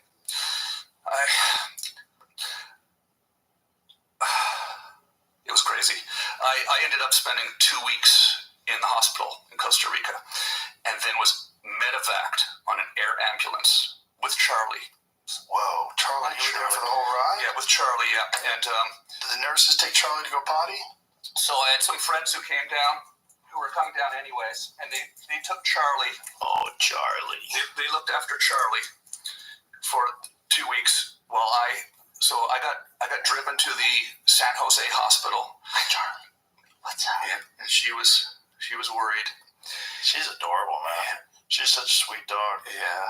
And I know the people that are seeing her out now, like, oh, she's kind of freaked out, but normally she's not freaked out at all. Oh yeah. She's super sweet. She runs up to everybody, wagging her tail. Yeah. Super friendly. It's the last. Yeah. So anyways, I got to this hospital. There's a surgeon from Colombia who worked there. It's a great hospital, thankfully. Came out. He said, looked at my foot. Said, we're taking you immediately into surgery. Oh my God. And they did skin grafts off my leg, and they took skin grafts like the size of a football off my right leg and stapled 60 staples to staple the skin into my foot. And then I come up out of surgery, and the doctor says to me, which I think he was trying to make me feel better, but he said, well, the good news is you'll probably be able to live a normal life. He says to me, first thing he says to me, Oh my God. and I can't move. I had morphine going into my back. Couldn't feel anything below my waist. I thought I was paralyzed. They told me I wouldn't be able to feel anything below my waist while I came out of it. And then I'd spent 2 weeks in the hospital bed, and I was not able to get out of the hospital bed for 2 weeks. This is debatably too much information, but it's interesting. You get very constipated from all the medicine that's going into you, and you end up not being able to, go to the bathroom for about a week, but then you ultimately have to go. And you can't get out of bed because your foot has to remain elevated. Oh boy. So this is where where you drop a log in a bucket. You got to drop a log in a diaper. Oh, Jesus. And someone's going to clean your butt? And then these Costa Rican nurses come in Oh, boy. and clean your butt. Oh, And it was Lord. just a really interesting God. moment of clarity for me, where you realize you're humbled as a human being, and you realize, oh, this is I've lost all ability to look after myself, and you just kind of end up having to just kind of go with it. And it was, to be honest with you, I still think about that sometimes. It wasn't the worst thing in the world. No, I'm just kidding. But they were very nice. The nurses were very nice. Very sweet of them to take care of you like that. And so you can't put any weight on your foot because the bottom of your foot is that skin graft as well, or just the top? For the next exactly, and it was very delicate. The skin graft for the first. No, was the bottom skin grafted as well? Yeah. Really? All around, very. The bottom of your foot, like the sole of your foot, was skin grafted. Mm-hmm. That's crazy because I would think like, how do they skin graft that? Right. So, does your footprint come back the same way? The ridges, the dermal ridges? Yeah, but it's not perfect, though. It's interesting. It was a World War II doctor who invented the way of taking these skin grafts. Actually, they did it for burn victims in the war, and they invented some really, I don't know the word for it, but some tool that actually takes a micro thin layer of skin. So micro, I don't really have a scar on my leg anymore. Wow. It's amazing. It's almost like less than paper thin layers of skin. They take them off strips like this, and then they staple it in your foot to hold it on, and then that's left on there for about, I think it was just about 2 weeks actually, and then at the end of the 2 weeks in Costa Rica, I had to go under 3 general anesthetic surgeries in Costa Rica in a Central American hospital. By myself, by the way. My mom wanted to fly down. My dad wanted to fly down. I was like, no, you know what? I'm just sitting here, like, half out of it, So I just spent 2 weeks in there, and they go. There's a second surgery where they go in and they checked it. They had to go in and check it, and so I had to go under general just to take the bandages off because it's painful. And then the third general one was to go in and take the staples out. And then medevac back to Toronto to Sunnybrook Hospital Burn Center, where I spent another 10 days. And then for the next essentially 6 months, Joe, I would have to go to a doctor 3 times a week to have my bandages changed because it's like, oozing. And 6 months. Yeah. It was about 3 times a week for the first 2 months, and then it was like twice a week, and then it was once a week. And they're also monitoring it for infection, right? Because if you get an infection, then they have to amputate your foot. So it's basically 6 months of me just worried about losing my foot. You said, am I gonna have like that one testicle and one foot? Is what's going on with me? So they didn't have to amputate my foot, fortunately, but it was pretty scary shit. Holy shit, dude. And anyways, and then it was kind of like limping for the next year, and then now I'm kind of still a little wobbly, but it's pretty good. I actually found some photos of this and pulled them up because I thought you might ask when I told you about this. Of course. Now the thing about this is, what's crazy is this is actually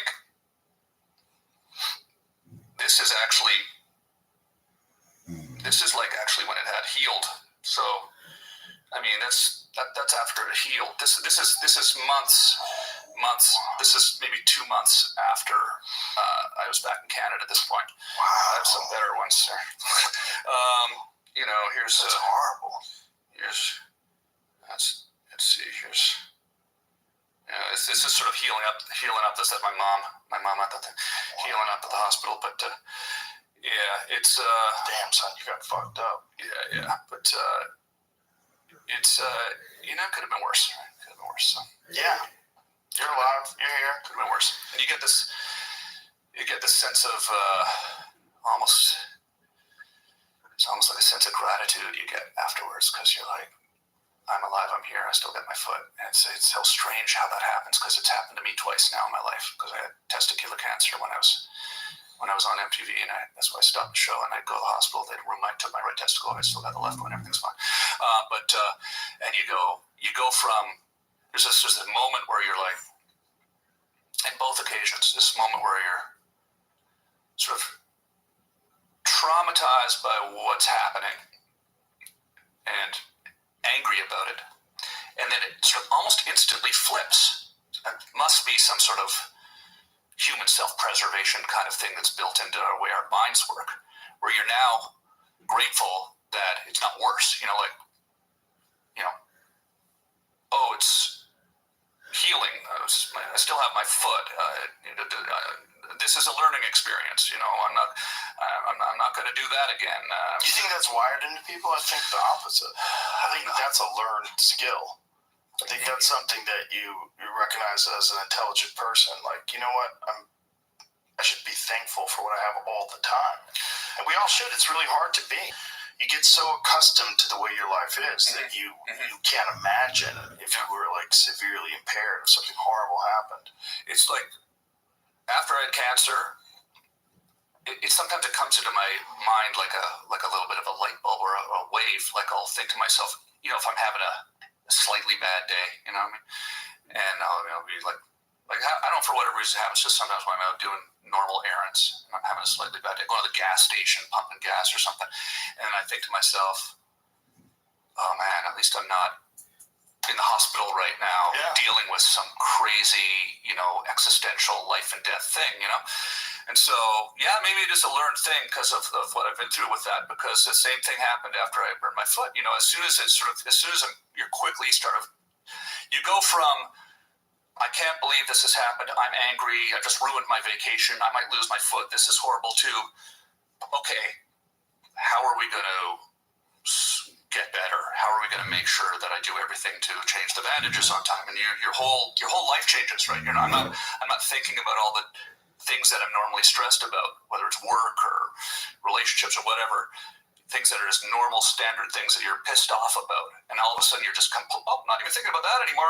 I'm just thinking about making sure I don't get an infection on my foot, and you're sort of treating it like a military operation, trying to save your foot or trying to, you know, make sure that you make the right choices in your cancer treatment. And then when you come out of it, it's true, it's possibly a learned thing. You come out of it and you realize, oh, all that shit that I'm normally worried about doesn't matter compared to what I just went through. And then you can kind of maybe learn from that. And, you know, then as time passes, you slip back into the same routine. You start stressing out about the same things again. But then every once in a while it pops into your head and go, at least I'm not dealing with the foot's healed and I'm outside right now and everything's good. I'm walking, I'm talking, I'm alive. So gratitude. It's also people need to experience a certain amount of discomfort in order to appreciate not having that. It's just the way we're wired for whatever reason. I choose voluntary discomfort. I do shit like cold plunges and saunas and hard workouts, and I think it's a viable strategy. I think it really works. I think if you can force yourself to do difficult things, like a difficult workout, a difficult yoga class, cold plunges, saunas, that kind of shit, your regular life will be less stressful. Yeah. You'll be able to deal with these or seemingly high stress situations. They will seem less stressful because you're doing voluntary stress all the time. Yeah. And you prepare yourself for difficult things. When you don't prepare yourself for difficult things, you can get caught up in like just traffic being something that blows your mind. You can't handle anymore. Exactly. Yeah. I see you doing those cold plunges, and I haven't done that yet, but people do that in lakes and stuff. That's awesome. I want to do that. Get a sauna, put it right by your leg. Yeah, I want to do that. I want to get a That sauna. lake's cold as fuck in the winter. Yeah, I was playing hockey on it a few weeks ago. Yeah, just out there shooting some pucks in the net, and you know, so I can skate again. I did the first year I didn't skate. Get yourself one of them little wood-powered saunas. Yeah. You can use it with firewood. Yeah, So you don't have to have anything electricity rigged up out there. Yeah. They make a bunch of those. Yeah, you can get Throw some wood in there. Get that bitch hot as fuck. Get a chainsaw. Cut a hole in the ice. Yeah. Make sure you don't drown. I am going to do that because it's I'm not sure how. I mean, I haven't done a cold plunge. I can tell you that I do like the cold. Like we sort of touched on that earlier. Like when you just go outside into, like sometimes it's Canadians complain about the cold who live in the city, but when you live in the country, it's different. The city winter sucks because like they put salt on the roads and you're basically running from your house to your car. But in the country, when you go outside and it's nature and you walk into the woods, there's no bugs, there's no mud, everything's frozen. You can go places you can't go in the summer. In the winter, you can walk across lakes. You can walk like across huge lakes to islands that are like with warm, you know, bathing Canada Goose jacket on. Walking across lakes that I don't like. Oh yeah, it's sort of like I kind of was thinking to myself. I was going to say, you know, it's sort of like a cold plunge, except it's just you just go outside as a cold plunge. Sometimes, you know, it's like you do get a dopamine rush right just from being outside. So you can like I've actually noticed that in warmer climates, sometimes I'm a bit more lethargic, but when the winter comes, it's like, okay, you go outside, it's like, you feel it, you feel that, it's just... Well, Letterman used to always have a studio really cold. Yeah. He want people to be warm and sleepy. Yeah. A little cold, a little... Keeps the comedy fresh. Yeah. There's something about walking across a lake that is just like, at any moment now, this can just break. Oh, no. Well, because I know you can't. Yeah. I know. Like, I went ice fishing last year. Yeah. I get it. Now, people make mistakes all the time. They wait too long, it's the spring, and they drive the truck out on it, and it goes through the ice. But if you're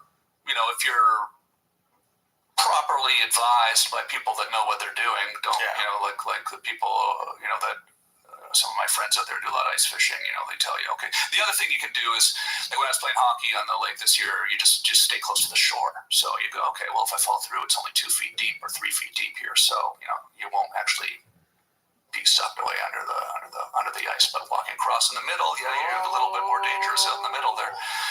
I'm sure you've seen the video of the Russian woman who jumps into the river. Oh, yeah. So horrible. Oh, my gosh, yeah. They cut a hole in the ice, and she doesn't realize it's a raging river underneath it, and she just gets sucked under. And I heard that just happened recently in the States, too. A woman's dog or something went out. Oh, God. God damn it. Yeah, that's fucking terrifying. The idea of being trapped under the ice. There's another one of a guy who's they cut 2 holes and they try to swim from one to the other, and the ice is clear, and you see him under there. You see him get disoriented, and then you see him trying to find his way back to the other hole, and then he does eventually find his way, but there's this sort of moment of panic where his friends are up on top, and they're banging on the ice, and they're trying to say, no, this way. You can see him. You can see his body panicking. You can see him like sort of feeling. And when you panic, you lose oxygen. Yeah, your body, your heart rate goes up. It's like not good, not easy to keep. There's the guy. There it is, right there. I don't want to see this, man. I don't want to see this. Stop it, Jamie. I remember the first time I saw the concept of falling through the ice in the winter was that. Remember that movie Never Cry Wolf? You ever seen that movie? That was a good movie. Look at this. Yeah, and this is real. They're trying to say this way, and then he goes back all the way back. He goes all the way back. Yeah. Oh, the music even makes it. Yeah. What is he doing? Yeah, they had a rope. He found the rope. Is he gonna make it? Yeah, he ends up making it. But yeah, there you go. So I think you want a cold plunge in the lake closer to shore. Bro, fuck what that is. Whatever that is. Fuck what that is. Jesus. You're so close. Christ. He was like a foot away from the hole. And he couldn't tell. That's nuts, man. You ever see that movie Never Cry Wolf from the 80s? It was about a guy that goes up to the Arctic to study wolves, and then he ends up, befriending them. And Brian Dennehy plays the evil trapper, and it was one of them movies. Yeah, it was a great movie. It was based on this Canadian novel, Farley Mowat novel called Never Cry Wolf. Yeah, did the wolves really make friends with him in real life? So he goes up this novel. Right? It's a novel. It's a true story. He goes up about a scientist who goes up to study these wolves, and it's just sort of man versus nature kind of story. It ended up becoming a Disney movie, but he ends up running out of food. His food gets dropped off in the wrong place or something like that. So he ends up sort of seeing the wolves eating mice. So then he ends up, the big scene, probably inspired some of my work later in life. He starts eating mice off crackers and stuff like that. And it was big, gross out. So he eats the mice off the crackers. But then he ends up falling through the ice at one point, walking across a lake. And there's a scene like that. And it's one of those, back in the 80s pre-CGI movies where you're just sort of you had to come up with actual scenes where something relatable and shocking happens that you can actually really grips you, Yeah. And then Brian Dennehy shows up and he kills the wolves, and it's very sad, and that's the end of the movie. So you don't have to watch it anymore. Well, at one point in time, people did have to have become friends with wolves because that's where dogs came from. Mm-hmm. So when wolves came around the campfires, there must have been some curious wolves, and there must have been some generous hunters who threw him a bone or threw him some meat, and that's how dogs got made. The bitch-ass wolves They're like, oh, I'm happy to be your friend. I don't really want to hunt deer anymore. Yeah, why not? They're cooking some nice, And it made woolly mammoth steaks here. I think that smells better than the smells leaves we're eating. smells incredible. Yeah. You know? Especially with a wolf nose. Imagine how good. Oh my God. So we made friends with them, and that's where Charlie comes from. Charlie comes from a wolf. Yeah. I've watched some of your episodes where you talk about wolves because I'm really finding myself interested in it because I hear them at night. It's like at night, like not every night, but what's up, Charlie? You hear them howling, and she goes crazy. So in the house at night, you hear them Because they'll eat her. and so she'll hear them from in the house at night. I don't hear them, but all of a sudden this happens 3 times a week.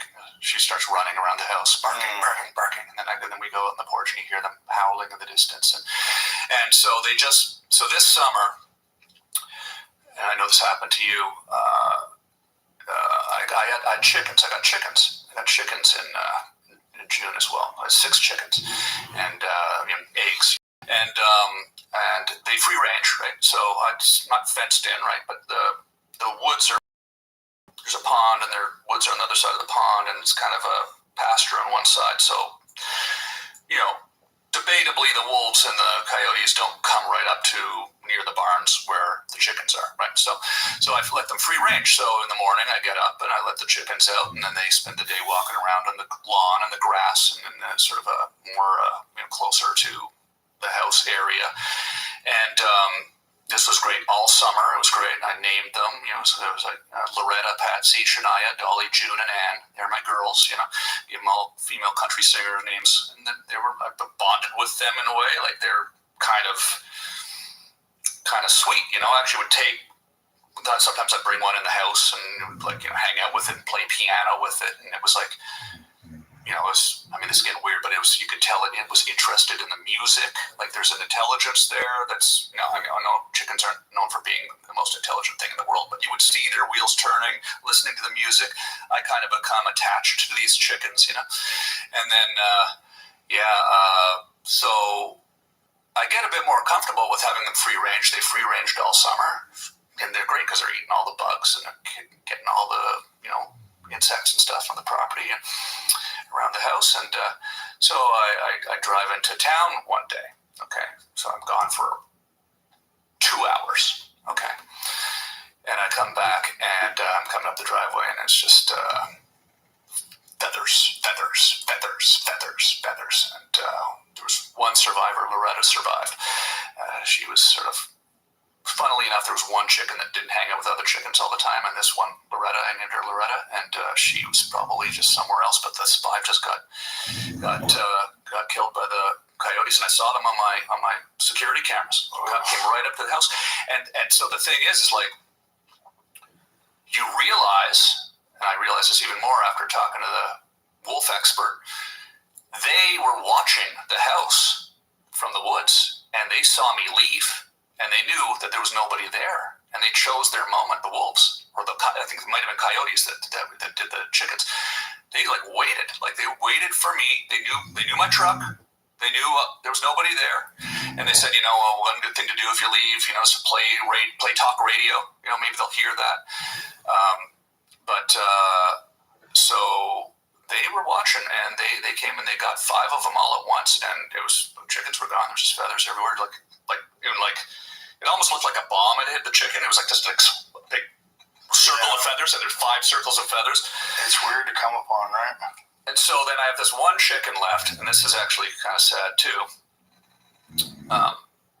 It's funny, I literally cried, and then because I was so upset, and then my neighbors, who were farmers, or buddies of mine, came over and they were like, "Whoa, look at the chicken feathers everywhere," and I said, it's like. Is this normal for me to be crying about this? And I said, do farmers cry? They go, not over their dead chickens, I'm like a city guy here crying over my dead chickens. So then I got 2 more chickens to keep Loretta company. And this is kind of breaking news as of yesterday. These 2 new chickens came, and they hung out with Loretta for since, August.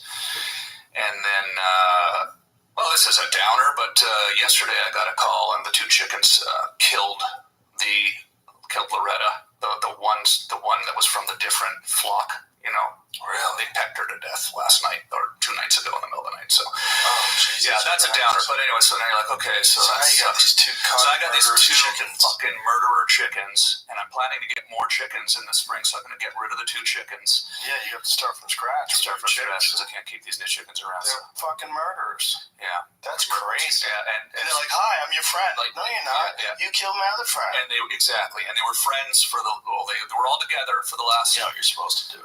I know. Yeah. Put them in the oven. Yeah, it's not like I'm going to rehome them. Yeah. Hey, would you like these 2 murderers? You don't want to rehabilitate them either. Just like Yeah.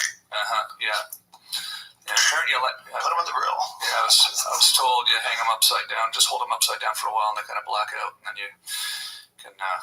Don't you want to get revenge for Loretta? It's a strange. Well, you know what? Here's an interesting thing about revenge, because I've been thinking about revenge.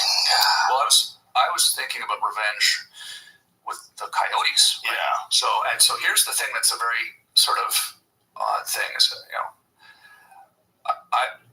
I love the coyotes. I love the wolves. Like, I love them. Like, I love hearing them at night, and I love seeing them, and I photograph them. I've had many moments where I've been engaged in a standoff with them.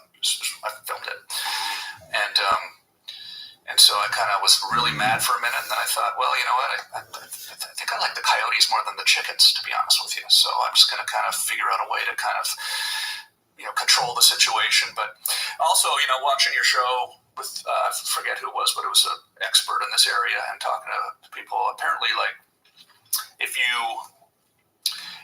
try to, again, this is all theory, but apparently if you try to completely control the population of coyotes, it just makes more coyotes. Yeah, Stan Flores. Yeah, he wrote a book called Coyote America. That's right. He was one talking about that, where the coyote actually.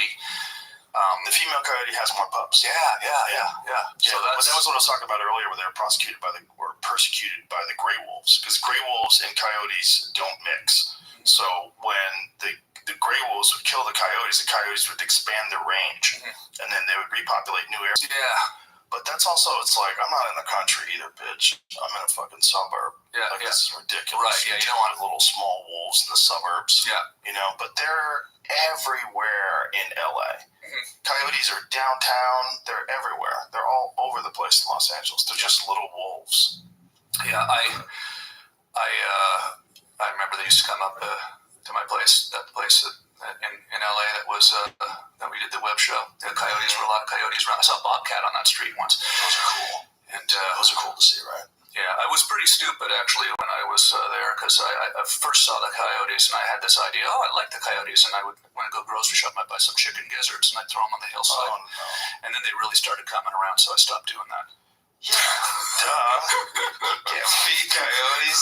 I'm sure a lot of people in Hollywood do, though. I'm sure they feed deer. I'm sure they feed coyotes. Yeah. I know people in my neighborhood feed deer. Yeah. People love having deer around. Yeah. I know a guy's got not in my neighborhood, but he's got like 20 acres of land, and he's got at least 2 feeders. Right. So like every day at 5 p.m. you can look out his window and see deer because they're there to get fed. Yeah, it's beautiful. You been hunting lately, or? Not lately. Yeah. No. Planning on going out again, or come to Canada? Come hunt in Canada. I've been there before. I've wanted to. The government seriously worries me. Yeah, you know, come up and it really does. Run for prime minister. Let's change it. Come up, run for prime minister. You can do it. You can do it. It'd be amazing. It'd be amazing. How do you say his name again? Polyev. Yeah. Polyev. Peter Polyev. Sorry, Peter. But no, the people would love to have you up there. Not everybody, but a lot of people would love to have you up there. You know what it's people like. with blue hair up there, they don't want nothing to do with me. Yeah. No, but I mean, I think I want you to know that you are loved by so many up there, and it's I people love that, Canadians. They're awesome. I always said Canada has 20% less douchebags. Yeah, it's just very similar to what it's like here with the division. It's the same division, well, that's same why issue, same you bullshit. Stop it. It's not just the same divisions and the same bullshit. That's true too, but it's also a ploy that's being used to separate ourselves while they enact more control, and that's what's scary. That's what's scary. It's like the underlying mechanism, like what's actually happening behind the scenes. Well, they're trying to clamp down and control the population. That's scary. They're trying to clamp down and control the information the population gets. That's fucking scary. Yeah. Because that doesn't ever come back. Yeah. Once they get that power, they don't give it back to the people. Yeah. Never happens. So you got to fight to stop that from happening. Yeah. You can't let them decide what you can and can't do because they're people. I mean, there would be outrage in Canada if your show got banned, if it got blocked, because everybody watches your show. I mean, it's like here, everybody watches your show, everybody loves your show. There would be outrage. It would be political. It would be political suicide. It could happen, though. It could happen, especially if there's some new COVID type thing happens, and I have contrary experts on. I have people on that are like Robert Malone, the guy that they maligned and said was a conspiracy theorist, and that he was wasn't a qualified expert to talk about the subject, even though he's vaccine injured himself, even though he owns 9 patents on the creation of mRNA vaccine technology. Yeah. I mean, he's a legitimate scientist that worked on that technology. I think the Canadian public values freedom of expression and speech. Right, but the Canadian government doesn't. That's the problem. It's they haven't passed that law, but the thing is, if they try to, and there's calls to do it right now in America. Yeah. There's also calls to do it from the World Health Organization to try to put a kibosh on any information that doesn't jive with what they're saying in the case of another situation, another pandemic, or another. I mean, Google released that thing where they were saying that they had some new regulations that would be put in place in cases of a special event or, anything of extreme social or political, like some thing where they're going to be able to stop, air quotes, misinformation. That's fucking terrifying because oftentimes that information turns out to be correct. I love your approach to it and your stand-up, your new stand-up. It's hilarious. I don't want to say it, obviously, but it's hilarious. Because it's very self-reflective too, and I just thought it was just amazing because you're kind of, I won't say it, I don't want to say it because obviously you got your show coming out, but I thought it was even people that may think they disagree with you on some subjects probably are going to really find it quite pointed the way you address the issue in your stand-up set. I thought it was awesome. It was hilarious. Yeah. Thank you. Yeah. Thanks. Amazing. Well, it's obviously something on everybody's mind.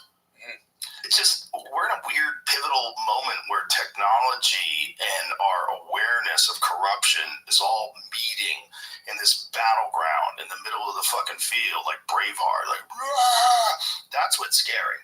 What's scary is these two things are colliding and I don't know which one's going to win.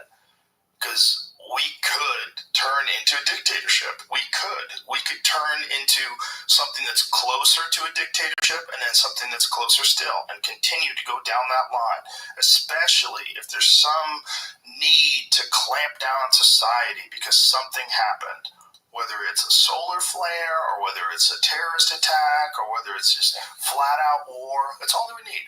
All they need is some reason when they need to completely clamp down on your ability to express yourself, platforms' ability to distribute information that's contrary to what they're saying. Any of those things, anything that they can do to stop that, to put a clamp down on people, like disrupting the narrative that they're trying to distribute. It's wild that COVID was essentially one of the catalysts that got me to leave the city. And, it started with the van. I got the van, and I'm out in the remote desert, and I'm loving it out there. And I was, it was my bug out van. I mean, I probably could have survived in that van with a solar power battery system and my food. I freeze dried, meals ready to eat, camping food, boil water and pour it in the bag and lasagna. This is amazing.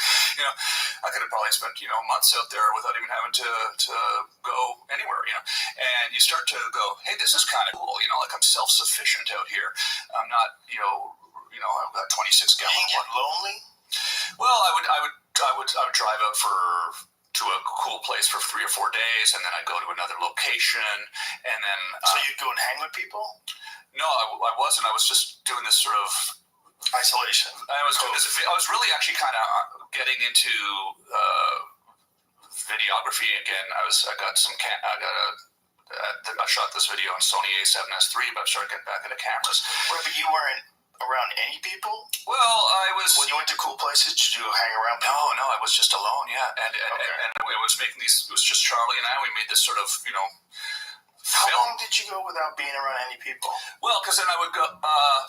Because when you came here, the last time you did the podcast, I had the distinct impression of a man who just got rescued from an island. Yeah. It was Tom Hanks. Yeah. You had the fucking volleyball. Yeah. You seem, It was like that. Yeah. You seem a little manic. It was somewhat of a creative experiment as mixed with real paranoia as well, because I do sort of. I think sometimes, like I said, I got testicular cancer. How the fuck did that happen to me? So I'm just like, okay, this is everything bad. If this is happening, it's going to be bad. So it's going to be bad to me. So I'm just going to. And then, So how long did you go without being in contact with any other people? well, so I still had my house in LA, so I hadn't sold my house yet. So I had this van. So I would drive out to the desert for a couple of weeks and basically go on a camping trip, and then I'd go back home, and then. Were you around people when you were back home? So it was still that. People would come over, we'd hang out outside. It was that kind of whole thing for the first few weeks or whatever months, however many. I remember it was a couple of months. Would you cover your mouth and then run outside, hold your breath? Yeah, kind of. Just hang outside for a couple of months, go to the dog park and see people there and stuff like that.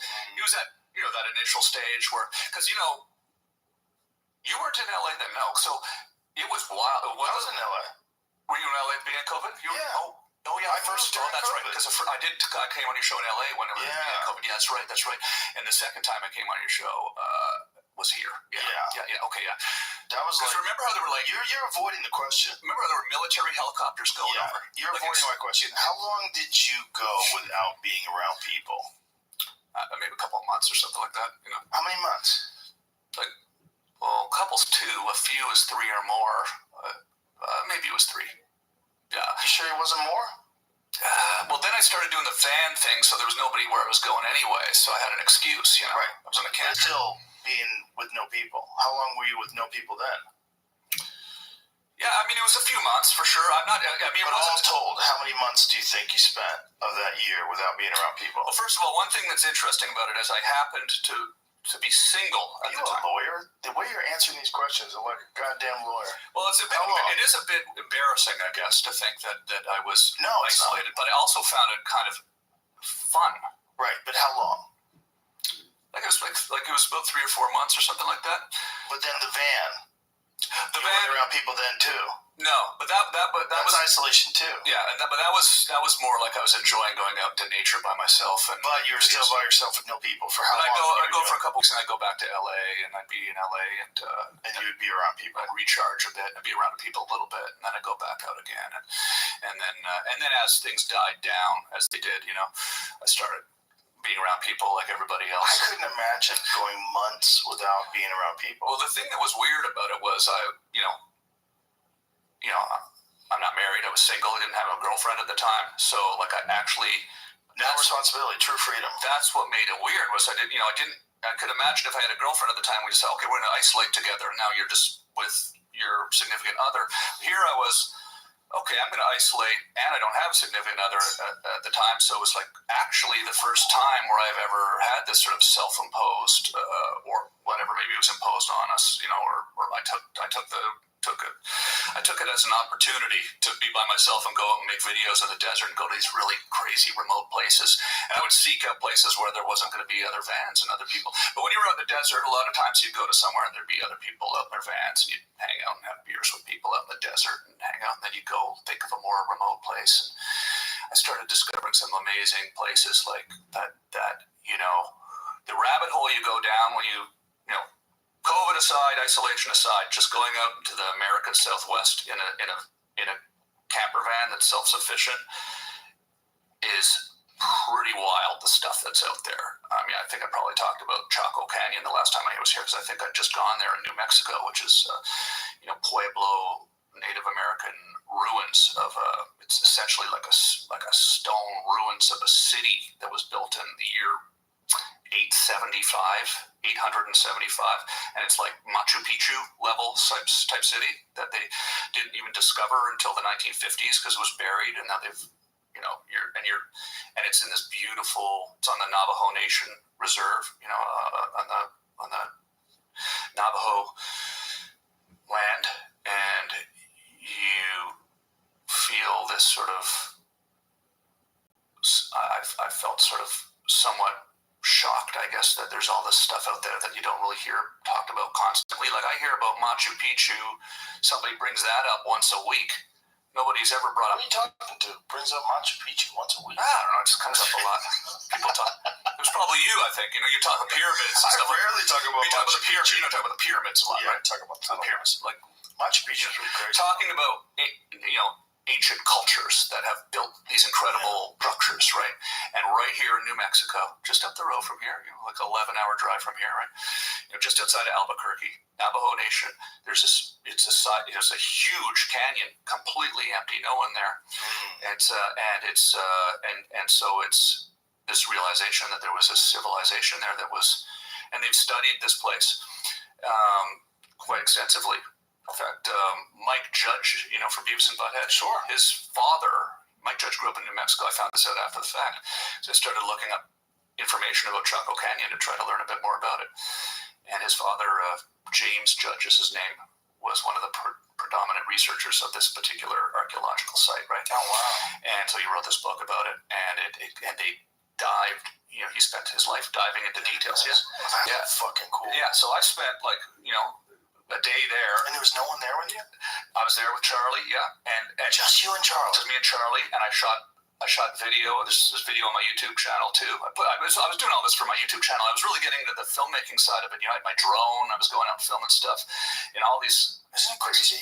You're just allowed to walk around there? Yeah, it's wild. And see that the bottom left? See that sort of structure there? So that was a 5-story building at one point, and you could go walking through there, and there's wood that they've used as beams that's still like within the it's been petrified wood or whatever. It's within the stone, and it's wood from the year 875 to 1100. It went like the people left there in 1100 because of a drought. Like they were gone before Columbus, right? See the wood there? That's from between 875 and 1175, whenever that was particularly built. So and this area, they've done all these studies of this area, so they know like they found macaw feathers. Speaking of my old pal Rex, they found macaw feathers there.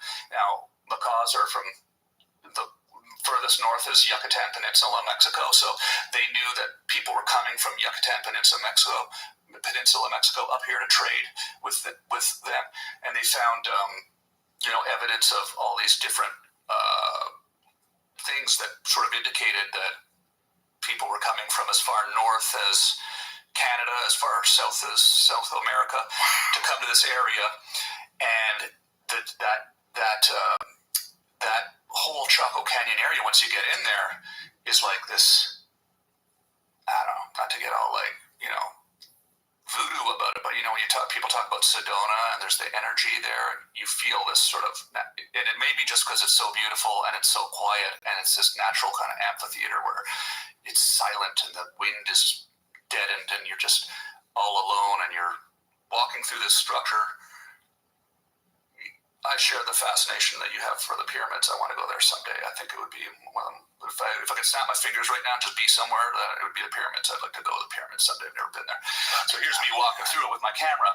And so you're walking through this, by yourself, and you're just going like, wow, like there was all this stuff going on here. And apparently they've determined this was like a meeting place for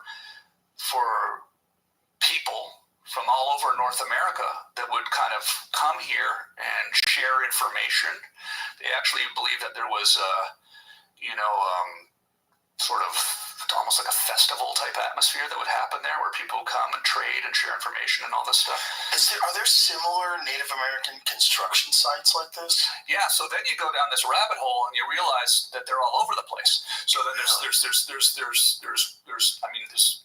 many of them. There's there's these ones called the cliff dwellings, which are that one there is actually this one here is actually later. That's post-Columbian. This was a Spanish probably, I think this one's built around 1500. This was Similar construction yeah, style, exactly. though. It's amazing, right? When you look at it, like, oh, they said that they were building stuff in 800 before Europeans had come here using the same kind of building techniques as that. And it's weird when you're there and you're touching it and it's like solid and you go, wow, that's actually. So they've got these cliff dwellings. There's lots of them where they've built into the cliffs of Colorado. Yeah, those are cliff dwellings. I went to one of those ones. There's one that's called the Gila. It's a Gila National Forest. It's New Mexico. Yeah, it's right on the. Yeah, it's up in the border. It's up in New Mexico, I think. Yeah, and that's a wild story there because it's a national park, you know, and.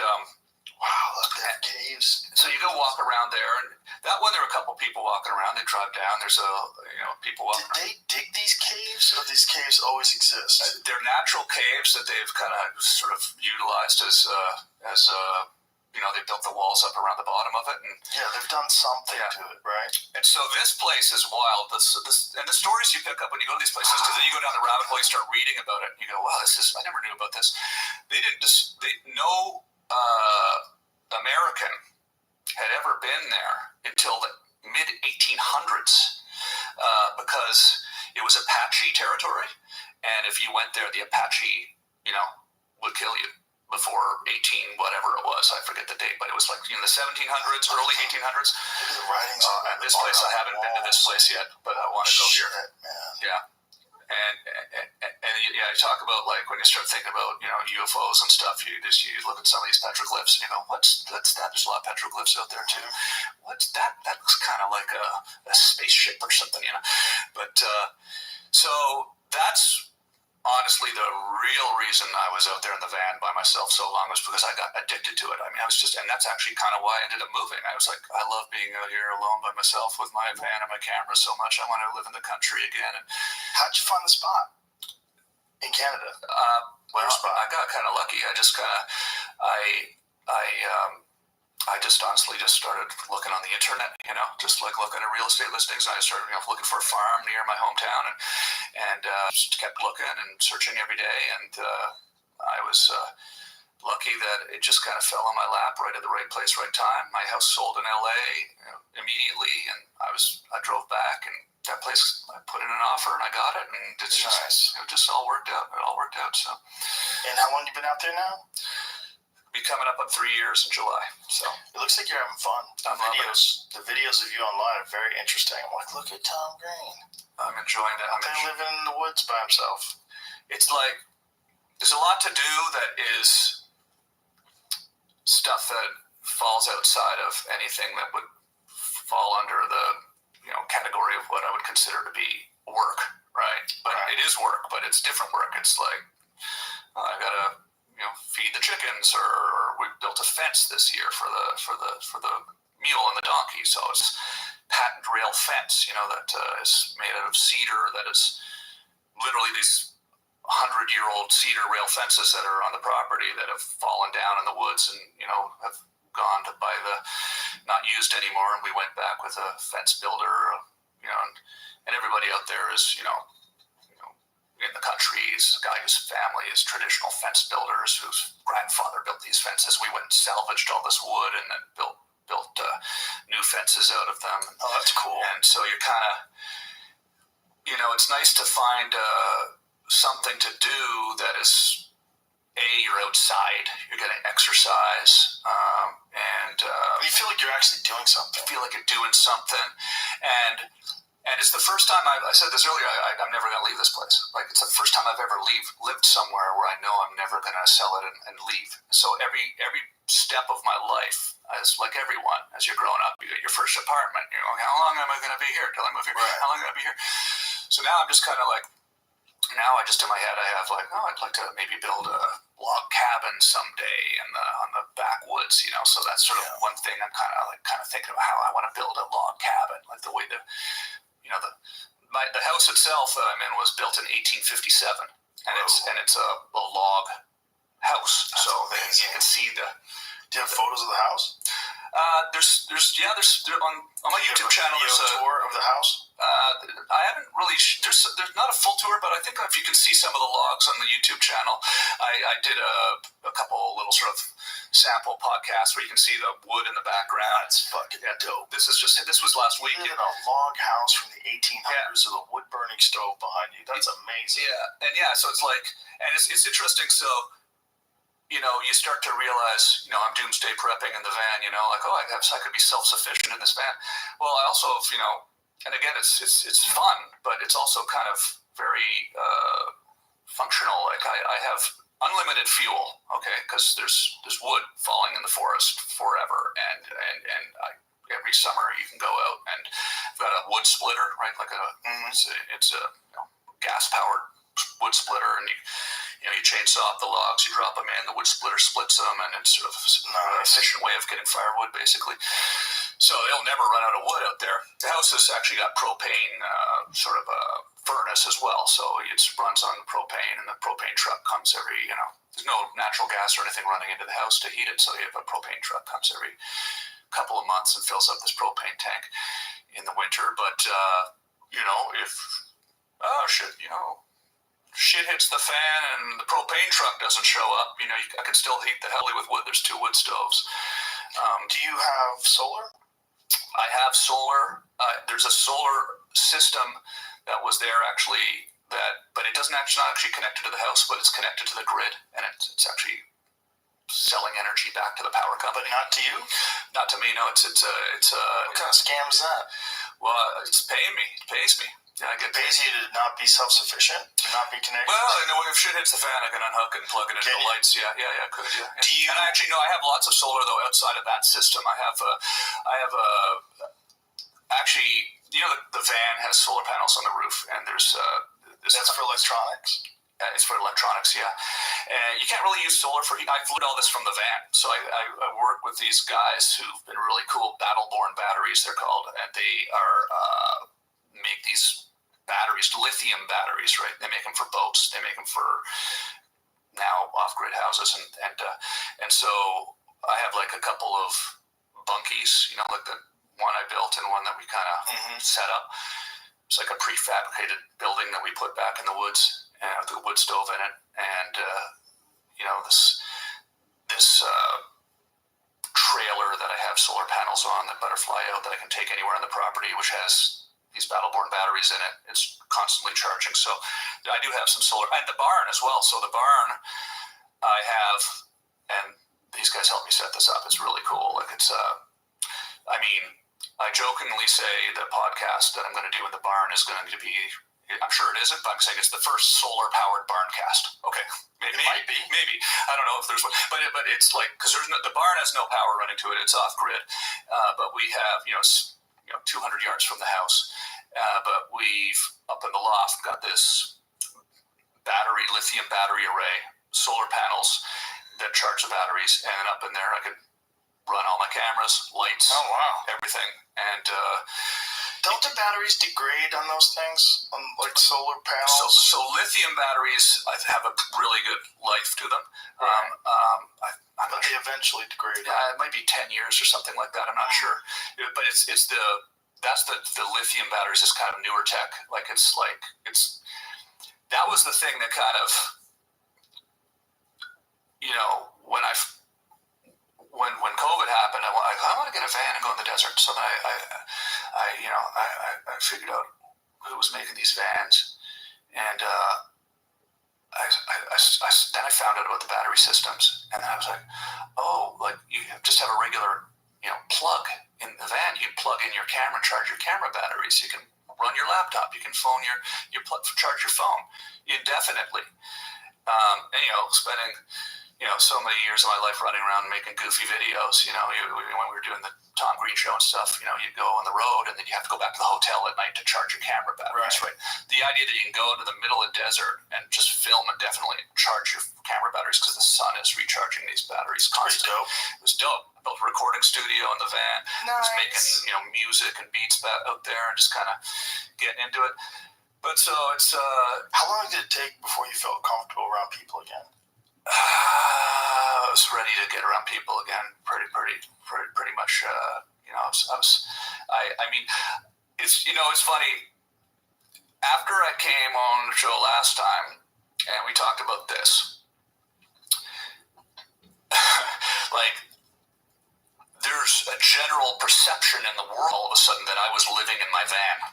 Okay, which I wasn't actually living. I might have been responsible for that perception. No, it was hilarious. Like, I'd be like, "Oh, I heard you're living in a van now." People would say to me, "I'm like, I'm not living in a van. I'm going camping and making videos in the desert." No, but you were living in a van. Yeah, I was. You just had the ability to live in a very nice house. Exactly. It wasn't It's actually. not like you're a loser. No, it was funny though. It was, but it was. I mean, sometimes you think you are, and you go, "Oh, am I a loser?" But like, people would sort of say it to me. Like they were sad. Like they were sad. Oh, yeah. I heard you're living in a van now. Yeah, because you could be, most people don't live in a van on purpose. Yeah, exactly. So it was kind of like the Chris Farley sketch. I'm living in the van down by the river. And it was funny how, I mean, again, the power of social media and the size of your audience, it permeated out there pretty big that like pretty much everybody I meet thinks I'm living in a van down by the river now. So, well, that's like how we describe Hans Kim. Hans Kim used to be living in a van. Like, look at him now. No one goes from, Tom Green to living in a van unless things have gone horribly wrong, except you. You did it on purpose. And it was really driven by the fact that this power system allows me to go make videos in weird places and stay there. Like, these places, Chaco Canyon, it's not easy to get there. I mean, it's easy enough. I mean, it's 2.5 hours out of, maybe it was more than that out of Albuquerque. I forget the distance, but it was quite the drive. And you're driving through, it's not on a direct route to anything.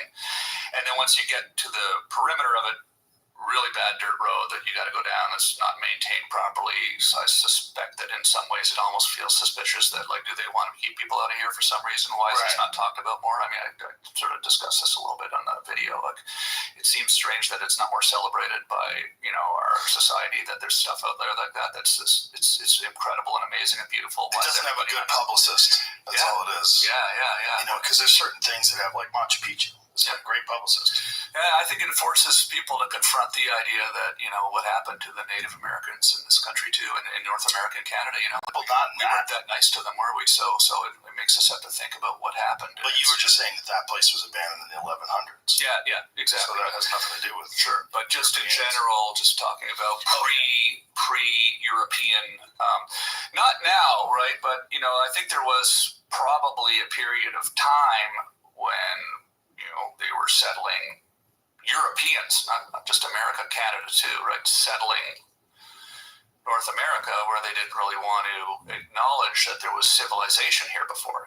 That it was more like they were,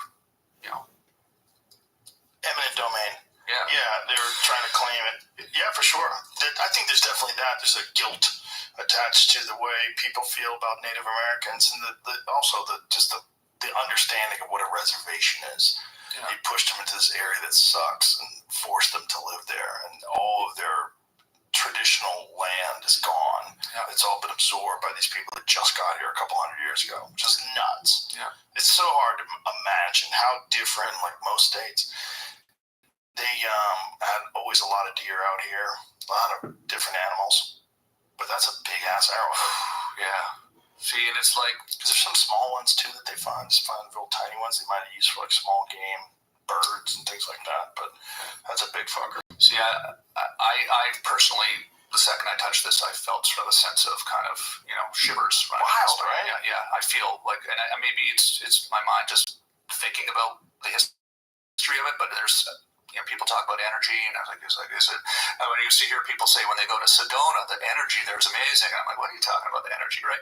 But then when you go to these places, is it because you're just alone and you're relaxed and you're thinking about it so much? But it's like you touch this and you go, I think somebody actually carved this, right? Somebody made this, and then they survived with this, right? Like however many thousand years ago or whatever. Whoa, that's incredible. They napped that thing and made it sharp, and they did all these crazy techniques that they had learned how to make these fucking things, and then they hunted with it. And these people lived here forever until these Europeans just came in like a wave of locusts. Yeah. So so that's the battery battery system allows you, that the van and the self-sufficiency of it. Because normally if you drove there, let's say you drive 6 hours to get somewhere, right? Right. And then the sun's going down, and there's no hotels nearby, and there's nothing. So you're gonna camp in a tent or something. So then it's like not comfortable, and you don't have You're in your van. Yeah. So now you can drive there and stay for a while, and then it's like You just have to make sure you have gas and water. yeah, it's a different experience because now you're waking up to the sunrise over that and making coffee by yourself. And Thank God you didn't run into like the Manson family or something out there. I had a few moments of Wacky people. I had a few moments of, I don't know if they were wacky people, but your mind starts telling you that you got to be careful. Like there was a moment, there was a moment out in the desert where I, was all alone out there in a truck. It was on the Mexican border actually, and trucks coming from Mexico towards me. And there's signs out in the desert when you get to this. This was actually on the Arizona-Mexico border. It's this place called the Cabeza Prieta Wilderness Area, which is a decommissioned section of the former Barry F. Goldwater Air Force Base test range where they would test bomb World War II, right? And it's like really beautiful, like the cactuses and the. You want a cigar? Yeah. Absolutely. I bet you that's a good one too. I'm sure you would be smoking some Swisher Sweets or something like that. It's not a Century Sam or Phillies Blunt. Huh? What are they? It's a company called Foundation Cigars. They actually made us our own cigar. It's got a JRE logo on it. Nice. They're really good though. I was skeptical. I was like, this company, but it's actually my man Nick Foundation really knows cigars, and the whole deal goes down to Nicaragua. Some lighter as well. Yes, sir. You know how it works. Push down on that black thing. There you go. Damn, okay. Wow. So what was the most sketchy of encounters while you were out there doing that van life? Well, You got it. You lit. What was the sketchiest? there was never anything where I actually was in danger, but there was the feeling of being in danger. So, well, actually, you might have been in danger. It was definitely a feeling of being in danger. So the van's coming up to you. Yeah, it was like a truck. Yeah. You're in the van. And there was like, I could write it off in my head if I'm trying to be, positive. They were hunters, but they didn't necessarily look like hunters to me. They were not in hunting gear, but they all had guns. But they were rifles. They weren't like, assault rifles. They were hunting rifles, and so they could have been hunting. There was four guys, and they were Openly brandishing their rifles? no, they were sitting. All four of them. This is what was weird. Four of them. They were probably hunters. Probably going hunting. They were sitting like this, and they were sitting like this, and their rifles were standing. They were holding their rifles like that.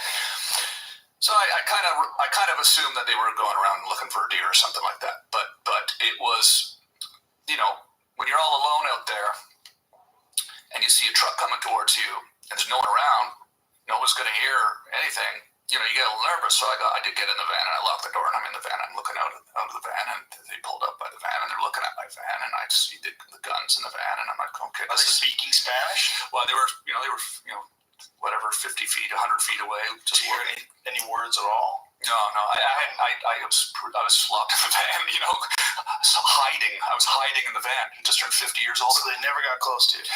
No. Then they drove away. But there's this sort of, 5 minutes of watching the truck get closer. And so you go to the Cabeza Prieta Wilderness Area, and it's along the Arizona-Mexico border, and what the border's like. So there's a lot of human trafficking and drug smuggling going on there, and as well as immigration going on there, and people coming across the border illegally and all this stuff. And so there was actually a sign when you drive in there that says danger. Human smuggling, drug smuggling, do not travel alone. Okay, so I still go because I'm with Charlie, right? So I'm cool. But but the sign, that picture of the sign is kind of interesting. But it's also Is that sign on your Instagram? Probably is. Yeah, for sure it is. Yeah, if you scroll back to whatever that was 3 years ago. Yeah, I want to see that. Yeah. And so danger, human smuggling, drug smuggling. Do do not travel alone, right?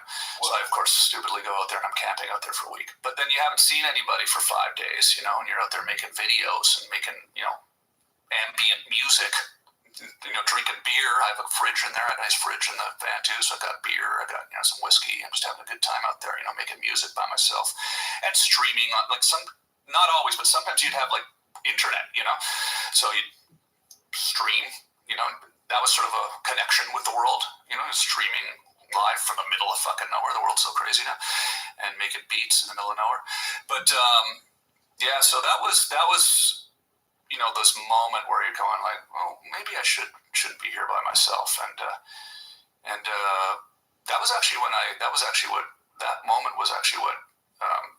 kind of. I actually tell this story when I do stand-up, so I'm trying not to make it a bit here, because sometimes, I don't want to do my bit, but like I do kind of incorporate it into my stand-up sometimes, because I tell stories about this stuff. But I ended up, it was what sort of spawned, I went back to LA and I bought a gun the next day. I hadn't owned a gun since I was 21 years old, and at 22, when I was like 24 years old, at 22, hadn't owned a gun the whole time I was in LA. I was going out in the desert by myself, feeling vulnerable by myself out there. Yeah. So I went back to LA. I went to, especially see 4 dudes with rifles staring at you. Yeah, and so then I went back. Yeah, there it is. Caution, illegal entry, drug smuggling activities are common within the refuge. Be aware of your surroundings. Do not travel alone or approach suspicious people or activities. Holy shit. Yeah, U.S. Fish and Wildlife Service. This is probably Department of the Interior. It's probably Bureau of Land Management. Land is a lot of the land out there too. That's scary. And you realize how big it is. Like, it's one thing, you hear about, in this close to the cities where there's something going. But when you go to these remote areas, right, and you're just, that's it. That was it. That was the week I was there. That was right when that happened. There's just nothing out there. Huh? So I went back to Burbank, went down to Guns Plus, and picked up a 357 Magnum and a Benelli Montefeltro silver shotgun, and got my hunting license and went quail hunting. Why would you get a 357 Magnum? 6 shots. I got 7 shots. Oh, yeah, because I thought that would be better to have one more. No, honestly, I honestly didn't really actually think about it. No, I didn't. No, I did think about it. I didn't honestly think that I would ever have to use it. To be honest with you, I just like that gun. Oh, I just think it's a beautiful looking gun. Well, it's better to have that gun than no gun. Yeah. And I also thought, honestly, though, I actually have another answer to you, because I was going to lots of places with bears, and so I figured it would be good protection for bears too, because I was going up into like the places in New Mexico where there's bears. Mm-hmm. And I would go hiking by myself, and you don't want to lug a shotgun around with you all the time. So I'd sometimes bring that, into Arizona and stuff. And, that's smart. But also, I mean, it's honestly just kind of, I don't know, it's just a beautiful gun. It is. Yes, it's a classic. Yeah, I like that. I love that gun. Something about a revolver too. Mm-hmm. Yeah. Watch that wheel spin, old timey style. Yeah, absolutely. And there was sort of a sense of being out there on the range, I like classic looking guns. Like now I have lever action. I've been collecting Henry rifle. I have a new Henry 22. I've got a couple vintage. Just picked up I like getting sort of vintage. I've just 5 or 6 rifles, and I've just sort of found myself quite interested in it. Got an old Savage 99.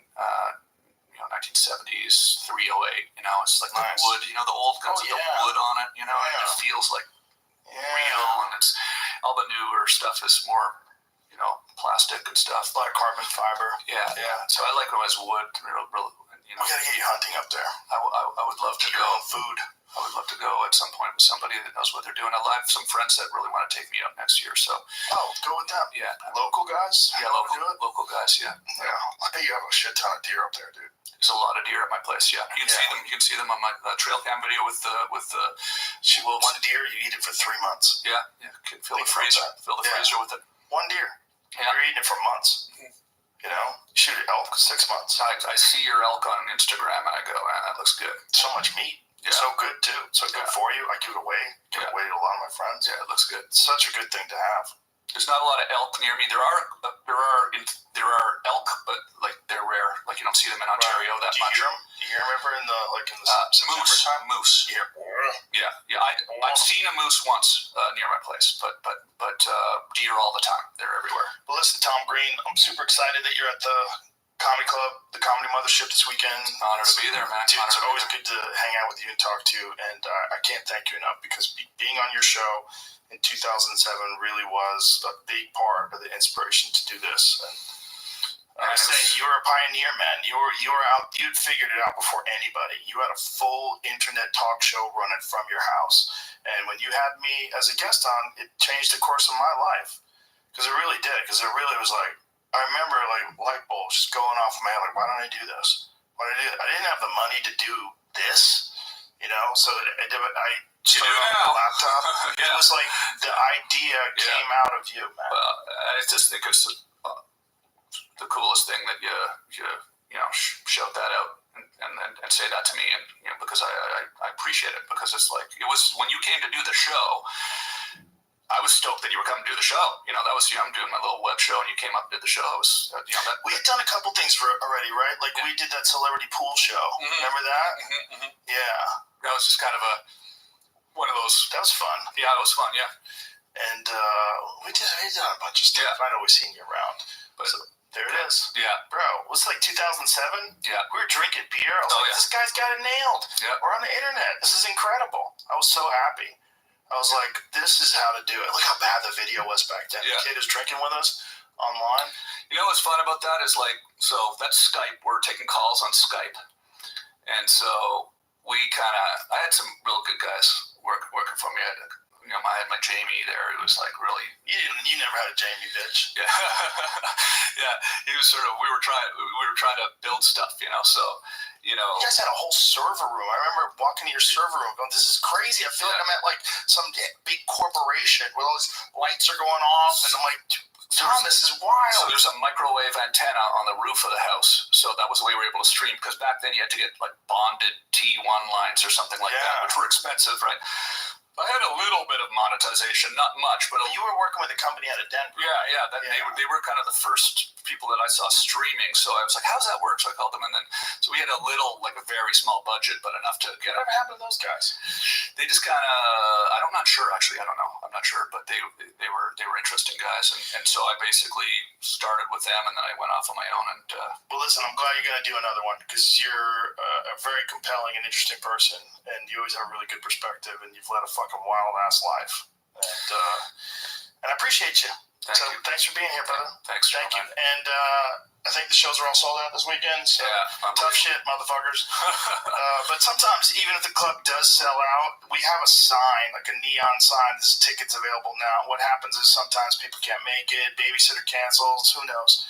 But every now and then, even on sold out shows, there's tickets available. So if you go to the box office, maybe get lucky. Oh, thank you, everybody. Thank you, Tom Green. You the fucking man. Oh, Instagram. What is it? Is it just Tom Green? Yeah. Tom Green Live? Yeah, go check out my YouTube channel, YouTube/Tom Green. Put a lot of stuff up on there now, which is kind of cool. And then Tom Green on Instagram, Tom Green Live on Twitter, and or X, and that's all the spots, TikTok. And I'm shooting a special, actually. I'm shooting a special for Amazon Prime, stand-up special. Nice. And, where are you doing that at? Well, I'm going to shoot it in Ottawa, but I'm also doing a tour in April. So I'm going to be in Cleveland, I'm going to be Lexington, Kentucky, Louisville, Detroit, all over Michigan, Helium and Philly, and a lot of spots. So I can go check out my tour, and I'm going to film the whole tour too, and I'm going to kind of cut it together and do a bunch of stand-up montage. So yeah, thanks, I'm excited. I'm excited to see you this weekend. Okay, that's it.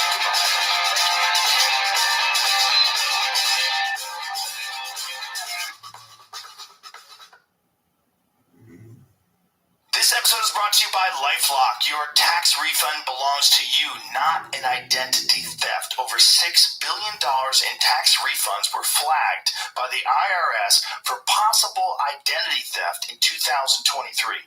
If you're in a bind this tax season, LifeLock can help. LifeLock monitors and alerts you to identity threats you may miss on your own, even if you're careful with your personal information.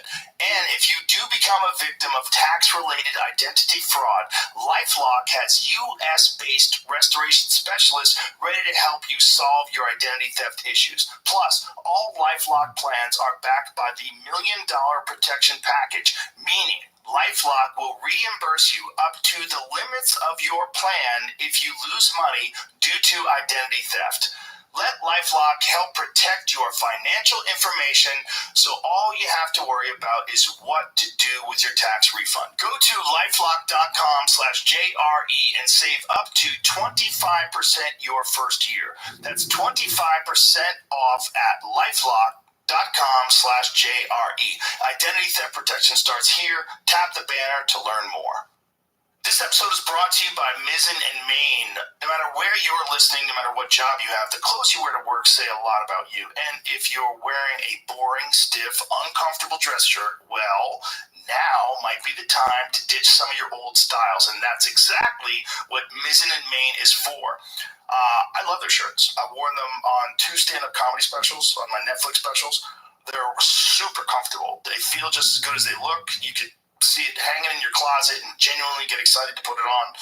So replace your dated, boring styles with clothes that you actually want to wear to work. Put on Mizzen and Main and dress for the job you have. Plus, you can forget dry cleaning your dress shirts in 2024. Mizzen and Main has the world's most comfortable, machine-washable dress shirts. They're lightweight, breathable, moisture-wicking, wrinkle-resistant. You can just crumple them in a ball and stuff them in your bag and pull them out and wear it. It looks great. Most comfortable shirt on the market, looks and feels amazing for whatever you do, wherever you wear it. Shop now at mizzenandmain.com and save 20% off when you spend $130 or more using the promo code Joe Rogan.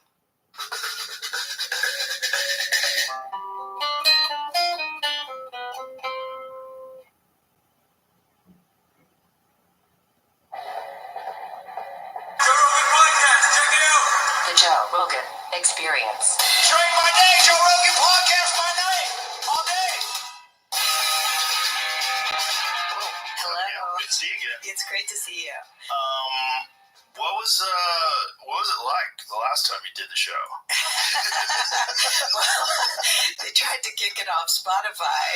Yeah, it was a very small, noisy group of people, by the way. It wasn't the head people. Right. If they tried to make it seem like there was this big movement to get it kicked off Spotify.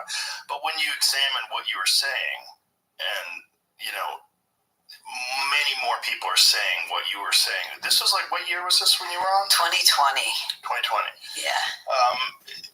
It had sort of just started boiling, Yeah. you know, and now 4 years later, there's a lot of people pushing back. That's now. right. And I thought you were going to never have me on your show again. Why? Because, you know, it was they had 10 meetings with the employees demanding that it be removed. I thought, Joe's going to be so mad at me. No, they're wrong. They're wrong.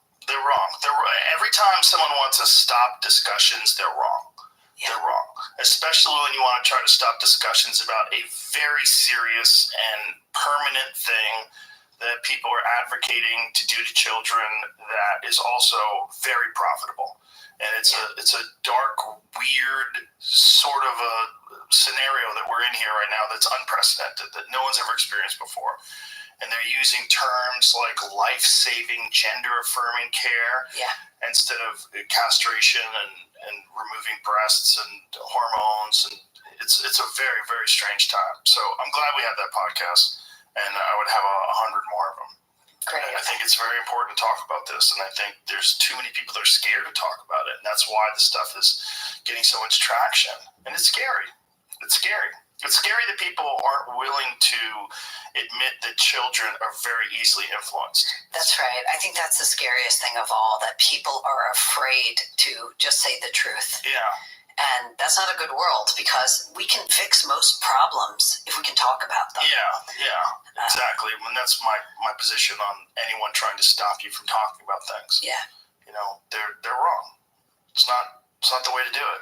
It's definitely not the American way, and it's not the way we've ever solved problems in this country. And it's a bad thing when you can't be honest about things. And the reason why they want to try to do it is because they know that there's too many people that agree with it, and that these people have been silenced before, so they'd like to bully them into silence. They like to scare them into silence. They like to get them canceled. And, you know, before Elon purchased Twitter, you used to be able to do that much more effectively. You know, What, the silencing? yeah, the silencing that's right. is so easy. If That's you right. said, I mean, look, Megan Murphy was kicked off of Twitter for years. That's right. Just for saying a man is never a woman. That's right. And there's no question, I think, that Elon taking over Twitter broke open the monopoly on a lot of conversations. Yeah. I do think that had that effect. And it's really important. I mean, look, if their position, if the gender activist position was a good one, they wouldn't have to shut everyone up, right? Yeah. They wouldn't have to object. I mean, they took my book off Target. They threw a fit, and Target removed the book. And they did it because even though they have hundreds of trans celebratory books, hundreds of books celebrating gender transition for teenagers, even one that was critical of it, that was too much for them because they knew it would break their monopoly on the narrative. Well, the really scary thing is when you see these detransitioners get attacked. That's terrifying. That's terrifying because that's just it's so cruel. The complete lack of compassion for someone that's done, as the title of your book, irreversible damage to their life forever. They'll never have children again. They'll never have breasts again. And the fact that this is just a part of this bizarre cult that a giant swath of our population is consumed by right now. That's right, and they didn't let detransitioners be part of the story. Yeah. That there was a growing number of these women who were regretting their transition, and they had something. They were brave enough to speak up, and that took real courage because they're talking about their own experience, their own damage to their own bodies. Yeah. I mean, they were the most courageous of all, and they were treated horribly by the activists. Yeah, it's so dark. Like, you don't want to think that people can make mistakes. Even if you think that people should be allowed to transition when they're young, you don't think that some people are going to do it and regret it? That's insane. Right. You think that everybody who goes through surgery to remove parts of their body because they feel like they're in the wrong gender, you think all those people are going to be happy? That's insanity. Yeah, I mean, it's like a religion in the sense of the fundamentalism of belief against all evidence to the contrary. I mean, these people believed this on faith. It was a creed, and there was no disabusing them of this, even when there was growing evidence of thousands of young women regretting it. Well, finally now the New York Times is on board, though, which is really interesting. It is, and I saw someone commenting on Twitter, and I think they're probably correct. And they said, this is because the trial lawyers are involved now. And I think they're correct. I think this is why the New York Times has kind of shifted sides, because I think they realize the lawsuits are coming. And once a few of them are successful, and they will be, it's going to get crazy. Well, I think that is a part of it. But I don't think the lawsuits are going to solve it as easily as they did, say, the repressed memory scandal of prior eras, and the multiple personality disorder, all these people who thought they had repressed memory of various kinds of harm, and were imagining childhood molestation that didn't happen, and put that. Are you talking about like the satanic stuff from the 80s? From the 80s, that whole satanic. I think that got reversed through lawsuits in part because they weren't following clear medical, clear protocols of their profession. The problem with the gender, going after the gender regime through the courts, and I'm in favor of it, don't get me wrong, but the problem is that the gender therapists, the therapists, the doctors were all following protocol when they transitioned a kid to, and cut up their bodies in various ways, incapacitated them in various ways. They were actually following affirmative care, which is the official protocol. So which is crazy. It's crazy. It's crazy. It's so crazy that there's so many things that we don't allow children to do because we know that children can't really make lifelong decisions at the age of 11 and 12 and 13, but yet we'll let them in this case. That's right. It's so nuts. Yeah, I when I look back on it, there are a few. There were a few sort of lessons of it, but one of the things that really stood out was that almost in every case, there were medical professionals who should have known better, and very often therapists who should have known better, encouraging a young girl who was a little anxious or had some anxiety, had some depression, encouraging her down this road as the solution. Yeah. But it's also not recognizing what we know about what happens to people when they give them testosterone. So testosterone alleviates anxiety. Testosterone creates a feeling of euphoria. Right. It does a lot, especially when you give it to someone in doses that their body would never normally have. That's right. That's right. And so what the girls would go on it and they would feel great and they would become evangelists for testosterone. They would tell all their friends, you got to do this. I feel great. All my anxiety is gone. Of course, now they may have a permanent 5 o'clock shadow. Yeah. Change of their voice. Change of their voice. When they detransition, that never goes away. Yeah. Yeah, it's very dark. It's very dark, and I would have never imagined this. I would have never imagined that. Before COVID, I had a completely different opinion of the medical establishment. My opinion of the medical establishment is that they were there to help people. That's it. I never questioned it. I questioned the motives of some of the pharmaceutical drug companies that were trying to sell drugs. AG1 has been helping me feel healthy for years, and if you've been listening to this podcast at all, you've probably heard me talk about it, not just in ads, but with guests and my friends. I tell everyone, AG1 is a foundational nutrition supplement that supports your body's universal needs like gut optimization, stress management, and immune support. So it really covers all your bases with one drink in the morning. And that's my favorite part. It's very easy. With the free welcome kit, you get everything you need to start your day right. You don't have to remember 20 different pills or vitamins or supplements, just one scoop in cold water and you're good. So if you want to take ownership of your health, it starts with AG1. Try AG1 now and you'll get a free welcome kit that includes a shaker bottle, canister, and metal scoop, along with a 1-year supply of vitamin D and 5 free travel packs with your first purchase. Go to drinkag1.com/Rogan. That's drinkag1.com/Rogan. Check it out. This episode is brought to you by ZipRecruiter. This month, it's all about St. Patrick's Day. So, to help get into the spirit of things, I want to share a fact. Did you know that the odds of finding a lucky 4-leaf clover are 1 in 10,000? I'd say that's pretty difficult. Fortunately, if you're looking to hire, you don't need a 4-leaf clover. You don't need any luck. You just need ZipRecruiter, and you can try it for free right now at ZipRecruiter.com/Rogan. They don't need any gimmicks or leprechauns to lead you to a pot of gold, or in this case, top talent, because they have powerful matching technology that shows you qualified candidates as soon as you post a job. And once you review those candidates, you can invite your top choices to apply, which encourages them to apply sooner.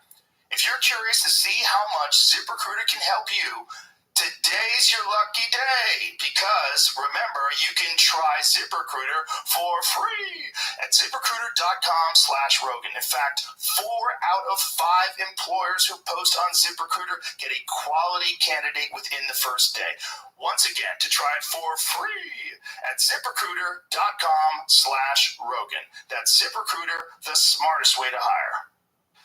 But I felt like the medical establishment always figured that out eventually, and then they banned those drugs, the ones that were harmful. But that's not real. That's not really what happens. It's a money game. The whole thing's a money and influence game, and it's run by very powerful people. And no one wants to think that those same factors are at play when it comes to gender transition.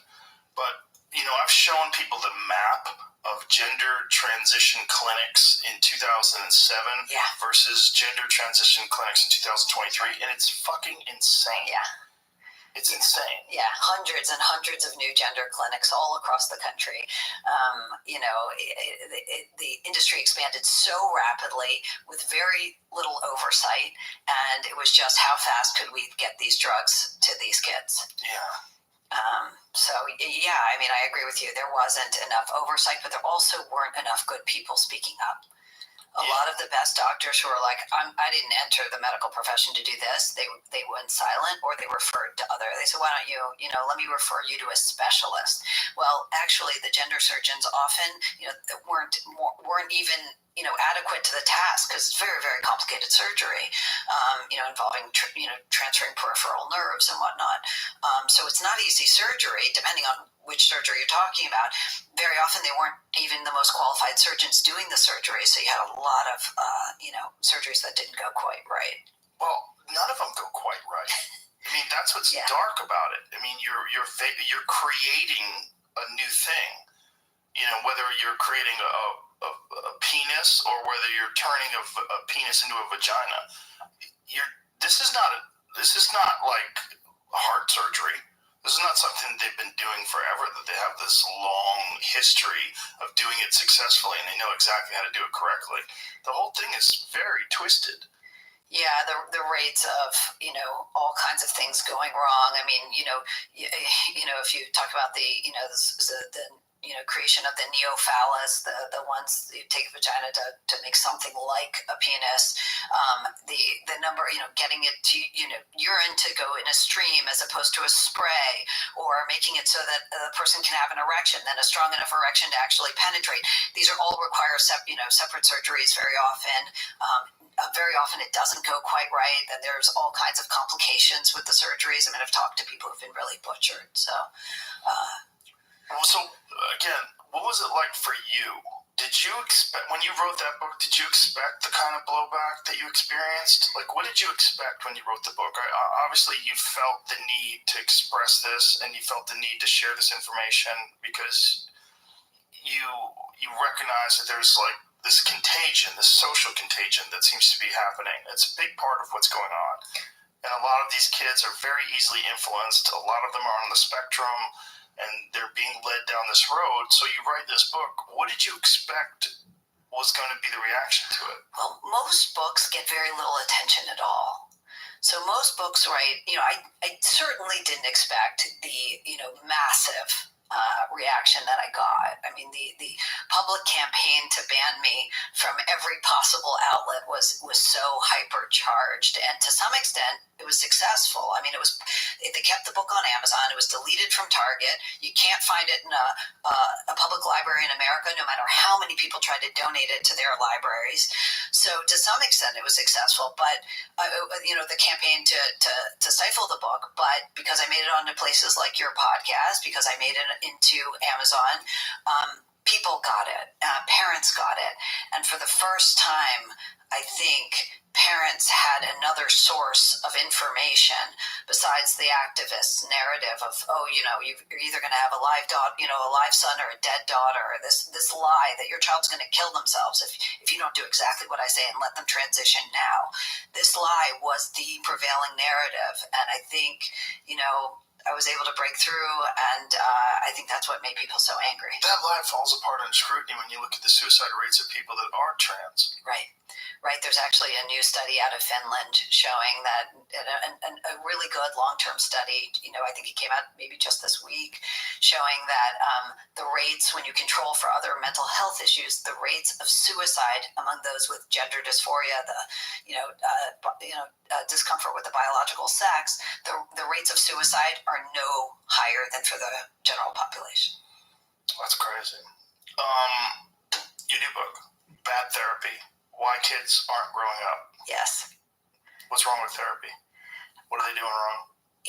They're giving it to kids who aren't sick, who aren't actually struggling with mental illness or a disorder. They're giving it to everybody.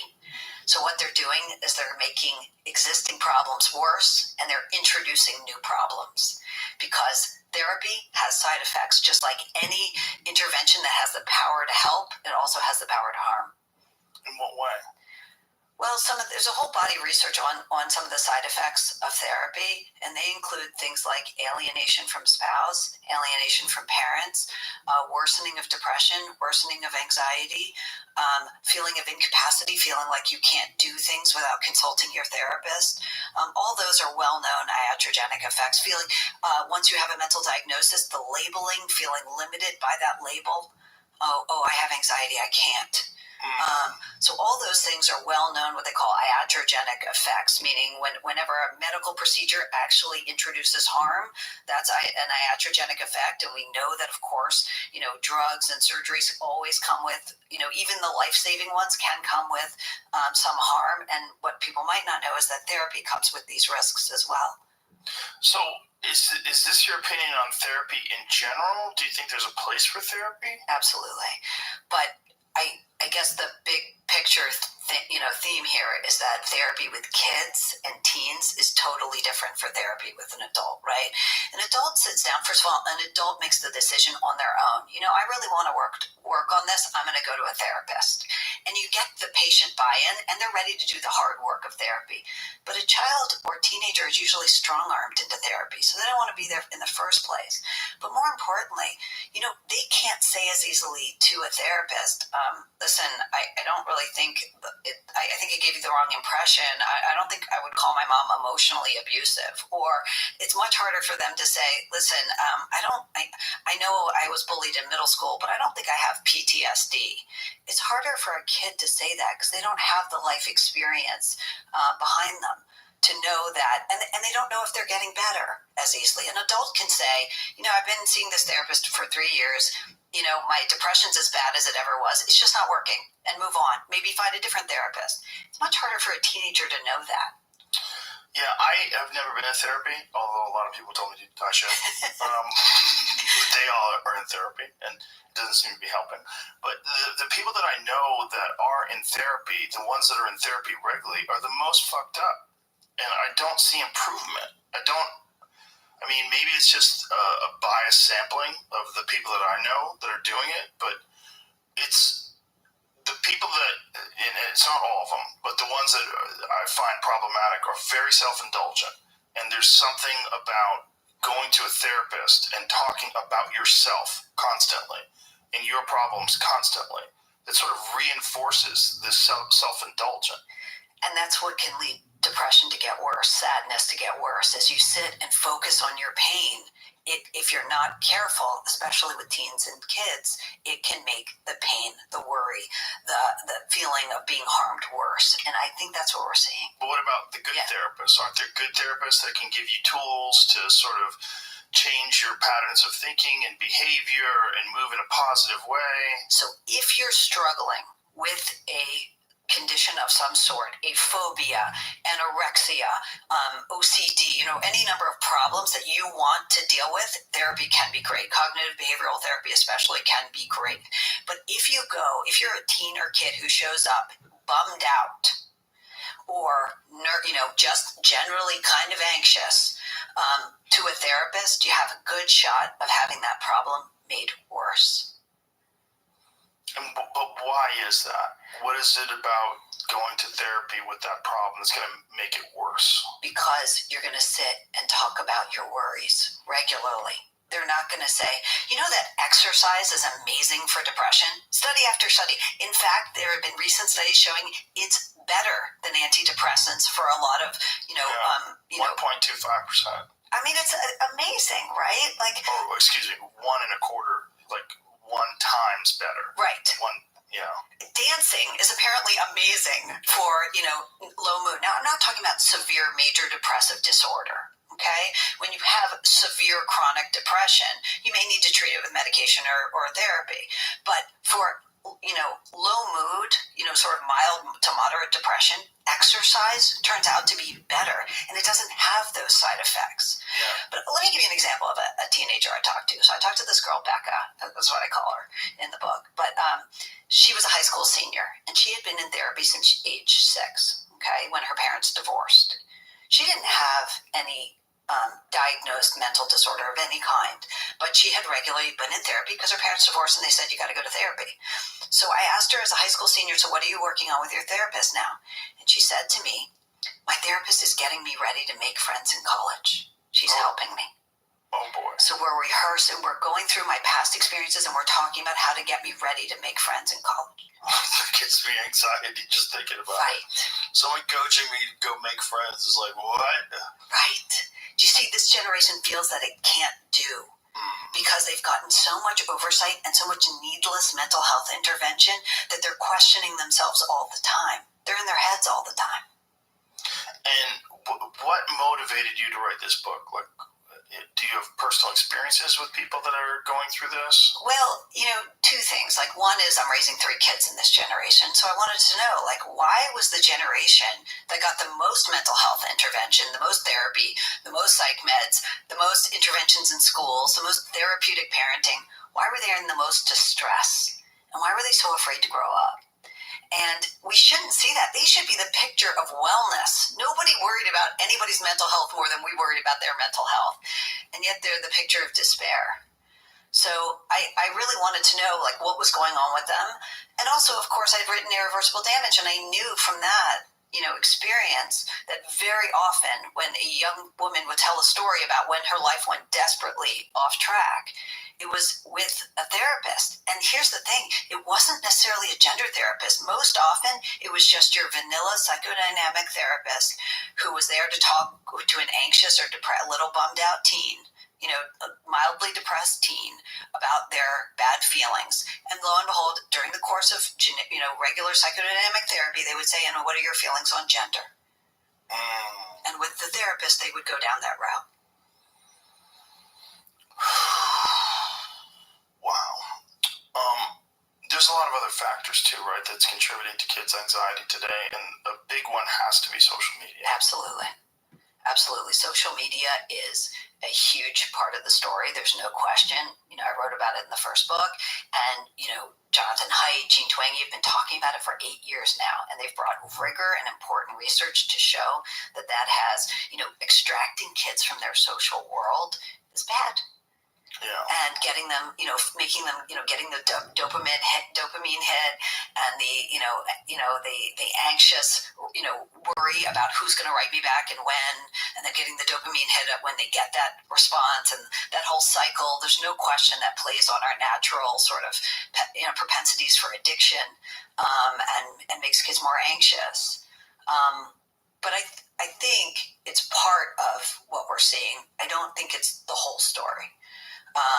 And the reason I don't think it's the whole story is a few things. First of all, childhood mental health and adolescent mental health has been in precipitous decline in this country since the 1950s. So how do they measure that? So from, let's say, by every measure, by the way, but let's say take between 1955 and 1988, the rates of adolescent suicide quadrupled. So that's just one measure, but there are many. I mean, we've seen it from non-suicidal self-harm, suicidal self-harm. All of these rates have gone up for adolescents, but they've been in decline for mental health in this, of teens has been in decline for years. There's also some other statistics or some other reasons I don't think phones explain the whole story. One of them is that in 2016, the CDC came out with a report, and they said that 1 in 6 kids between the ages of 2 and 8, these aren't kids with smartphones, between the ages of 2 and 8, 1 in 6 kids had a mental health or behavioral diagnosis. That's a lot of kids. That's a lot of kids with a mental health diagnosis, right? Do you think that a factor is parents with mental health issues? And there's, I think, more adults are anxious. More adults are suffering from anxiety and depression, at least diagnosed anxiety and depression, now than ever before. I think adults are absolutely passing on their anxiety to their kids. And actually we're seeing that in, Jean Twenge came out with this book, Generations. And one of the things she said in it is that boys, even though teenage girls have the worst mental health in general, boys from liberal families had worse mental health than girls from conservative families in terms of anxiety and depression. So why should that be? We know the girls are on social media more, right?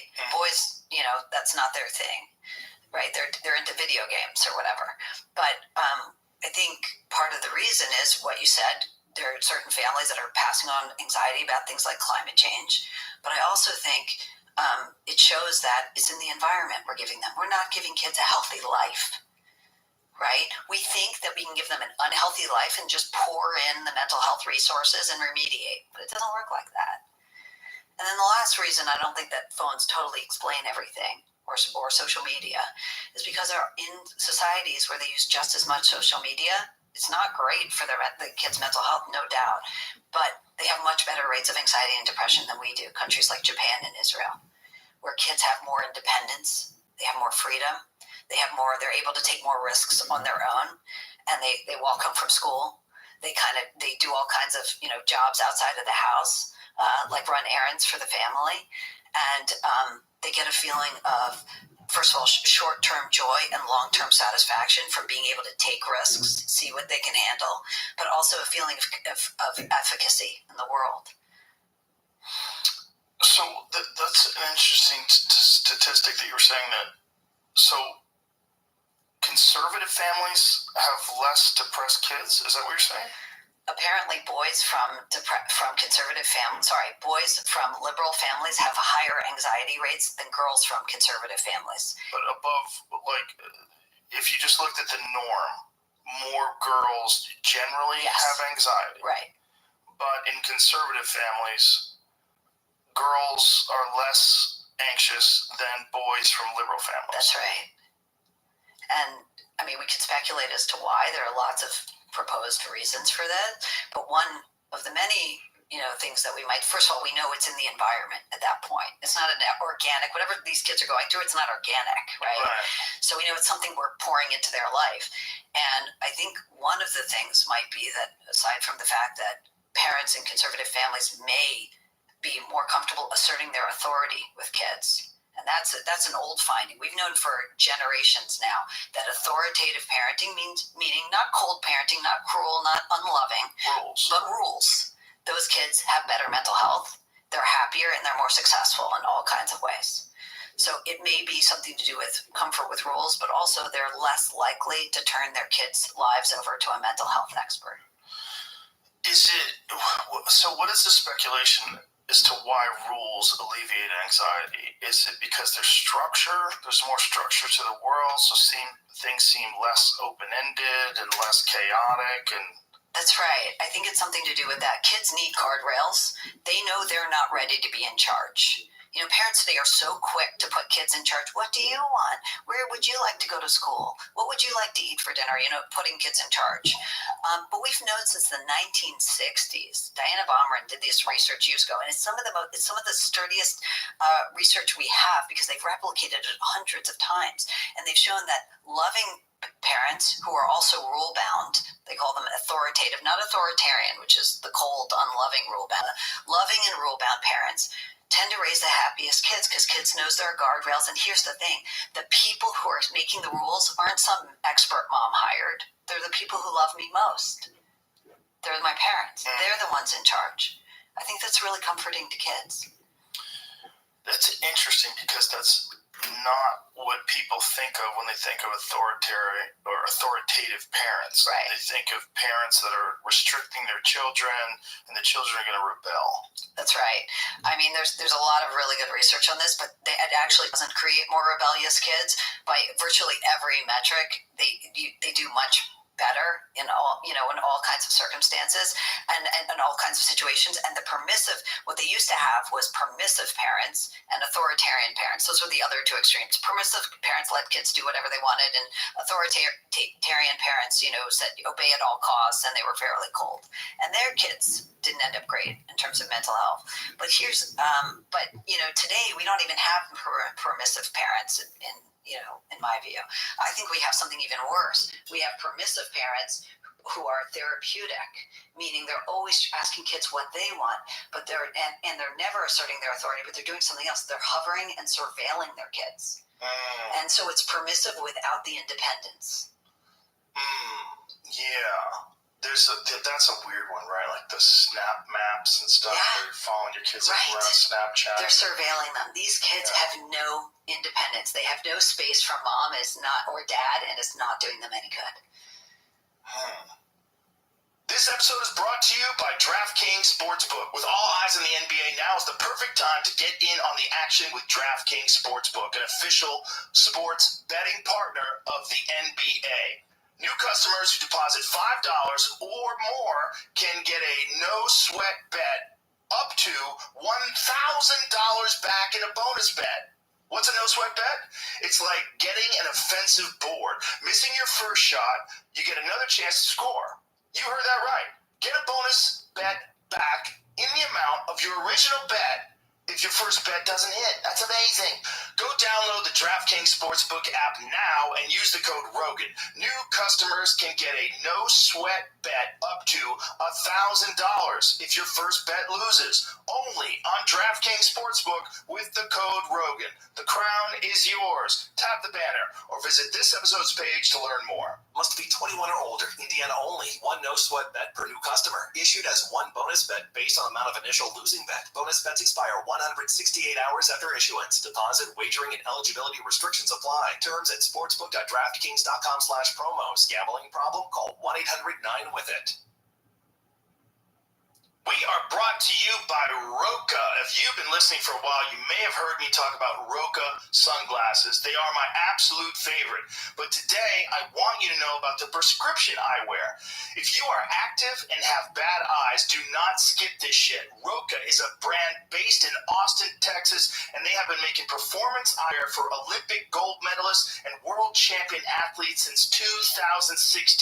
For the last few years, Roka has been building out a badass prescription offering and invested millions of dollars to build their own optical lab right here in Austin at their headquarters. All of Roka's frames work for prescription lenses, and they have something for everyone, no matter how fucked up your eyes are. Regular prescription, progressives, also readers. Since they cut their own lenses, they can also work with extreme ranges that a lot of other brands can't offer. I've been wearing the readers and sunglasses for a few years now and absolutely love them. They are ultra lightweight, super comfortable, and Roka fixed that problem where glasses slip off your nose when you're looking down. They're the best. Since Rokas stay on your face, you can actually work out in them and ditch the contacts. Some brands have made prescription eyewear easy to get online. Roka did that and actually made their products better too. No bullshit. Check them out. I can wear anything, but I choose to wear Roka, and you should too. Get 20% off your order with the code Rogan at Roka.com. That's ROKA.com.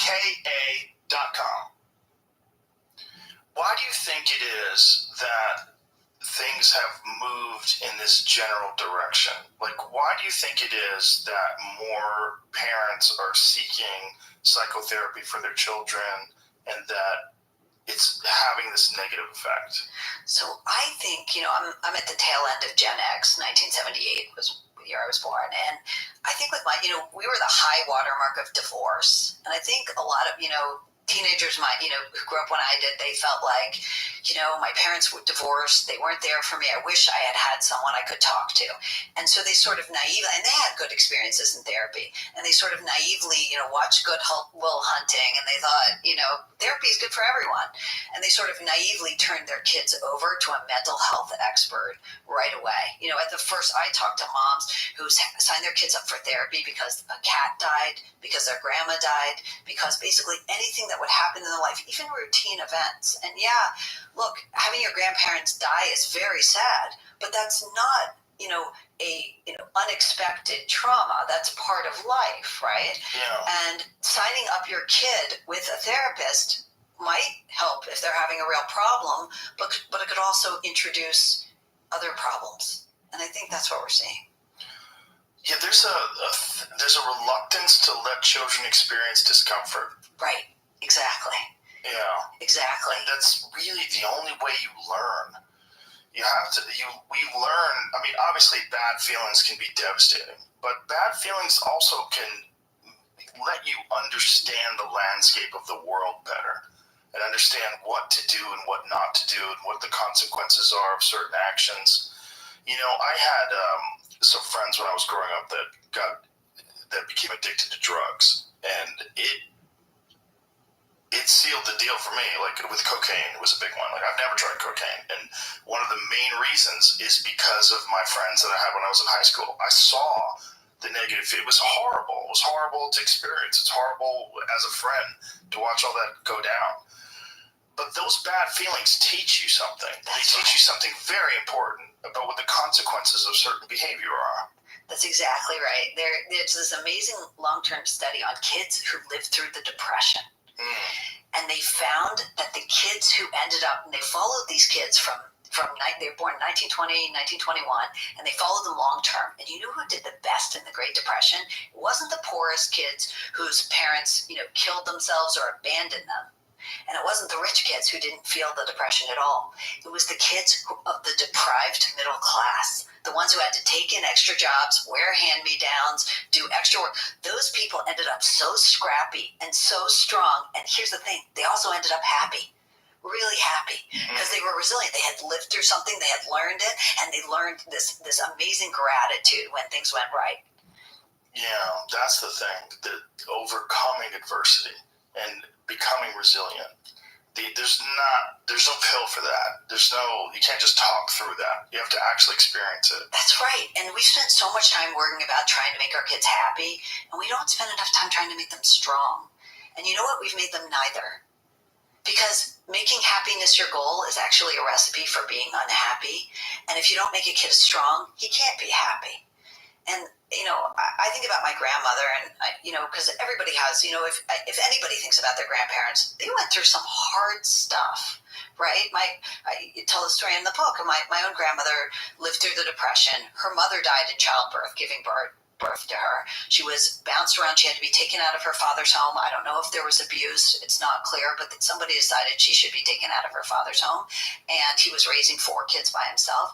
And when her oldest sister married at 17, she went to live with her. Then she ended up at 16. She got spinal bulbar polio. She ended up in an iron lung for a year.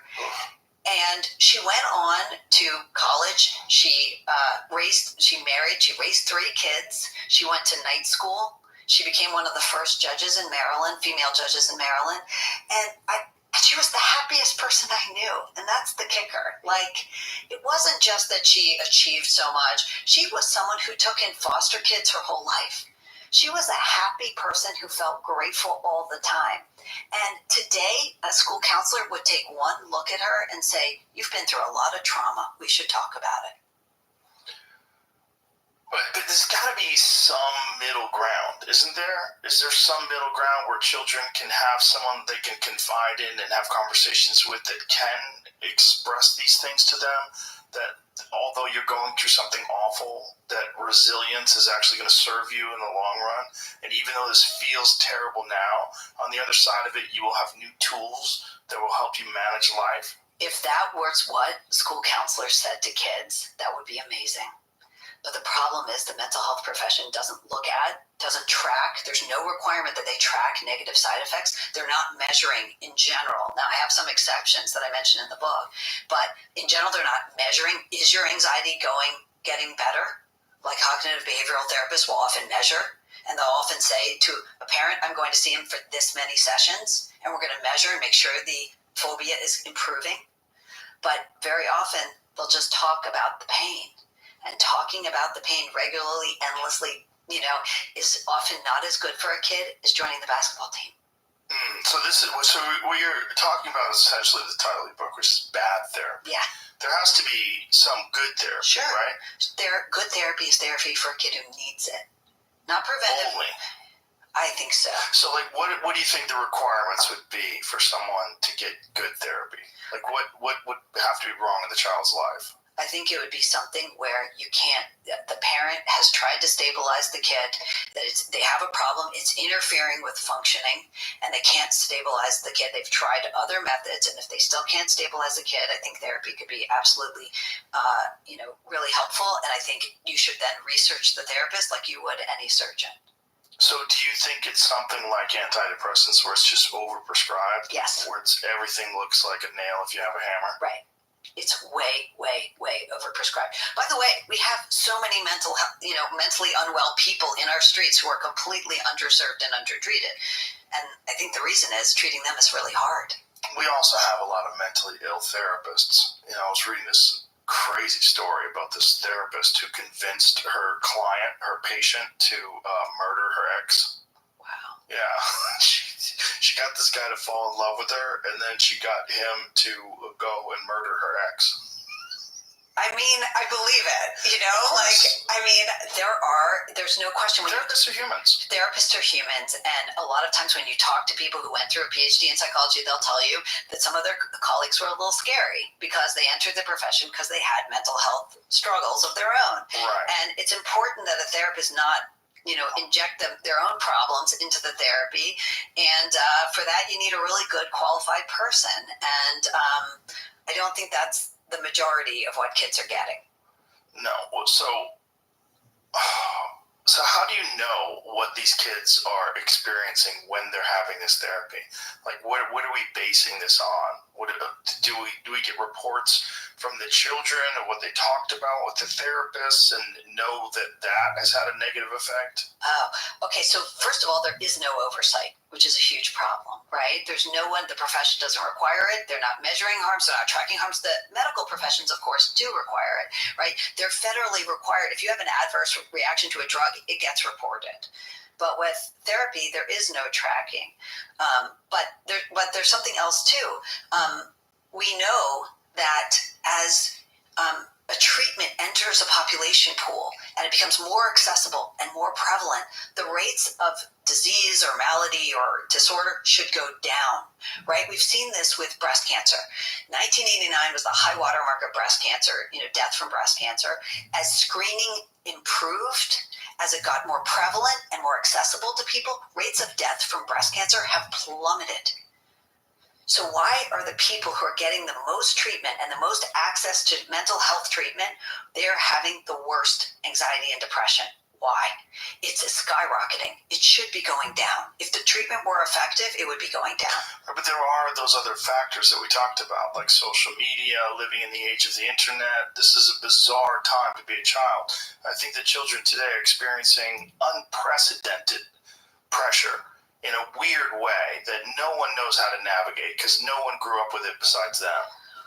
Right. So if you're talking about things like social media, I do think that makes childhood worse and harder.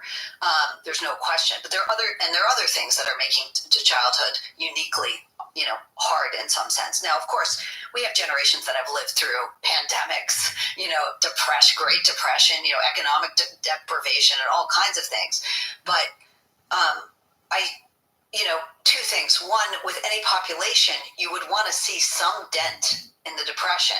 We're not seeing that. Okay?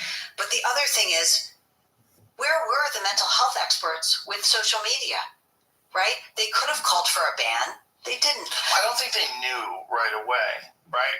It had never existed before. No, but there's been really good evidence for the last 8 years. I don't think there's a parent alive who doesn't already know that social media is bad for kids, right?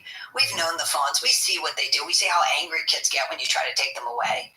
We know that there's like this addictive element and that kids act a little crazed. We can see it, and we've known that. I mean, there's been good research out for 8 years now. Why have the mental health organizations who have been in 2020 warning the Congress about climate change, systemic racism, police tactics? They were quick to announce, their views on all those things. They had nothing to say about the lockdowns. They had nothing to say about social media. They never called for a ban on social media. They never issued the same warning that doctors gave about cigarettes. Why?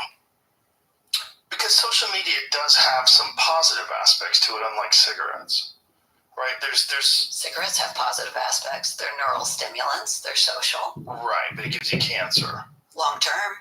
Yeah. Look, I'm saying I'm not an advocate for cigarettes. I see what you're saying. But bottom line, they lead to cancer, and the medical establishment, the Surgeon General felt like we had to warn the public they lead to cancer. And just like that, if you're a responsible organization, you have to warn people, hey, you know what? The social media is really bad for kids. We're seeing their anxiety get worse. They're on their phones all day long, even in school. We've known for 8 years now that the research has been out. Sorry, we're warning parents. We don't want to see smartphones in schools, and we think no teenager should be on social media. They could say that. Do you think anybody would listen to that?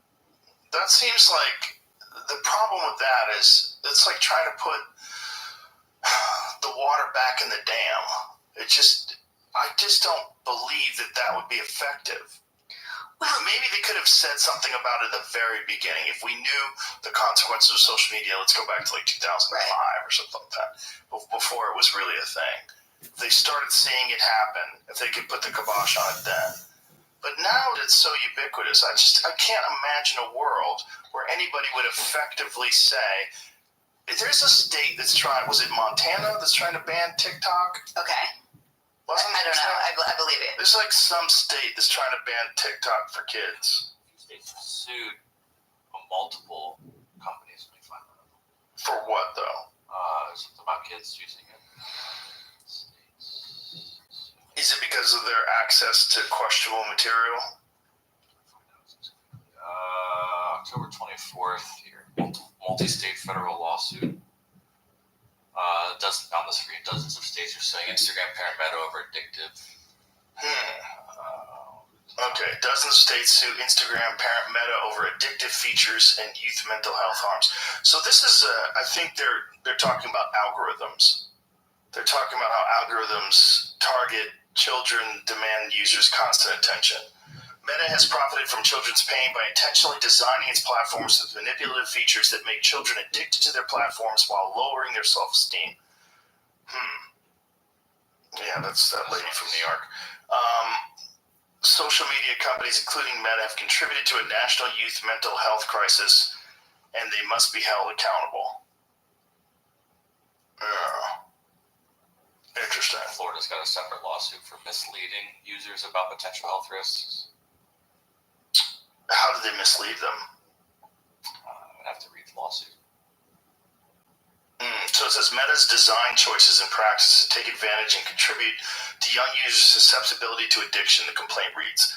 They exploit psychological vulnerabilities of young users through the false promise that meaningful social connection lies in the next story, image, or video, and that ignoring the next piece of social content could lead to social isolation. That seems like a stretch. I don't think they say that.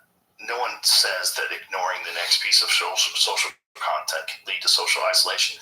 What they do say is that children feel left out if they're not on social media, because there's a lot of these little chat groups and they share videos and information. That's how they find about songs and bands that they like and movies that they like and television shows that they like.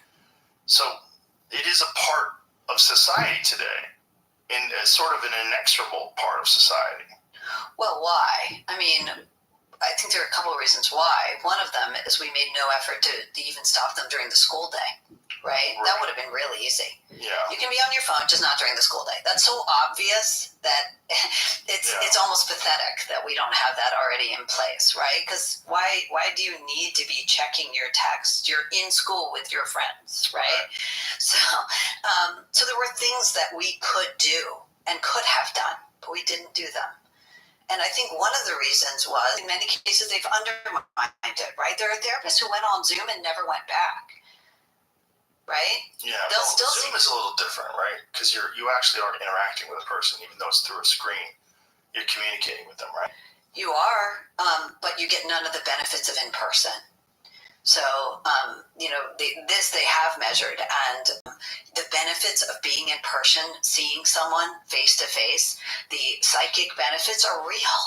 Even when you're with someone you don't want to be with. The kids who went home for the lockdowns and were in a big household full of relatives they didn't want to be stuck with when they wanted to be in college, right, they did better in terms of mental health than the kids who were isolated and stayed in school. Right, but you're sort of arguing against therapy, but yet saying therapy in person is therapy on Zoom. Is that for sure? Yeah. I'm not arguing against. First of all, adults can see therapists for any reason, and that's totally not only up to them. I think they have the stand to get. They are in a much better position to possibly benefit from it. I'm concerned about therapy for kids, especially kids who don't really need it, who are a little bummed out. But in any case, we know that Zoom therapy or text therapy for the most anxious generation, for the most socially phobic generation, supposedly, well, that's not helpful. So the thing that gets me about therapy that I've always talked, the people that I know they're doing it all the time, says, I don't know how much you should be thinking about yourself. I don't know. I mean, is there a certain amount of time you should allocate to thinking about yourself and your own feelings and problems? And how much of that is self-indulgent, and how much of that feeds that anxiety itself. I mean, it does. Thinking about yourself is the same as unhappiness in a certain sense, right? It is indistinguishable from anxiety and depression. And if you just think about how our football coaches motivate a team at halftime. What do? They focus the team on the task ahead. Mm-hmm. That's the way to get them motivated. That's the way to help them complete it. Yeah. Okay. What they don't say is, Johnson, are you still upset about your parents' divorce? Yeah, that's not right. That's not going to tell me about your feelings. Yeah, that's not. Why don't they do it? It's not just because they're repressed. It's because they know that if you want to get anything done in this world, you need to, yes, repress your feelings for a time and focus on the task. But is it even repressing your feelings, or is it just not indulging those feelings and letting those feelings be the primary focus? I think it's the same thing. I don't mean permanently. Right. I don't mean there isn't a place for it. But when you're in the school, focusing on school, focusing on seeing your friends and going to recess or whatever it else is, the basketball, whatever the activity, is really good for you, as opposed to sitting around and thinking about doing social emotional learning and thinking about the pain you're feeling right now, the emotional pain. That's not going to help you get through your geometry test. Yeah. Well, that is one thing that's fascinating about human beings, is that tasks and difficult endeavors seem to make people happier. Yeah. Especially when you complete them. That's right. And it gives you positive reinforcement that you actually can get through something difficult, and that the end result, the feeling of accomplishment, is very valuable. That's right. And one of the hardest, most worrisome parts of this generation is that they have the lowest sense of efficacy. They report an external locus of control, meaning they don't think they can improve their lives. See, millennials thought they could do anything, right? They're the Mark Zuckerberg generation. And that's why we had so many tech founders in that generation. We're not seeing that with these young people. They don't want to be in charge. They're afraid, and they don't feel up to it. I talked to, there's a friend of mine I call every year on a birthday, and she's a research scientist, cell biologist. And every year she invites kids to her lab for an internship who are top kids, pre-med graduates from college before they go on to med school. And she said to me, in the last decade, when I called her this year for her birthday, she said to me, I can't believe you're writing about this generation. They are so different. And I said, tell me why. She said, I'm seeing the smartest, most prepared kids, and they're afraid to run their own experiments. They tell me they're getting ready. They're working on their skills. They're not yet up to it. And they constantly report to me about their mental health, how they're feeling today. They can't just take a chance and go with it.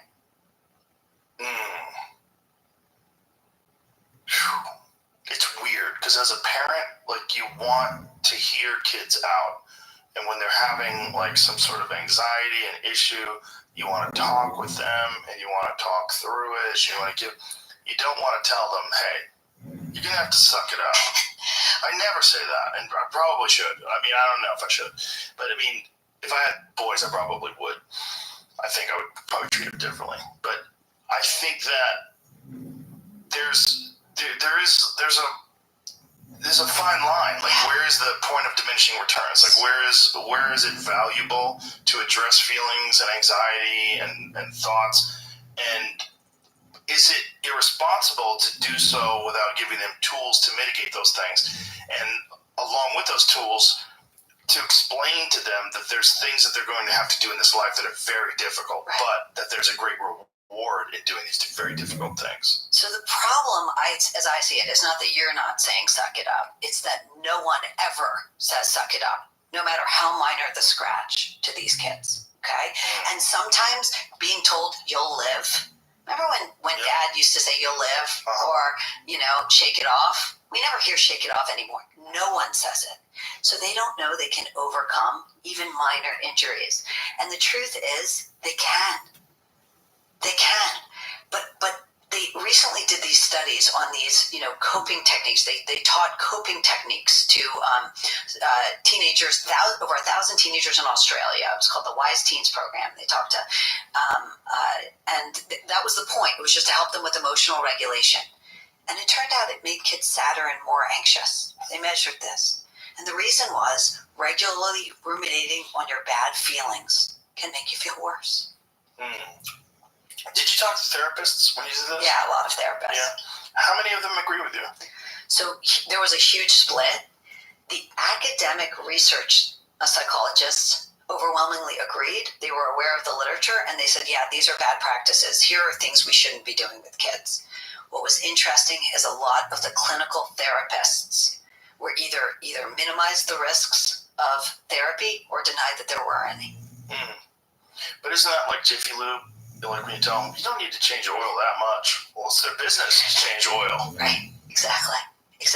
So, like, I talked to this one amazing, child psychologist who said to me, I start by having my patients sign a waiver in which they acknowledge that there can be risks. And the reason I would do that is because I don't want them to experience harm.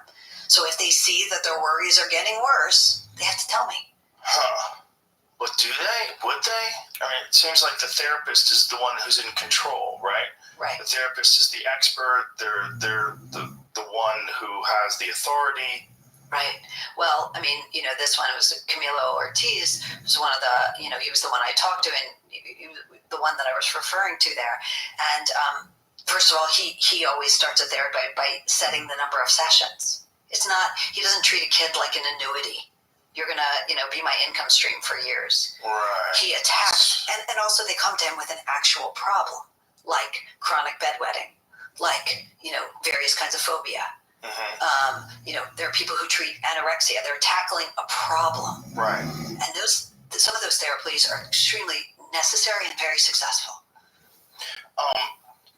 When this person that you were just describing, if they get someone that comes to them that doesn't have a real problem, do they turn them away?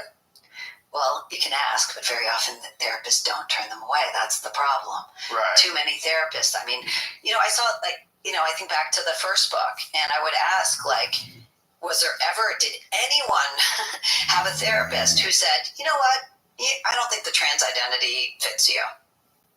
Right. That doesn't seem to make sense to me. In almost no cases did the therapist stop a girl from going down that road. No, you don't have gender dysphoria. Listen, it's mostly little boys.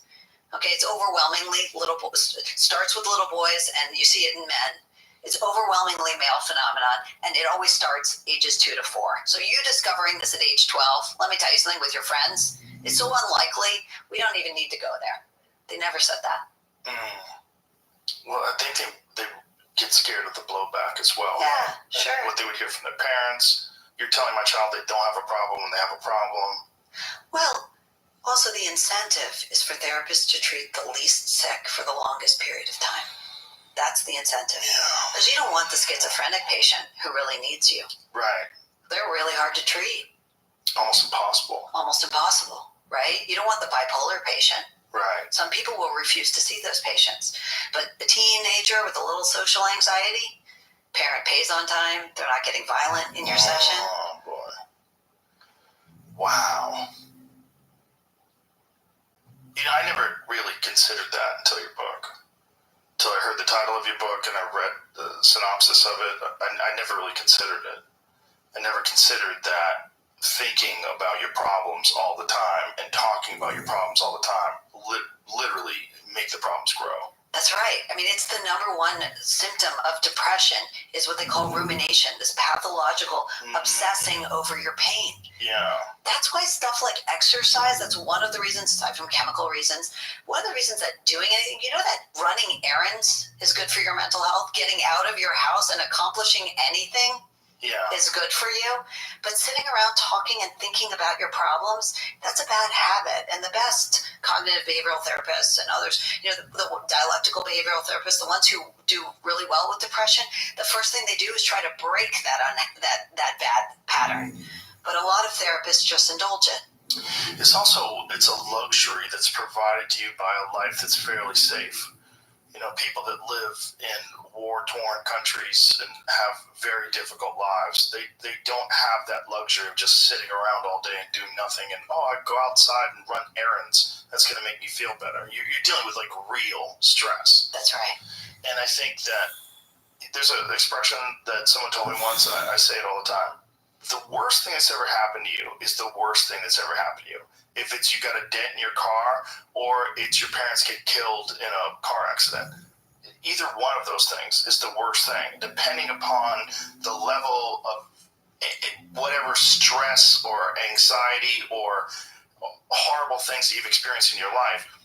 That sort of measure, that's your watermark for what you can and can't tolerate. That's right. And what we should be telling kids is that the amazing story of human history is of resilience. It used to be the case that people lost a sibling. That was common. People lost a parent. That still happens, right? These things still happen. And the amazing story of human history doesn't mean it's not painful, but of resilience. They get on. They aren't permanently suffering with mental illness or mental problem. They form families. They are responsible in their jobs. They show up for work. They can be depended on by their friends. That's the story of human survival and resilience. And unfortunately, we're telling kids, no, you've had... By ZipRecruiter. This month, it's all about St. Patrick's Day. So, to help get into the spirit of things, I want to share a fact. Did you know that the odds of finding a lucky 4-leaf clover are 1 in 10,000? I'd say that's pretty difficult. Fortunately, if you're looking to hire, you don't need a 4-leaf clover. You don't need any luck. You just need ZipRecruiter, and you can try it for free right now at ZipRecruiter.com/Rogan. They don't need any gimmicks or leprechauns to lead you to a pot of gold, or in this case, top talent, because they have powerful matching technology that shows you qualified candidates as soon as you post a job. And once you review those candidates, you can invite your top choices to apply, which encourages them to apply sooner. If you're curious to see how much ZipRecruiter can help you, today's your lucky day, because remember, you can try ZipRecruiter for free at ZipRecruiter.com/Rogan. In fact, 4 out of 5 employers who post on ZipRecruiter get a quality candidate within the first day. Once again, to try it time for what? If time was unlimited, how would you use it? Like, if I had an extra hour in my day every day, I think I would practice archery, or maybe I would shoot pool. I'd write jokes. I'd do something. I'd find a way. But I'd love an extra hour. Be nice. Well, the best way to squeeze that special thing into your schedule is to know what's important to you so that you can make it a priority. And therapy can help you figure that out. A therapist can guide you through the process of defining your values and understanding your priorities so you know what things you can spend your time on that will really fill you. Otherwise, you'll always be wishing for more time. If you're thinking of starting therapy, give BetterHelp a try. BetterHelp offers convenient, affordable online therapy that comes to you. Just fill out a brief questionnaire and get matched with a licensed therapist, and switch therapists anytime for no additional charge. Learn how to make time for what makes you happy with BetterHelp. Visit BetterHelp.com/JRE today to get 10% off your first month. That's BetterHelp, HELP.com/JRE. Yeah, you've had trauma and you need to work through that trauma. Right. It's not just, this is just a part of life. And, you know, what you need to do is just go out there and live your life and you'll get over it. And, you know, the thing is, the truth is that most kids and most people did. In other words, that didn't mean that dad didn't lose his job and they were forced out of the, they had to lose their house, or these things happen. They've happened in every family. And I think one of the many reasons that kids don't know this today is we've cut them off from extended family. The story of their grandparents is a story of resilience in almost every case. Right? You hear about your family history, and you're going to hear a story of pain and survival and resilience and overcoming. But today you've got teenagers who say, oh, I can't drive past my middle school where I was bullied because of my PTSD. They don't have PTSD, but they think they do. And actually, what do they have, though? If you are bullied, that does have a significant psychological effect on kids, and it can lead to lifelong depression. I don't know that it can. I mean, I don't think so. Like, for young people that like get treated like shit and told that they're nothing and useless, and that sort of like, what I didn't really get bullied in high school, but I remember going back towards my high school when I was like 19, and I'd get anxiety. Right. I'd get weirded out by it, you know? Right. So let me just say, yeah. You start feeling like you used to feel when you went there. Absolutely. But that's not a PTSD flashback, right? What is that? That's a bad memory. And we have them. And by the way, when I say you can't have, bullying can mean anything, right? So when I say, I'm talking about teasing. I'm not talking about the horrific abuse that some kids have gone through. Okay. But do you have anxiety? Yeah, anxiety exists for a reason. It's actually adaptive. And so there are benefits to anxiety and there are negative parts of anxiety. Now, I'm not talking about anxiety disorder. We don't want anyone to suffer with an anxiety disorder that interferes with daily life. But a little anxiety, feeling bad, and a bad memory, that's not only part of life, but it can have positive effects. So some of the positive effects of anxiety is it helps with performance. If I weren't nervous for this right now, I wouldn't have prepared so much to make sure I remembered what I was going to talk about, right? And we don't want someone with no anxiety crossing a street because he's not going to look for cars. Right. Yeah. And we're going in with medication and we're deleting things like anxiety, depression. Anxiety helps you make beautiful memories.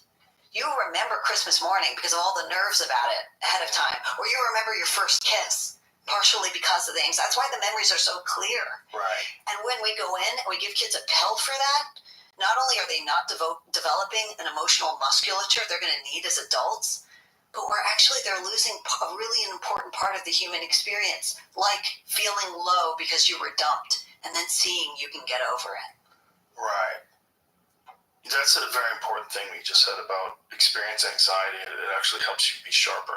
It does. It really does. You have to be nervous before you do things. That's right. That are difficult. It's just that uncomfortable feeling people avoid. Right. Because they get scared of the anxiety. But if you talk to like one of the best examples is UFC fighters. UFC fighters, before they fight, they're all nervous. They're all scared. Every one of them. Terrified. And they don't want to fight if they're not. If you're too calm and too relaxed, you actually have bad performances. And I'll tell you something else. Same is true of depression.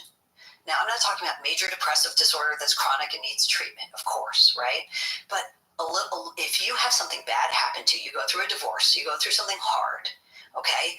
That doesn't mean you should never try, use meds or therapy if you absolutely need it. But there can be good. And here's what can be good, okay? Depression is adaptive. Okay, and the purpose, I learned this from interviewing a lot of evolutionary psychologists. And one of the good things about depression is it shuts us down so we don't do anything rash and we think about what change we might want to make in our life. Because sometimes we need to make a change. And if we just medicate away the bad feelings, the worst feelings might be dampened, but we also might be locked into that low state and never make the change we need to make. Right. Because we'll lose the motivation. That's the thing. We won't say, you know what? He treated me badly. I'm tired of this. I'm not getting back together with him. Right. We might just accept it and keep on. Right, especially if you're medicated. Especially if you're medicated. Yeah. That will to make a big change often happens after we've been brought low. Yeah. It's interesting because this conversation is such a blanket conversation. And when you're talking about people's personal experiences, their personal depression and trauma, people are always very quick to sort of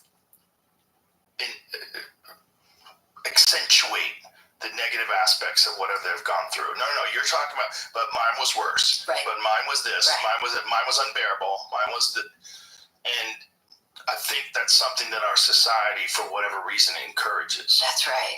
And there's this, so one of the psychiatrists I interviewed was this man, Paul McHugh, who used to be the head of the Johns Hopkins psychiatry department. And he looked at vets, combat vets in America and Israel. And what he wanted to know was, why was there less PTSD among the combat vets in Israel?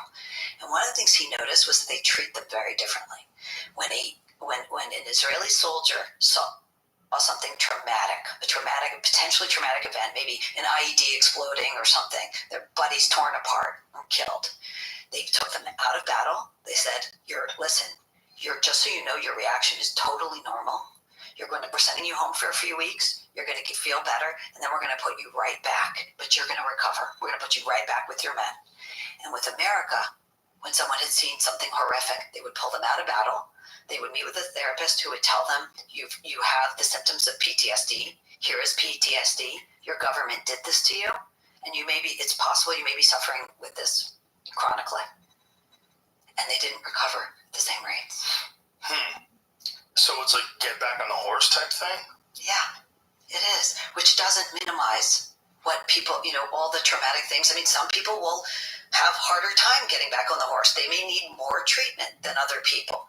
But what's amazing is most people, even who go through traumatic experiences, even most combat vets, the majority don't get PTSD.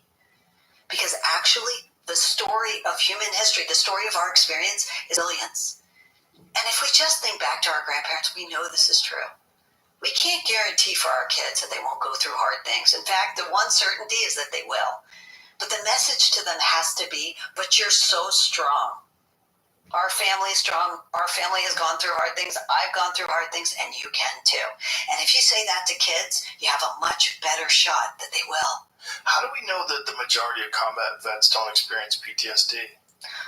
Because there's this crazy study. So they look through, this is just one example, Vietnam vets, they know what percentage saw combat. It was something like 12 to 15% actually saw combat. But for whatever reason, when they surveyed Vietnam vets, 30% of them were reporting PTSD. That's iatrogenesis. That means that they've been hearing about the symptoms of PTSD. They were thinking about their friends who've had PTSD, and more people were coming to believe they had PTSD than actually could have had it. But you're still talking about a small percentage of people who go through some really hard things in combat. Something like, at 70 to 80%, no matter how many traumatic experiences they've seen in 4 tours in Iraq, they still, for whatever reason, don't have the symptoms.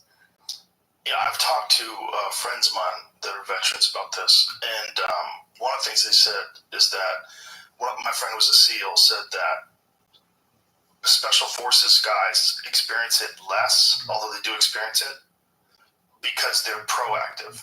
They're acting. They're doing something. They're moving.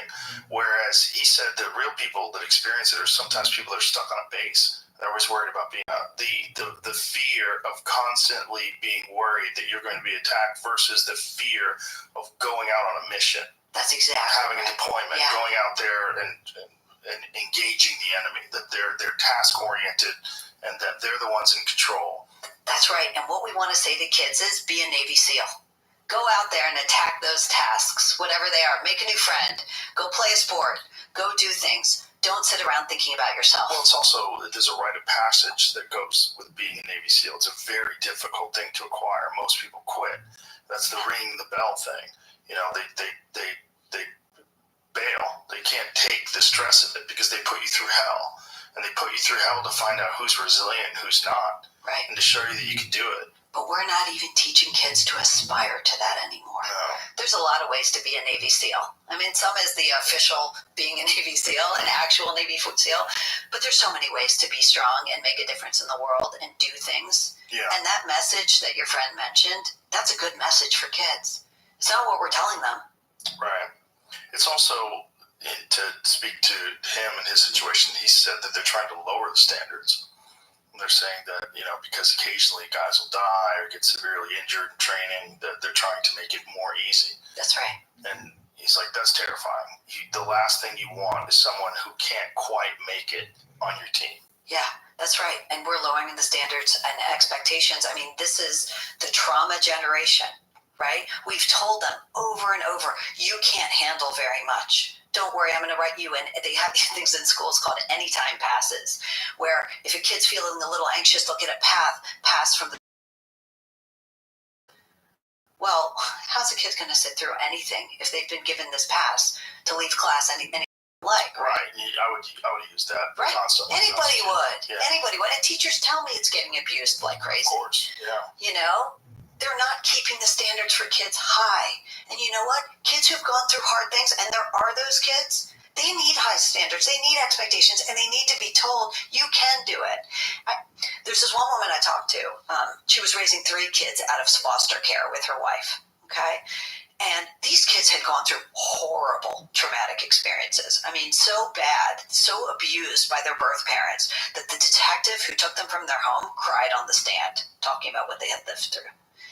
And she said to me, my kids, I have therapists who are dealing with them. They're in a lot of serious therapy. They've been through a lot. And I can't, one of the hardest things in my life is that I have to send them to public school where teachers and counselors are constantly playing amateur therapists, asking my kids to open up about their trauma. I'm trying to get them with actual professionals that I have picked to get through the day and not think about the hard things they went through. And all these teachers are just asking them along. It's not helping. That's a very specific case, though, right? Well, yeah, but I guess the point is it doesn't help the kids who've lived through serious trauma, and it doesn't help the kids who are just fine. So where are we helping? So is the problem that these people that are teachers, they're well-intended, they just don't understand that dwelling on this and talking about it constantly is not beneficial? Yes. And in fact, it would just be more beneficial to be friendly to that kid and kind and obvious and give them encouragement and support. That's right. Most people who work with kids care about kids. I have that prejudice. I assume, and I think it's true, that most people who work with kids want to do what's best for kids. But sometimes they do things that aren't best for kids. And having them focus on their feelings all the time is not best for kids. That's the Are very sensitive and very concerned about their children. They themselves who are raising children, I think they become accustomed to talking about it and dwelling on it. That's right. And in fact, some of the most effective ways to treat childhood anxiety is by treating the parents. Oh boy.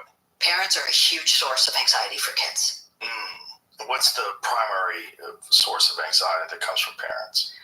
Worry over everything. Yeah. Teaching kids they have to be afraid of everything, that they can never do anything without the parents' supervision. They could never go anywhere where their parents won't see them because they could be abducted or hurt or abused. Calling in the teacher and saying, my daughter was bullied because someone said something mean to her.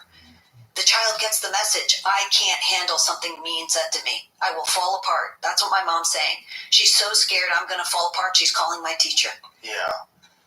There's also the opposite of that too, where if you grow up with a parent that's very weak, you despise that and you become strong because of that. Like if you grow up, I have a friend whose mom was a severe alcoholic, and because of that, he became very disciplined. And because he realized, like, if you let something like that control your life, he saw what happened to his mother, and he's like, that's never happened to me. Wow. And that's a really strong person as a result. And part of his strength, which I'm sure, is having that real life experience, which was hard and it was painful. And it taught him a lesson that no, teacher could give him, which is that you need discipline in life.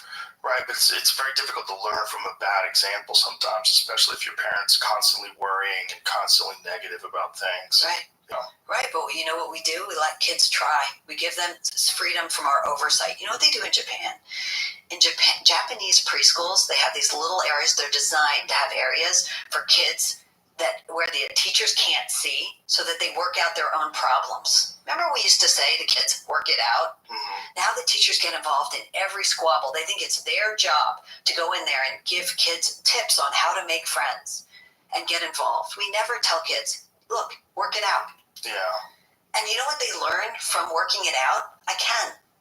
I don't need my mom calling my boss, as a lot of this generation's parents are doing. Right. I'll handle it. I can. I've been doing it since preschool. Right.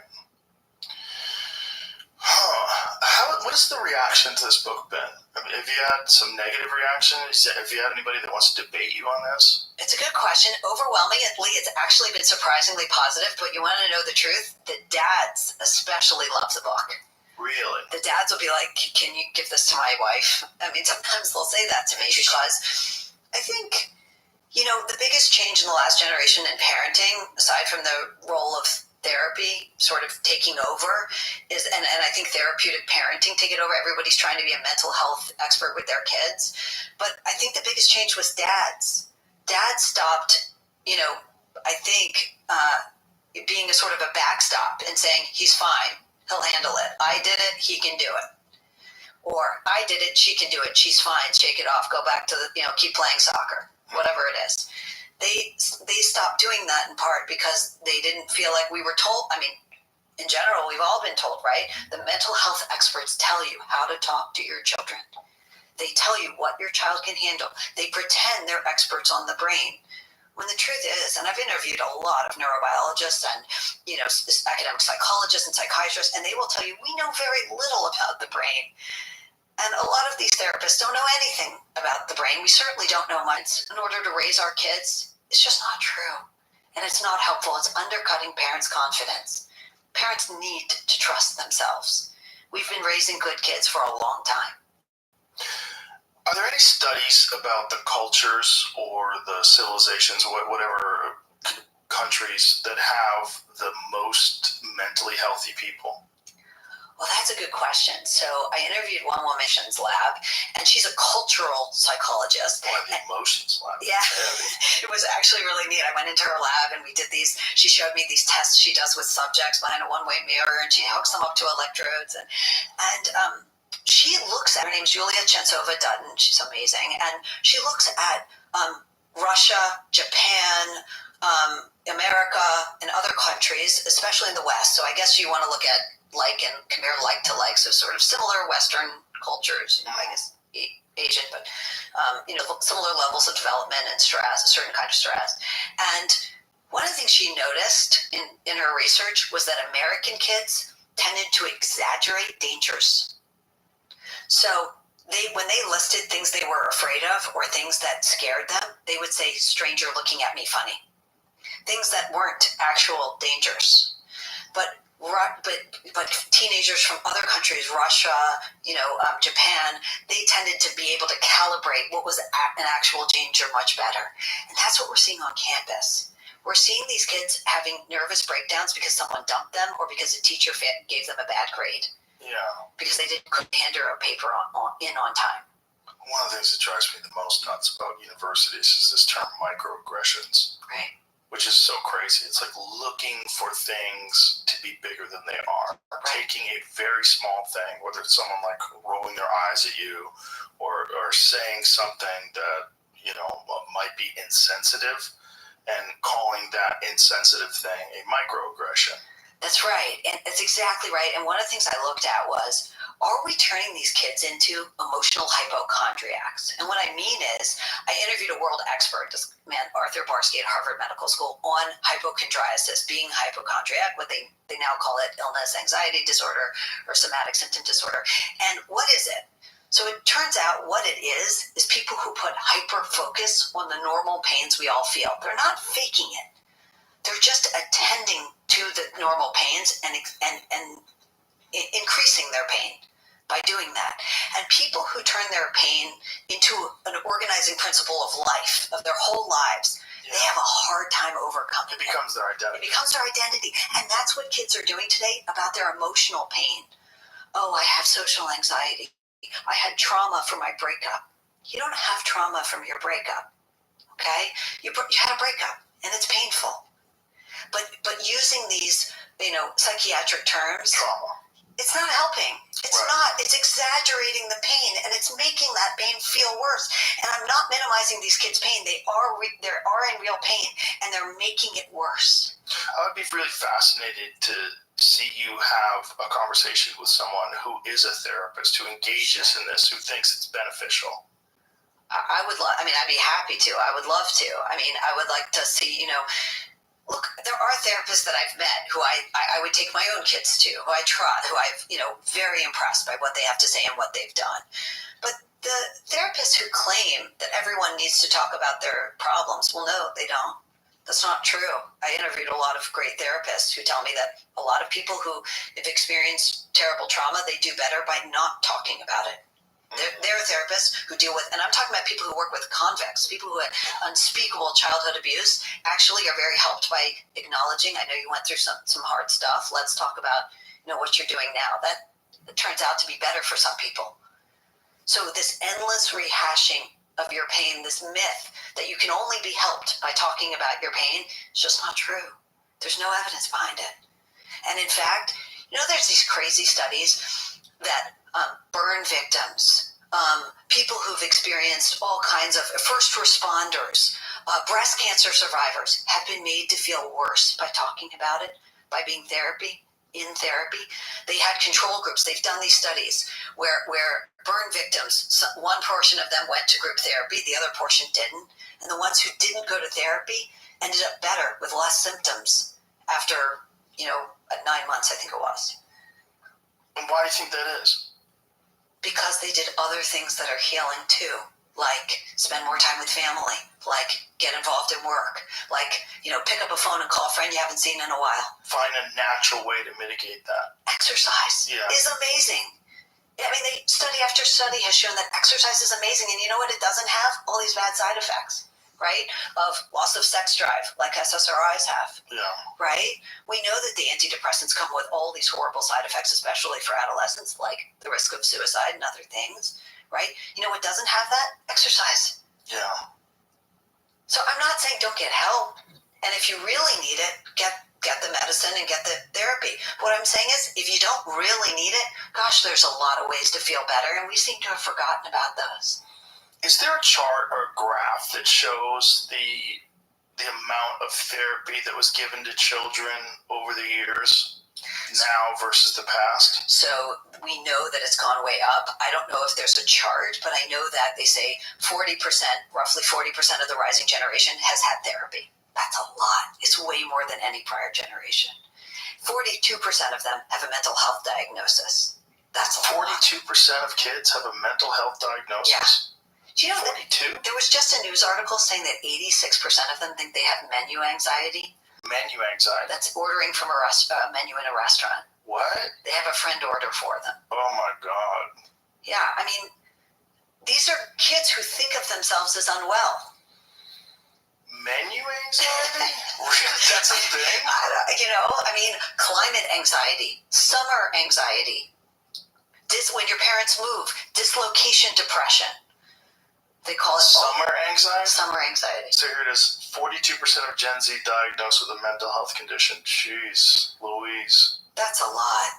That's crazy. Right? But that's what my question would be, was like, what is that internationally? Like when you're dealing with other countries. Oh, it's much better internationally. I mean, there's no question we have the most anxious and most depressed teens and adolescents. And what caused that is that the rise of this industry, the rise of the therapy industry. Is it something that is in the zeitgeist where people in this culture sort of gravitate towards that sort of thinking, that therapy and talking it through is very important? Like, what is it? I think we're not giving them a healthy life. And that includes, it's like, remember they used to give us with sugar cereals? They used to say, like, there'd be a bowl of sugar cereal and there'd be like eggs and toast and orange juice. And they would say, Frosted Flakes, part of a nutritious breakfast. Right? And we knew it was bad for us, but we had these other healthy things around us. I don't think we knew it was bad for us when I was a kid. Frosted Flakes? I never thought it was bad. Really? We didn't know sugar was bad for you. Well, we thought it'd give you cavities. That was the only thing anybody worried about. But, kids weren't allowed, at least in my house, we weren't allowed to have sugar. I'm a little older than you. Okay. I'm 10 years older. Okay. So we weren't allowed to have sugar cereal, and the best thing we ever got was Honey Nut Cheerios. That was like a miracle. When that came in, it was so exciting. We used to put sugar on our Frosted Flakes. You were allowed to have sugar, and put sugar on everything. I love that. Yeah, no fear. It was just brush your teeth. I know, it's psychotic. Yeah. But, obviously, the story behind that. That was all because of the sugar industry bribing scientists to pass the blame on saturated fat. Yeah, because sugar was causing heart disease. It was causing all sorts of problems that people were having. It was causing obesity. And the sugar industry bribed some scientists in the 1960s to pass the blame onto saturated fat. And that's where margarine came from and all that other stupid shit. Right. It's terrible for you. Right. Seed oils, all these different things. Canola oil that people thought was actually better for you. Right. It's not. It's not better for you at all. Your body doesn't even know how to digest that shit. Right. So we've given kids a worse diet over the years. We've given them, processed foods. Yeah, we've given them less exercise. We've given them less connection to family, people, relational stability, having this set of friends or relatives who are cousins around you, grandparents who love you unconditionally over your life. Kids don't have that anymore. They don't have the neighborhood. And they don't have space from mom monitoring them. Or another adult she's hired to monitor them. Or the recess monitor. Or my kids have bus monitors. They have monitors everywhere. And monitoring is the same as stress for kids. In academics, a wonderful academic psychologist, Peter Gray, told me this, that when they want to introduce stress to a subject, they introduce monitoring because it's the same thing.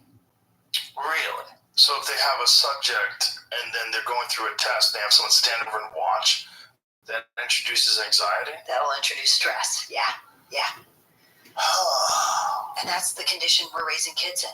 We're going to track you on your phone, even in college. Oh, how is your trip to the Rite Aid? I can see on my phone. We're doing that. Yeah. Kids are doing it to each other. Kids are doing it to each other. Yeah, my all her friends know where everyone is on Snap Map. Right. It's not good for them. They don't have freedom to just be.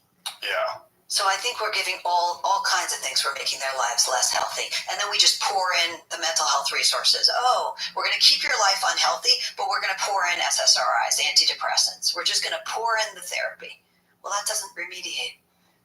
Have you had anybody push back on this? You said the response has been overwhelmingly positive, but what has the negative response been?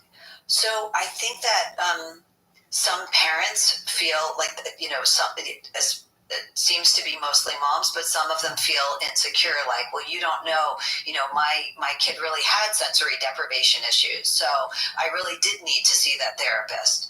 But I don't know the situation. I mean, I think in general, parents know their own kids, right? And if they have tried other things, the problem is not parents seeking out help. The problem is it's when it's the first resort.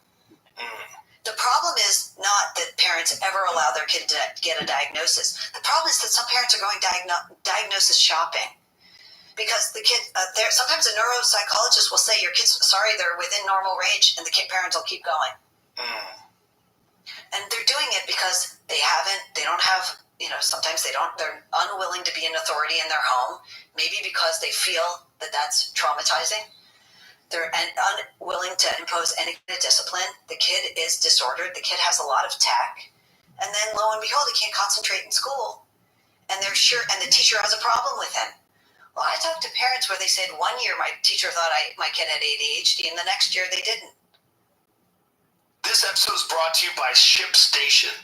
Listen, whether you're making 100 sales a month or thousands, it's time to optimize how you do business with ShipStation. It's easy to use, and you can manage all your shipping tasks and orders on one simple dashboard. It doesn't even matter where you sell. ShipStation can easily integrate anywhere you sell online, including Walmart, Amazon, Shopify, and more. And as your business grows, as you start making more sales, ShipStation has the solutions that you need to make scaling easy.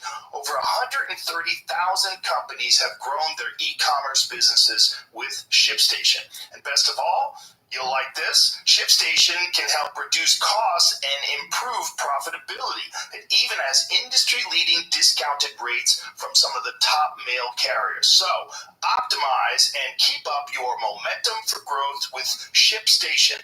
Use the promo code JRE today at ShipStation.com to sign up for your free 60-day trial. That's ShipStation.com, promo code JRE. Tap the banner or visit this episode's page to learn more. Why would that be? And why is the teacher diagnosing the kid? Yeah. Are they qualified? Are they qualified? Well, they're a little conflicted, right? Yeah. Because they have an interest in getting you bolted to your seat. Right. They don't care about the long-term effects or they might not be aware of them. The long-term effects of Strattera, Concerta, Ritalin. Yeah. The fact that you might need to take more and more of it over time to get the same effects. The withdrawal for some of these things, Adderall, people have told me it's brutal. Yeah, it's brutal. Well, it's amphetamines. Right. They're highly addictive. Right. And we're giving them out like candy. Like candy. That's the problem. It's the like candy part. There was a recent study that said 39 million. What is the number of prescriptions per year of Adderall? It's something bonkers when you really know what Adderall is. And essentially, this is like what they were doing in the 1940s with crystal meth in Germany. They were giving it to soldiers. They're giving it to people. They're giving them methamphetamines because methamphetamines make you more alert, makes you more hyper-focused, makes you more productive, makes you more willing to engage in things. And it's an unnatural stimulant that you're adding to someone's mind, and you're getting a result, and you perceive those results to be positive. because they fit along with what we're looking for in terms of outcomes. Right. But you're not thinking of the long-term consequences of ramping up someone on fucking amphetamines all day long. What's the number? Oh, even worse. 41.4 million Adderall prescriptions were dispensed in the U.S. in 2021, up more than 10% from 2020, according to IQVIA, a health research firm. What's happening? Getting a diagnosis of attention deficit hyperactivity disorder, or ADHD, which can be treated by Adderall and other stimulants, got significantly easier during the pandemic. A wave of telemedicine startups hit TikTok and Instagram with advertisements suggesting that people who look into ADHD medication if they felt distracted. By the way, that would have been me. If this shit was around when I was a kid, I never paid attention in school. And I would have probably thought that I had a disease. Some startups diagnose people with ADHD and prescribe stimulants after 30-minute video calls, entirely remotely, and much faster than a typical diagnosis from an in-person psychiatrist, the Wall Street Journal reports. Yes, but the trouble with such rapid diagnosis is that it can be difficult to tell whether ADHD is actually the problem. Anxiety can present as ADHD, and depression can present as ADHD. Sanford Newmark, a professor at University of California, San Francisco Medical School. Of course, I mean, look, if you give someone stimulants, they're going to feel better. That's why people do coke. Right. You know, it makes you feel better. And what if you start them on it when they're 4, Right. 5? And guess what? There are a lot of jobs where ADHD might not harm them. In other words, it might even be an asset. It's right? a superpower.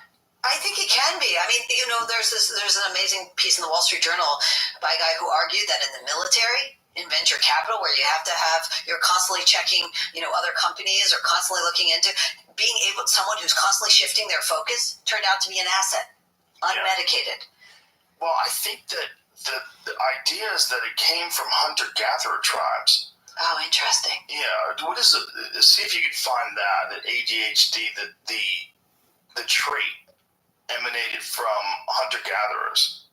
The thing is, like, a lot of ADHD people, if they find a thing that they really enjoy, they get very focused on it. Right. Which is what was the thing with me. Exactly. I thought that because I couldn't pay attention in school, that I was going to be a loser. A recent review of the evidence by child and adolescent psychiatrist Annie Swanepoel, how do you say that? I don't know. And colleagues made the case for the latter. They argue that ADHD traits likely evolved in early human environments that rewarded exploration, novelty seeking, and movement, such as nomadic and migrated communities. Yeah, it's probably how you stayed alive. And if you were strapped down doing something really fucking boring, that seems completely unnatural, which is part of the problem with children in the first place. We're subjecting them to 8 hours a day of doing something you don't want to do because they say it's for your mental development. And what they're essentially doing is teaching you how to do something that you fucking hate so that you will be able to do that for the rest of your life. Right. And you know what they could do with those kids? Give them longer recess. Well, they also could tell them that there's other things you could do for a living. If you could find the thing that you actually enjoy and focus on that. And that was the thing that I didn't know until I started doing things outside of school. I didn't know that there was things that I could excel at because I actually enjoyed them. And I would focus on those things and get very good at them. And I didn't know that that was a part of me. I never had been told that. Everybody was just like, if you can't do this, you are going to be a loser. If you can't sit and pay attention to this boring ass teacher, teach this boring ass thing that they have no emotional investment in whatsoever. Right. And it was never true. That's the thing. You were incredibly successful, despite what they said. But imagine if they had said to you, actually, there's something wrong with your brain. It's called ADHD. You need a pill so you can be like everybody else. Yeah. Would you have had the same motivation to go keep looking for what you were good at and what you were passionate about? No, I probably wouldn't have. I probably would have been medicated. If I had the wrong parents at the wrong time in history, I probably would have been medicated. Right. And who knows, I probably would have some fucking horrible job where I couldn't wait to get to my pharmacy so I could refill my prescription because I'm running low, and I talked the doctor into ramping up my Adderall. We're putting 7-year-olds on Lexapro. So That's crazy. That's so crazy. FDA just approved it for 7-year-olds. These are kids who are going to have their sex drive deleted before they ever have a sex drive. So when they reach the teenage years, because kids do not go off them, they put them on antidepressants and they put them on more. They'll never have had a sex drive. They won't even know what they're missing. And that's the problem. The problem is not, and I'm not saying no medication for anyone ever. What I'm saying is when you get in there and change a kid, you put a kid in an emotional snowsuit, not only will they never have the feeling, I overcame that on my own. I thought I had ADHD, but I'm so excited about this other thing I got into. Not only will, they'll never know they could get through a breakup without a pill. Right. Because they've never done it. Isn't that sort of the problem with the diagnosis of depression in the first place? Because one of the things they never ask is, how's your life? It's always you have depression. You have a clinical issue. You have a disease. You have a thing called depression. It's not your fault. It's not you have a terrible life. Your job sucks. Your apartment sucks. Your neighborhood sucks. Your friends suck. Your family sucks. You don't have any joy. Exactly right. Which and would by make the you way, depressed. right. And by the way, of course, the best psychologists would point out those things. And by the way, of course, the best psychologists would point out those things. And here's the most important: if you start such a person on an SSRI, meaning they're feeling depressed because of their circumstances, they might be less likely to make the important change they could make. Yeah. Because it takes an acute problem and it turns it into a chronic one. But it's also very profitable, and that's the problem. That's the really difficult thing in getting these out of our lives. And despite the fact that as time goes on, we find out that the research on the efficacy of SSRIs is dubious at best. It's not good. Right. It depresses all emotion. So does it treat depression? I don't know. It seems to depress all kinds of things. Maybe, also, depending on the drug, some depress anxiety, but they depress everything. But I do have to say that I have had friends that were suicidal that got on SSRIs and then, because they felt better, improved their life and then weaned off of those drugs. I think that there's a place for these drugs, absolutely. And by the way, trying to get off of them, if you can, is a good program. In other words, not saying I'm going to be on it forever. Right. But in a kid, right, they won't even know what life was like, what it was supposed to be like without it. They'll never know what they could handle. And so they will show up for college and say, I've had trauma because of a breakup. I have PTSD because of my breakup. And they'll believe it. They won't know any better because they never went through that heartache on their own. And psychiatrists are incentivized to prescribe these things. Yeah, but you know who else is prescribing them? Regular physicians who aren't experts in these drugs. So regular prescriptions or pediatricians. Regular physicians are allowed to prescribe? Pediatricians are a huge source of SSRI. And they're not even psychiatrists? No. So it's very easy according to psychiatrists I spoke to, they feel that pediatricians are giving out these drugs way, way too easily. That seems crazy. So a pediatrician has to look at legitimate problems, all sorts of issues that a child might have medically, and then on top of that, psychiatric disorders, and then prescribe medication for those psychiatric disorders. Pediatricians are usually the ones who give you the ADHD medication. That seems insane. Is that insane? I think am I being judgmental? No, I think it is like malpractice. Because they're doing it more easily than they should. I think too many of them are not appreciating. I'm going to go in there and mess with this kid, change this kid. Before I do it, I better make sure this is urgent. And there's nothing else we can do to improve the life, just like you said, improve the life and see if we can get there without it. And then there's also the problem the parents want to fix. Yeah. And if the parents believe the narrative that these medications are beneficial, and they believe that this is what this stuff is for, and that this pediatrician wouldn't be prescribing on pills. Right. Now little Johnny's doing better. He just sits in front of the TV with a fucking blank stare on his face. Right. I mean, parents aren't exercising their authority, and they're not trusting themselves. They're feeling like, oh, this is above my... The kid isn't what the teacher wants. They're sure they need an expert involved. And they never ask their own parents who raised kids to adulthood, right? My take is, if you want to talk about a parenting expert, to me, a parenting expert is someone who raised successful people to adulthood, meaning people who are, good, stable adults who are productive, who can be depended on by others. Right, but you might not have access to those. Why? I didn't have access to those when I was a child. I didn't have access to people people that had raised successful Oh, I stable see. When you people. were a child. Look, I know a lot of people today that had terrible parents, Right. and they had terrible grandparents, and they never had an example of someone who raised good children. They had the occasional child that was exceptional, that made its way out of that fucked up maze. Right. And it usually became hyper successful. But the oftentimes are a mess. And sometimes the parents want to take credit for the hyper successful sibling. You know, like, oh, I showed you the way. Like, no, you didn't do shit. You know, like that kid figured it out on their own without having anybody as a positive role model or example. But I think that if they were successful, there were certain good things in their life. Meaning they weren't on the couch. Right. They weren't the 54% of Gen Z who doesn't want to live with anyone but mom. These are 18 to 25-year-olds. Sorry, That's wild. 54% of them are living with parents. Well, that's that old expression, right? The healthy bird leaves the nest. Right. Yeah. Right. There was something healthy. There was some healthy message or example that taught, at least made the kid think, I can. Yeah. And the kids today are thinking, I can't.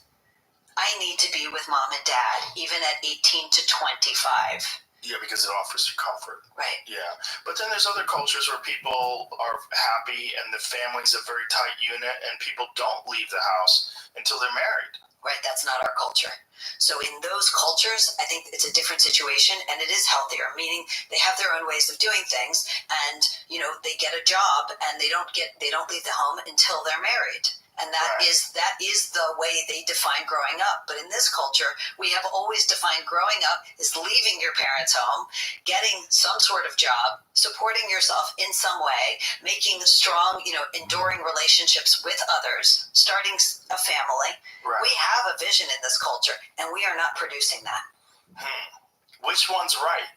Which culture is correct, though? Is the culture that enforces family and they have this very tight bond and they don't leave until they're establishing their own family, and then that family stays in connection with the other family? Is that the way to do it, or is the way we do it where we cast them out? So I tend to think that, you know, they have a version of adulthood in their culture. It's just defined differently. And those are people you can rely on. They do become adults in other cultures. Depends on what you're talking about. But in cultures like India, where families, you know, live with, you know, in the same home with extended family. And as soon as you marry, you go and live with the mom and dad. They know how to do that so that the young people who are raising the family are, you know, absolutely dependable, independent adults, right? They're not sitting home playing Xbox while they're living with their parents, right? They're not. That's the difference. That's the difference. It's a healthy, it's different from ours, but it is healthy, and you can rely on those people. They are raising children.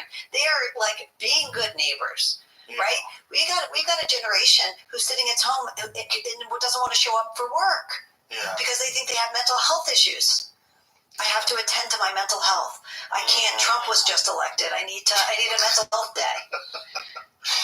Yeah. Emotionally fragile. Yeah, it's a problem, right? Yeah. What's going on? Like, it doesn't matter who's president. Get to work. Yeah. Coddling. Yeah. Boy, what a complicated thing. And it's so complicated if you're a parent, if you're dealing with this medical establishment that's so quick to prescribe drugs, and you're dealing with this world where therapy is so ubiquitous, and you're dealing with this world where people to be heard. I don't know if you've ever seen, there's a hilarious video of this to the comrades, and have you seen this video? Yeah. It's a wonderful video, because one person says, could everyone please stop making as much noise, because I'm easily distracted. I forget the term that they use. And then could you guys please do that? Just recognize that there's others around here, us, that are, this is it. Listen to this. This is amazing. Socialism. Thank you so much. Quick point of privilege. Quick point of personal privilege. Yes. Guys, first of all, James Jackson, Sacramento, he, him. Just want to say, can you please keep the chatter to a minimum? I'm one of the people who's very, very prone to sensory overload. There's a lot of whispering and chatter going on. It's making it very difficult for me to focus. Please, can we just, I know we're all fresh and ready to go, but can we please just keep the chatter to a minimum? It's affecting my ability to focus. Thank you. Thank you, comrade. Right. Comrade. Is there a speaker against name, gender, pronoun? Point of personal privilege. Yes. Please do not use gendered language to address everyone. It goes on further. That's just a clip of it. But that's what you're dealing with. Right. Like, and if you're going to a university, Right. and this is a part of the environment, Right. this is the culture that you are existing in, it can't help but have some sort of an effect on you, especially if you're young and impressionable and naive and you don't understand these people are mentally ill. Like that is Right. that is a mentally crippled person. Right. Point of privilege. Like, good luck. Good luck out there in the world, you fuck. Right. Good luck. But I'll tell you this. All these things, there are things to be negative about or pessimistic about in society. Not this. Because you know what? Honestly, parents have an absolute ability to turn this around. We don't need to let our kids down this way and tell them, you need to silence an entire room because of your sensory discomfort. We're going to focus on your sensory issues and we're going to tell an entire room of people to be quiet for you. No, I tell this thing happened to me that I thought, like, I was on a plane and I was seated behind this family of four. Okay, there were two little girls. And one starts to scream, and I mean scream, like it was painful to listen to. And I hear the father tell her, "Honey, what's wrong? What did your sister do?" And she's screaming. Okay, it is so loud. It's so late at night. And okay, well let me just see what I can do. All right, well don't be upset. He never once said to her, "You know there are other people on this plane." And when I ask people from other countries, I talked to the emotions expert who does cross-cultural research. I said, what would they say in other countries about that? And she said to me, they would say that's bananas. They would not believe in Japan that you do not tell your kid, you know there are other people on this plane, not just you. We're part of a society. We have to care about others. The world isn't just you and your feelings. And that's a message parents can absolutely give to kids. They don't have to say, oh, let me attend to your every discomfort. They can say, I know you're feeling a little discomfort. We're in a room with a lot of other people. We need to think about them. So, but you're dealing with emotionally challenged children and tell them, hey, you're not the only person on this plane and you are ruining this flight, this experience for a lot of people that are trying to sleep and trying to relax. You are causing damage. You're causing a problem.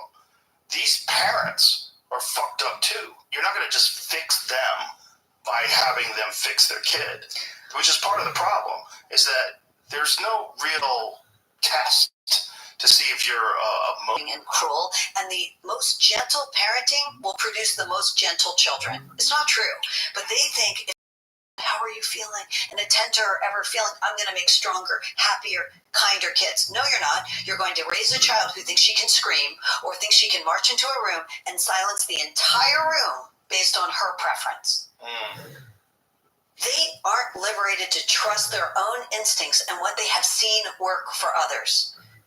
And you know what? The examples are all around you if you look. There are people who are good people and you can ask them. By the way, immigrants, because they don't go for this nonsense usually. You can ask them, what was it like in the old country? Or what was it like where you came from?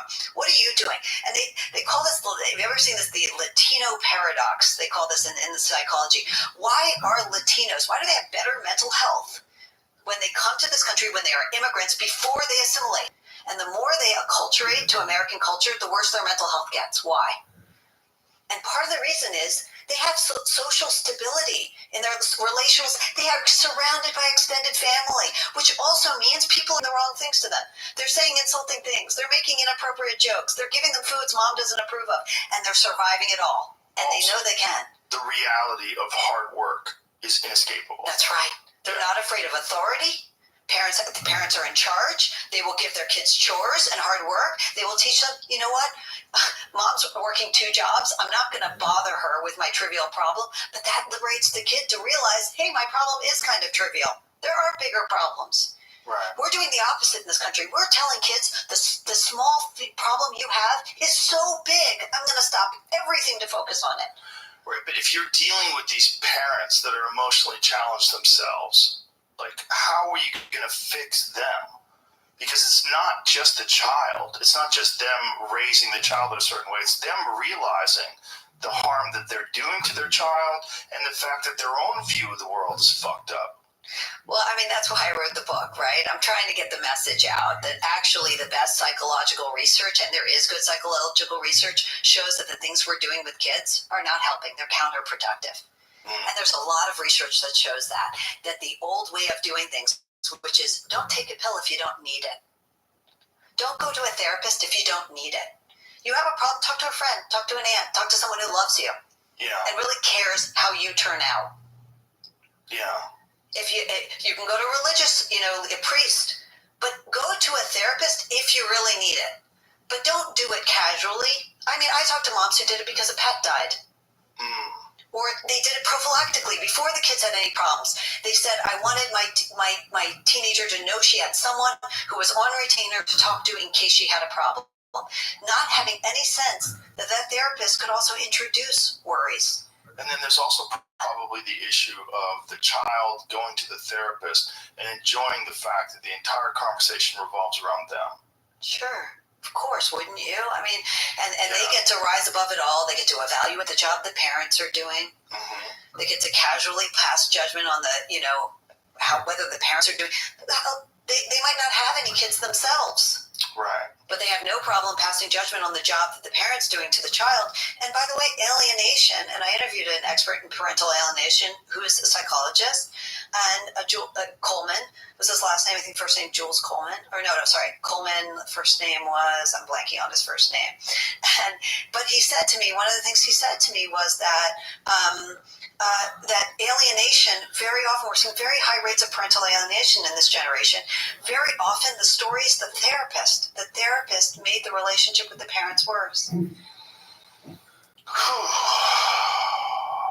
This is a heavy Joshua book. Coleman, that was his name. Sorry. This is a heavy book. I hope not. I hope it's a happy book. No, it's not. I think it is. I think it is. Literally, you're saying bad therapy, why the kids aren't growing up. That's not good. Well, I think it's good in that you're offering solutions and you're explaining the but problem. the solution is something we can all do. It's less intervention. It's telling parents, you don't need them. Your kids don't need them. They never needed them. It's telling parents, trust yourselves. If you don't think that diagnosis sounds right for your kid, don't go with it. Because you might just convince a kid for the rest of his life that he's got a big brain problem and a limitation when he might not have one. So if you don't think it sounds right, trust yourself. It should be the most liberating book in the world. It's saying that you can trust your gut again. Have you talked to any parents that have gone down the bad road that you described, and then reverse course? Sure, all the time. I talk to parents who say, I had my daughter in therapy for 3 years, and honestly, she was no happier at the end. I don't know why I did that. Really? Yeah, I hear that all the time. And did they reverse course with positive results? It depends on the individual case. The one I was thinking about, I don't know the answer, but I know that the 3 years of therapy didn't help. I talked to a wonderful cognitive behavioral therapist, Roger McFillin, who often tells people that their kids don't need therapy. I mean, probably got a good business. Doesn't need more clients. You know what? The problem, the right? truth is, they all have a good business. It's just some of them have more integrity. And they'll say, you don't need it. You don't need this pill. You don't need this therapy. Right. Did you ever watch that Netflix series, Painkiller, about the Sackler family? Oh. About the opioid crisis? Right. No, I never watched it. But what's fascinating about it is, first of all, it's fascinating seeing how the regulatory bodies get captured by money, and about how they just decided to make it normal and normalize this idea of prescribing opiates to people and having them on them all the time. But also that there were certain doctors that did have integrity, where the doctors who had integrity are like, what are you talking about? Right. Like, what are you saying? You're saying you want to prescribe heroin to people? Right. In the film, in the series rather, they have these women who are hired, these very attractive women who are hired to go to these clinics and talk to these doctors and push this stuff and try to get these doctors to start prescribing this. and they don't have any medical background, and one of them has, and if you get lucky, that will be your doctor. But if you get unlucky, you'll get that doctor that 30-minute video call is going to give your fucking kid speed. You know, I talked to this one psychiatrist who told me the story. This guy had come to him, young man had come to him for years, and he was saying, I'm really paranoid. I'm really paranoid. I've got this, I've about my girlfriend cheating on me. I know there's something wrong with me. Like, I need medication. So this psychiatrist, who's a very good psychiatrist, he said, let's talk a little bit about your life. Why are you so paranoid? And it turned out that his girlfriend, had this very close male friend, and sometimes they would have sleepovers. Oh, Jesus. And the psychiatrist said, you're not paranoid. He's like, no, it's totally platonic. They've been friends for years. And he said, you're not paranoid, and it's not platonic. Yeah. Yeah, it's not. You're getting hosed, son. Right. That's what he told him. Yeah, you're not paranoid if it's actually happening. Right. Yeah. Right. That's and sometimes story. people need a good mental, health professional, psychiatrist, whatever. That's a crazy story. Right. This is my platonic friend. We sleep over together. Yeah. Yeah. And he was convinced there was something wrong with him. Wow. That he was having trust issues. That's what he thought. I'm sure he's getting gaslit. She was probably saying it. Right. Yeah. Right. Gaslighting's real. It's real. Yeah. Boy. God. The journey of becoming a healthy human being is so fraught with peril. It's so much difficulty. It's so complicated. Well, I think we make it more complicated than it has to be. I think it is. Look, I'm scared for my kids like everybody else. Sure it is. I mean, especially in our current society with all the crazy influences. Yeah, but I know, they've done these studies on human happiness. People who love you and you love back over a lifetime, family, friends you keep for a long time. Wow, those, that does a lot to help you be happy. Surrounding your kids and giving them freedom to make friends. Maybe you don't like maybe they're not your favorite friends, but realizing that they're entitled to have their own friends. Trusting them to start a job or take a chance you wouldn't have picked for them. You have to let them figure some of this stuff out on your own. I mean, one of the things I did, so I changed a little while I was writing the book. And one of the things I did was my daughter was begging to walk home from the bus stop by herself. And she was little. She was 9. And I was scared. I don't even know if it's allowed in my state. But she really wanted to walk home from the bus stop. She had to cross 2 streets. And I let her. And I let her because I was interviewing parent after parent after parent who weren't letting their kids do things like that. And then they had 13-year-olds who didn't want to leave the house. Yeah. I was a latchkey kid, so when I was young, there was no supervision. Right. You just left. Right. When I was 6 years old, we just opened the door and walked out of the house. Right. Or younger than that. I mean, there was never a time where there was any supervision. Walking, by the way, things like walking to school are really good for kids. They learn to navigate their world. It's really healthy to have competency. And that's something you don't have to spend money on. That's the thing. All of these fixes are really, a lot of them are just common sense. And they're things we used to give kids and we stopped because we became so obsessed with the idea that anything could be traumatizing. Well, we're also worried because the media is constantly depicting these stories of children getting kidnapped and killed and this and that and predators. Sure. That's a real fear. Right, but you can't protect kids from every kind of pain, right? We are so obsessed with, I've had parents call me about a bad, or I've heard of, teachers getting upset about bullying. And what was the bullying? Someone said something not nice to someone else. Now, I tell my kids to treat people kindly, of course. But I have to tell you something. If my kids came to me and said, she said something mean to me, I would say, work it out. It's not going to kill you. You'll live. Why? Because if I make my kids think, and I learned this from the process of writing a book, if I make them think that my job is to make sure they never feel any emotional distress, ever, boy, that's a lifelong journey. And it's going to be a losing one. Yeah. Well, listen, Abigail, I really appreciate your courage. Oh, and I appreciate what you did with your first book and the way you handled all the stress and the way you handled all the blowback, and you're a courageous person. Thank you. I think the things you're talking about are very important. Oh, thanks. It's great you. to be here. Thanks for inviting me back despite the trouble I caused last time. It didn't cause any trouble. Okay, good. I mean, Good. it was attempted trouble, but it didn't really work. I know, you succeeded. It's important to talk about really important issues. It is. And these are both very important issues. So Thank your you. book, it's out right now, Bad Therapy. Go get it, read it. I'm going to read it. I appreciate you very much. Thank you. Thanks for Thank being you. here. All right. Bye, everybody.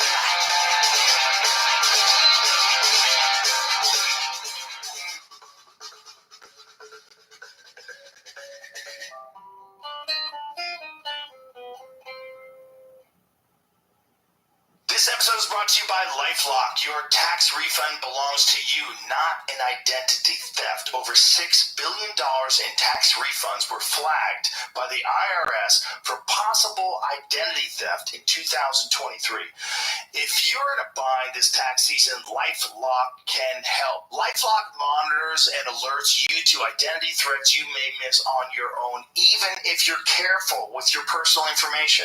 And if you do become a victim of tax-related identity fraud, LifeLock has U.S.-based restoration specialists ready to help you solve your identity theft issues. Plus, all LifeLock plans are backed by the $1 Million Protection Package, meaning LifeLock will reimburse you up to the limits of your plan if you lose money due to identity theft. Let LifeLock help protect your financial information, so all you have to worry about is what to do with your tax refund. Go to lifelock.com/JRE and save up to 25% your first year. That's 25% off at lifelock.com/JRE. Identity theft protection starts here. Tap the banner to learn more. This episode is brought to you by Mizzen and Main. No matter where you're listening, no matter what job you have, the clothes you wear to work say a lot about you. And if you're wearing a boring, stiff, uncomfortable dress shirt, well, now might be the time to ditch some of your old styles, and that's exactly what Mizzen and Main is for. I love their shirts. I've worn them on 2 stand-up comedy specials, on my Netflix specials. They're super comfortable. They feel just as good as they look. You could see it hanging in your closet and genuinely get excited to put it on.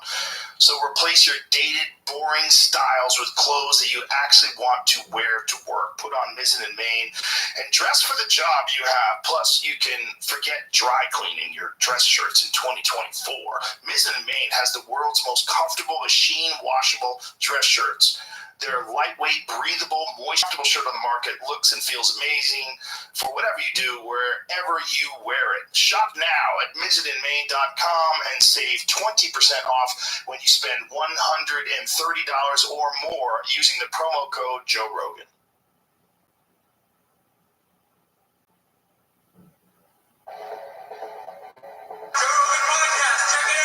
The Joe Rogan Experience. Starting my day, Joe Rogan podcast by night, all day.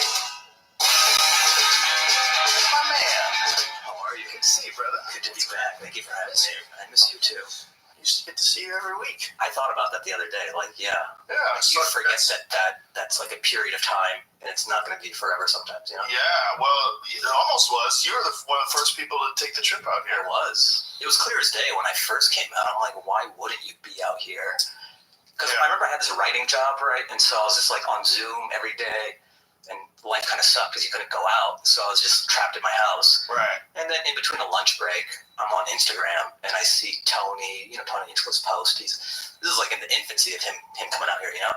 He's like, sold out Antons. You know what I mean? Yeah. It seemed like this bizarro universe where like life is still happening. And I love stand-up so much.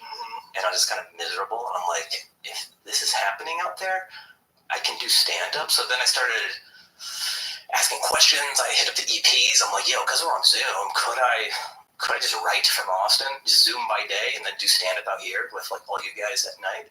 And they're like, we don't see why not. So it was awesome. I got an apartment out here. I would Zoom by day. I would just be doing awesome shows at Vulcan and stuff at night. Yeah. It felt like a life hack. It was a life hack. Yeah, it was great. Yeah. I'm so glad I did that. Have you been to the mothership yet? Of course, dude. Oh, okay. Yeah, it's amazing. I got to do I think you're on vacation, that Adam had me do what you normally do in the middle of the week. Oh, yeah. The Tuesday, Wednesday, Thursday. So I got to do like 6 shows in that beautiful big room. Both rooms are great, you know. I like that small one for working on stuff. It's kind of like the belly. It's very much like the small room is a combination of the belly and the OR. It's a little bit bigger than the belly room and a little more locked in the belly room, and then the big room is like a combination of the OR and the main room. That's what I tell everybody, because they go, what's it like? And it's like if those rooms had babies. Like they're in the middle of both those, all 3 of those rooms. They're both perfect. Yeah. They're the perfect size. You know, it's kind of funny. I think the store has started to like get a facelift because of what you've done at Mothership, because so many comics would come back and be like, yo, they just give you all your sets. You know what I mean? The sound's amazing, like, because it's so state-of-the-art. Well, there's also this, it was Louis' idea to lower the ceiling. It was Louis' idea to change the size of the stage in the little room and lower the ceiling in the little room, too. How big was the stage? I mean, to lower the ceiling even more, so I did that as well. After the fact, when it's all said and done? No, it wasn't all said and done. We were in the middle of everything. Luckily, we did have to recut the stage in the small room, because but the concrete hadn't been poured yet. So they just had to recut the steel and put it on. But it's very interesting. It's very interesting. I've never been a part of building anything like that before. Yeah, you could tell though, because you're a stand-up of several years, you could tell it was designed by a comedian. It's all done with comics. Yeah, comics input, and also Richard, the architect, who was amazing. Shout out! And he also came up with the idea of making the tunnel. Oh, the tunnel's awesome. The tunnel's the shit. Yeah, it's such a cool hangout. The whole thing's just it's all just set up just for a hang. You know, just everybody feels good. The most valuable asset to comedians, especially nowadays, is getting that footage, dude. The footage is big. It's film you, and then also it's like really high quality. Yes, it's 8K. The sound's great. So I've been pushing for that at the store, and I think they're starting to. It's just a process, but you also have to put people's phones in bags so they pay attention. People are so goddamn distracted. Me, go hard, just sit there. It's one of the things that I love about podcasts is that for 3 hours, I'm not going to see what's going on in the world. I'm locked in. I don't have to think about other things. And I'm really lucky. I think it's a form of therapy in a weird way in this bizarre, digitally sort of intertwined world. You can't escape it. I can never escape it. It's so hard to get away from emails and text messages. It's just, I cannot keep clear them. I have this OCD thing where I need to have a clean. There's times when I'll come home, there's 60 text messages. No chance in hell that I can just bang all those out. Right. I have too many people contacting me. That's how much the phones. You find it. They're great. You live for the text thread. Yeah, your goddamn life, dude. It does. And it's like, so, especially if you're a person who, like, if you're booking shows, you have to, you be in contact with your agent, you have to be in contact with the opening acts, you gotta, It's a tool for everything. It's like, I gotta docu-sign something, I have to edit a video, it's like work never ends. You know what's the most hilarious thing to me is when you have to sign things online. Like, it's such bullshit. It's an exercise in everyone believing. It's a fake signature. It's not even my real signature. It's a fake signature, like a DocuSign. Yeah. And you just agree that you're going to accept that as your signature. You say, okay, and you click it, and then it's your signature. It's just Joe Rogan in text. I guess that's a signature. There's one way around that. It's if you have like a Samsung Galaxy S24 Ultra, their new phone, it has a stylus that's built into the phone, and you can use it to sign PDFs. Does somebody care enough to be buying that phone just as documents? No, but you can sign all kinds of stuff. Like, you can write on it, like a notepad. It's really fascinating. It's a very fascinating piece of tech. We're going back to Palm Pilot. We've gone full circle. A little bit. But it also allows you to take photographs. So you can use it as a shutter. So you could, like, stand across the room and take a photo of yourself or a video, and you press that button, and it starts recording, and it starts like an old-timey photographer. Could you just put a blanket over you? Do they still do that? Do they have like enthusiasts? I think there's some kid at Silver Lake who's like, yo, pose everybody, it's a cool bar, and he has the flash. Yo, I used to get fascinated by this one dude who would make old-timey wooden... You heard me talk about it, not just in ads, but with guests, my friends. I tell them universal needs like gut optimization,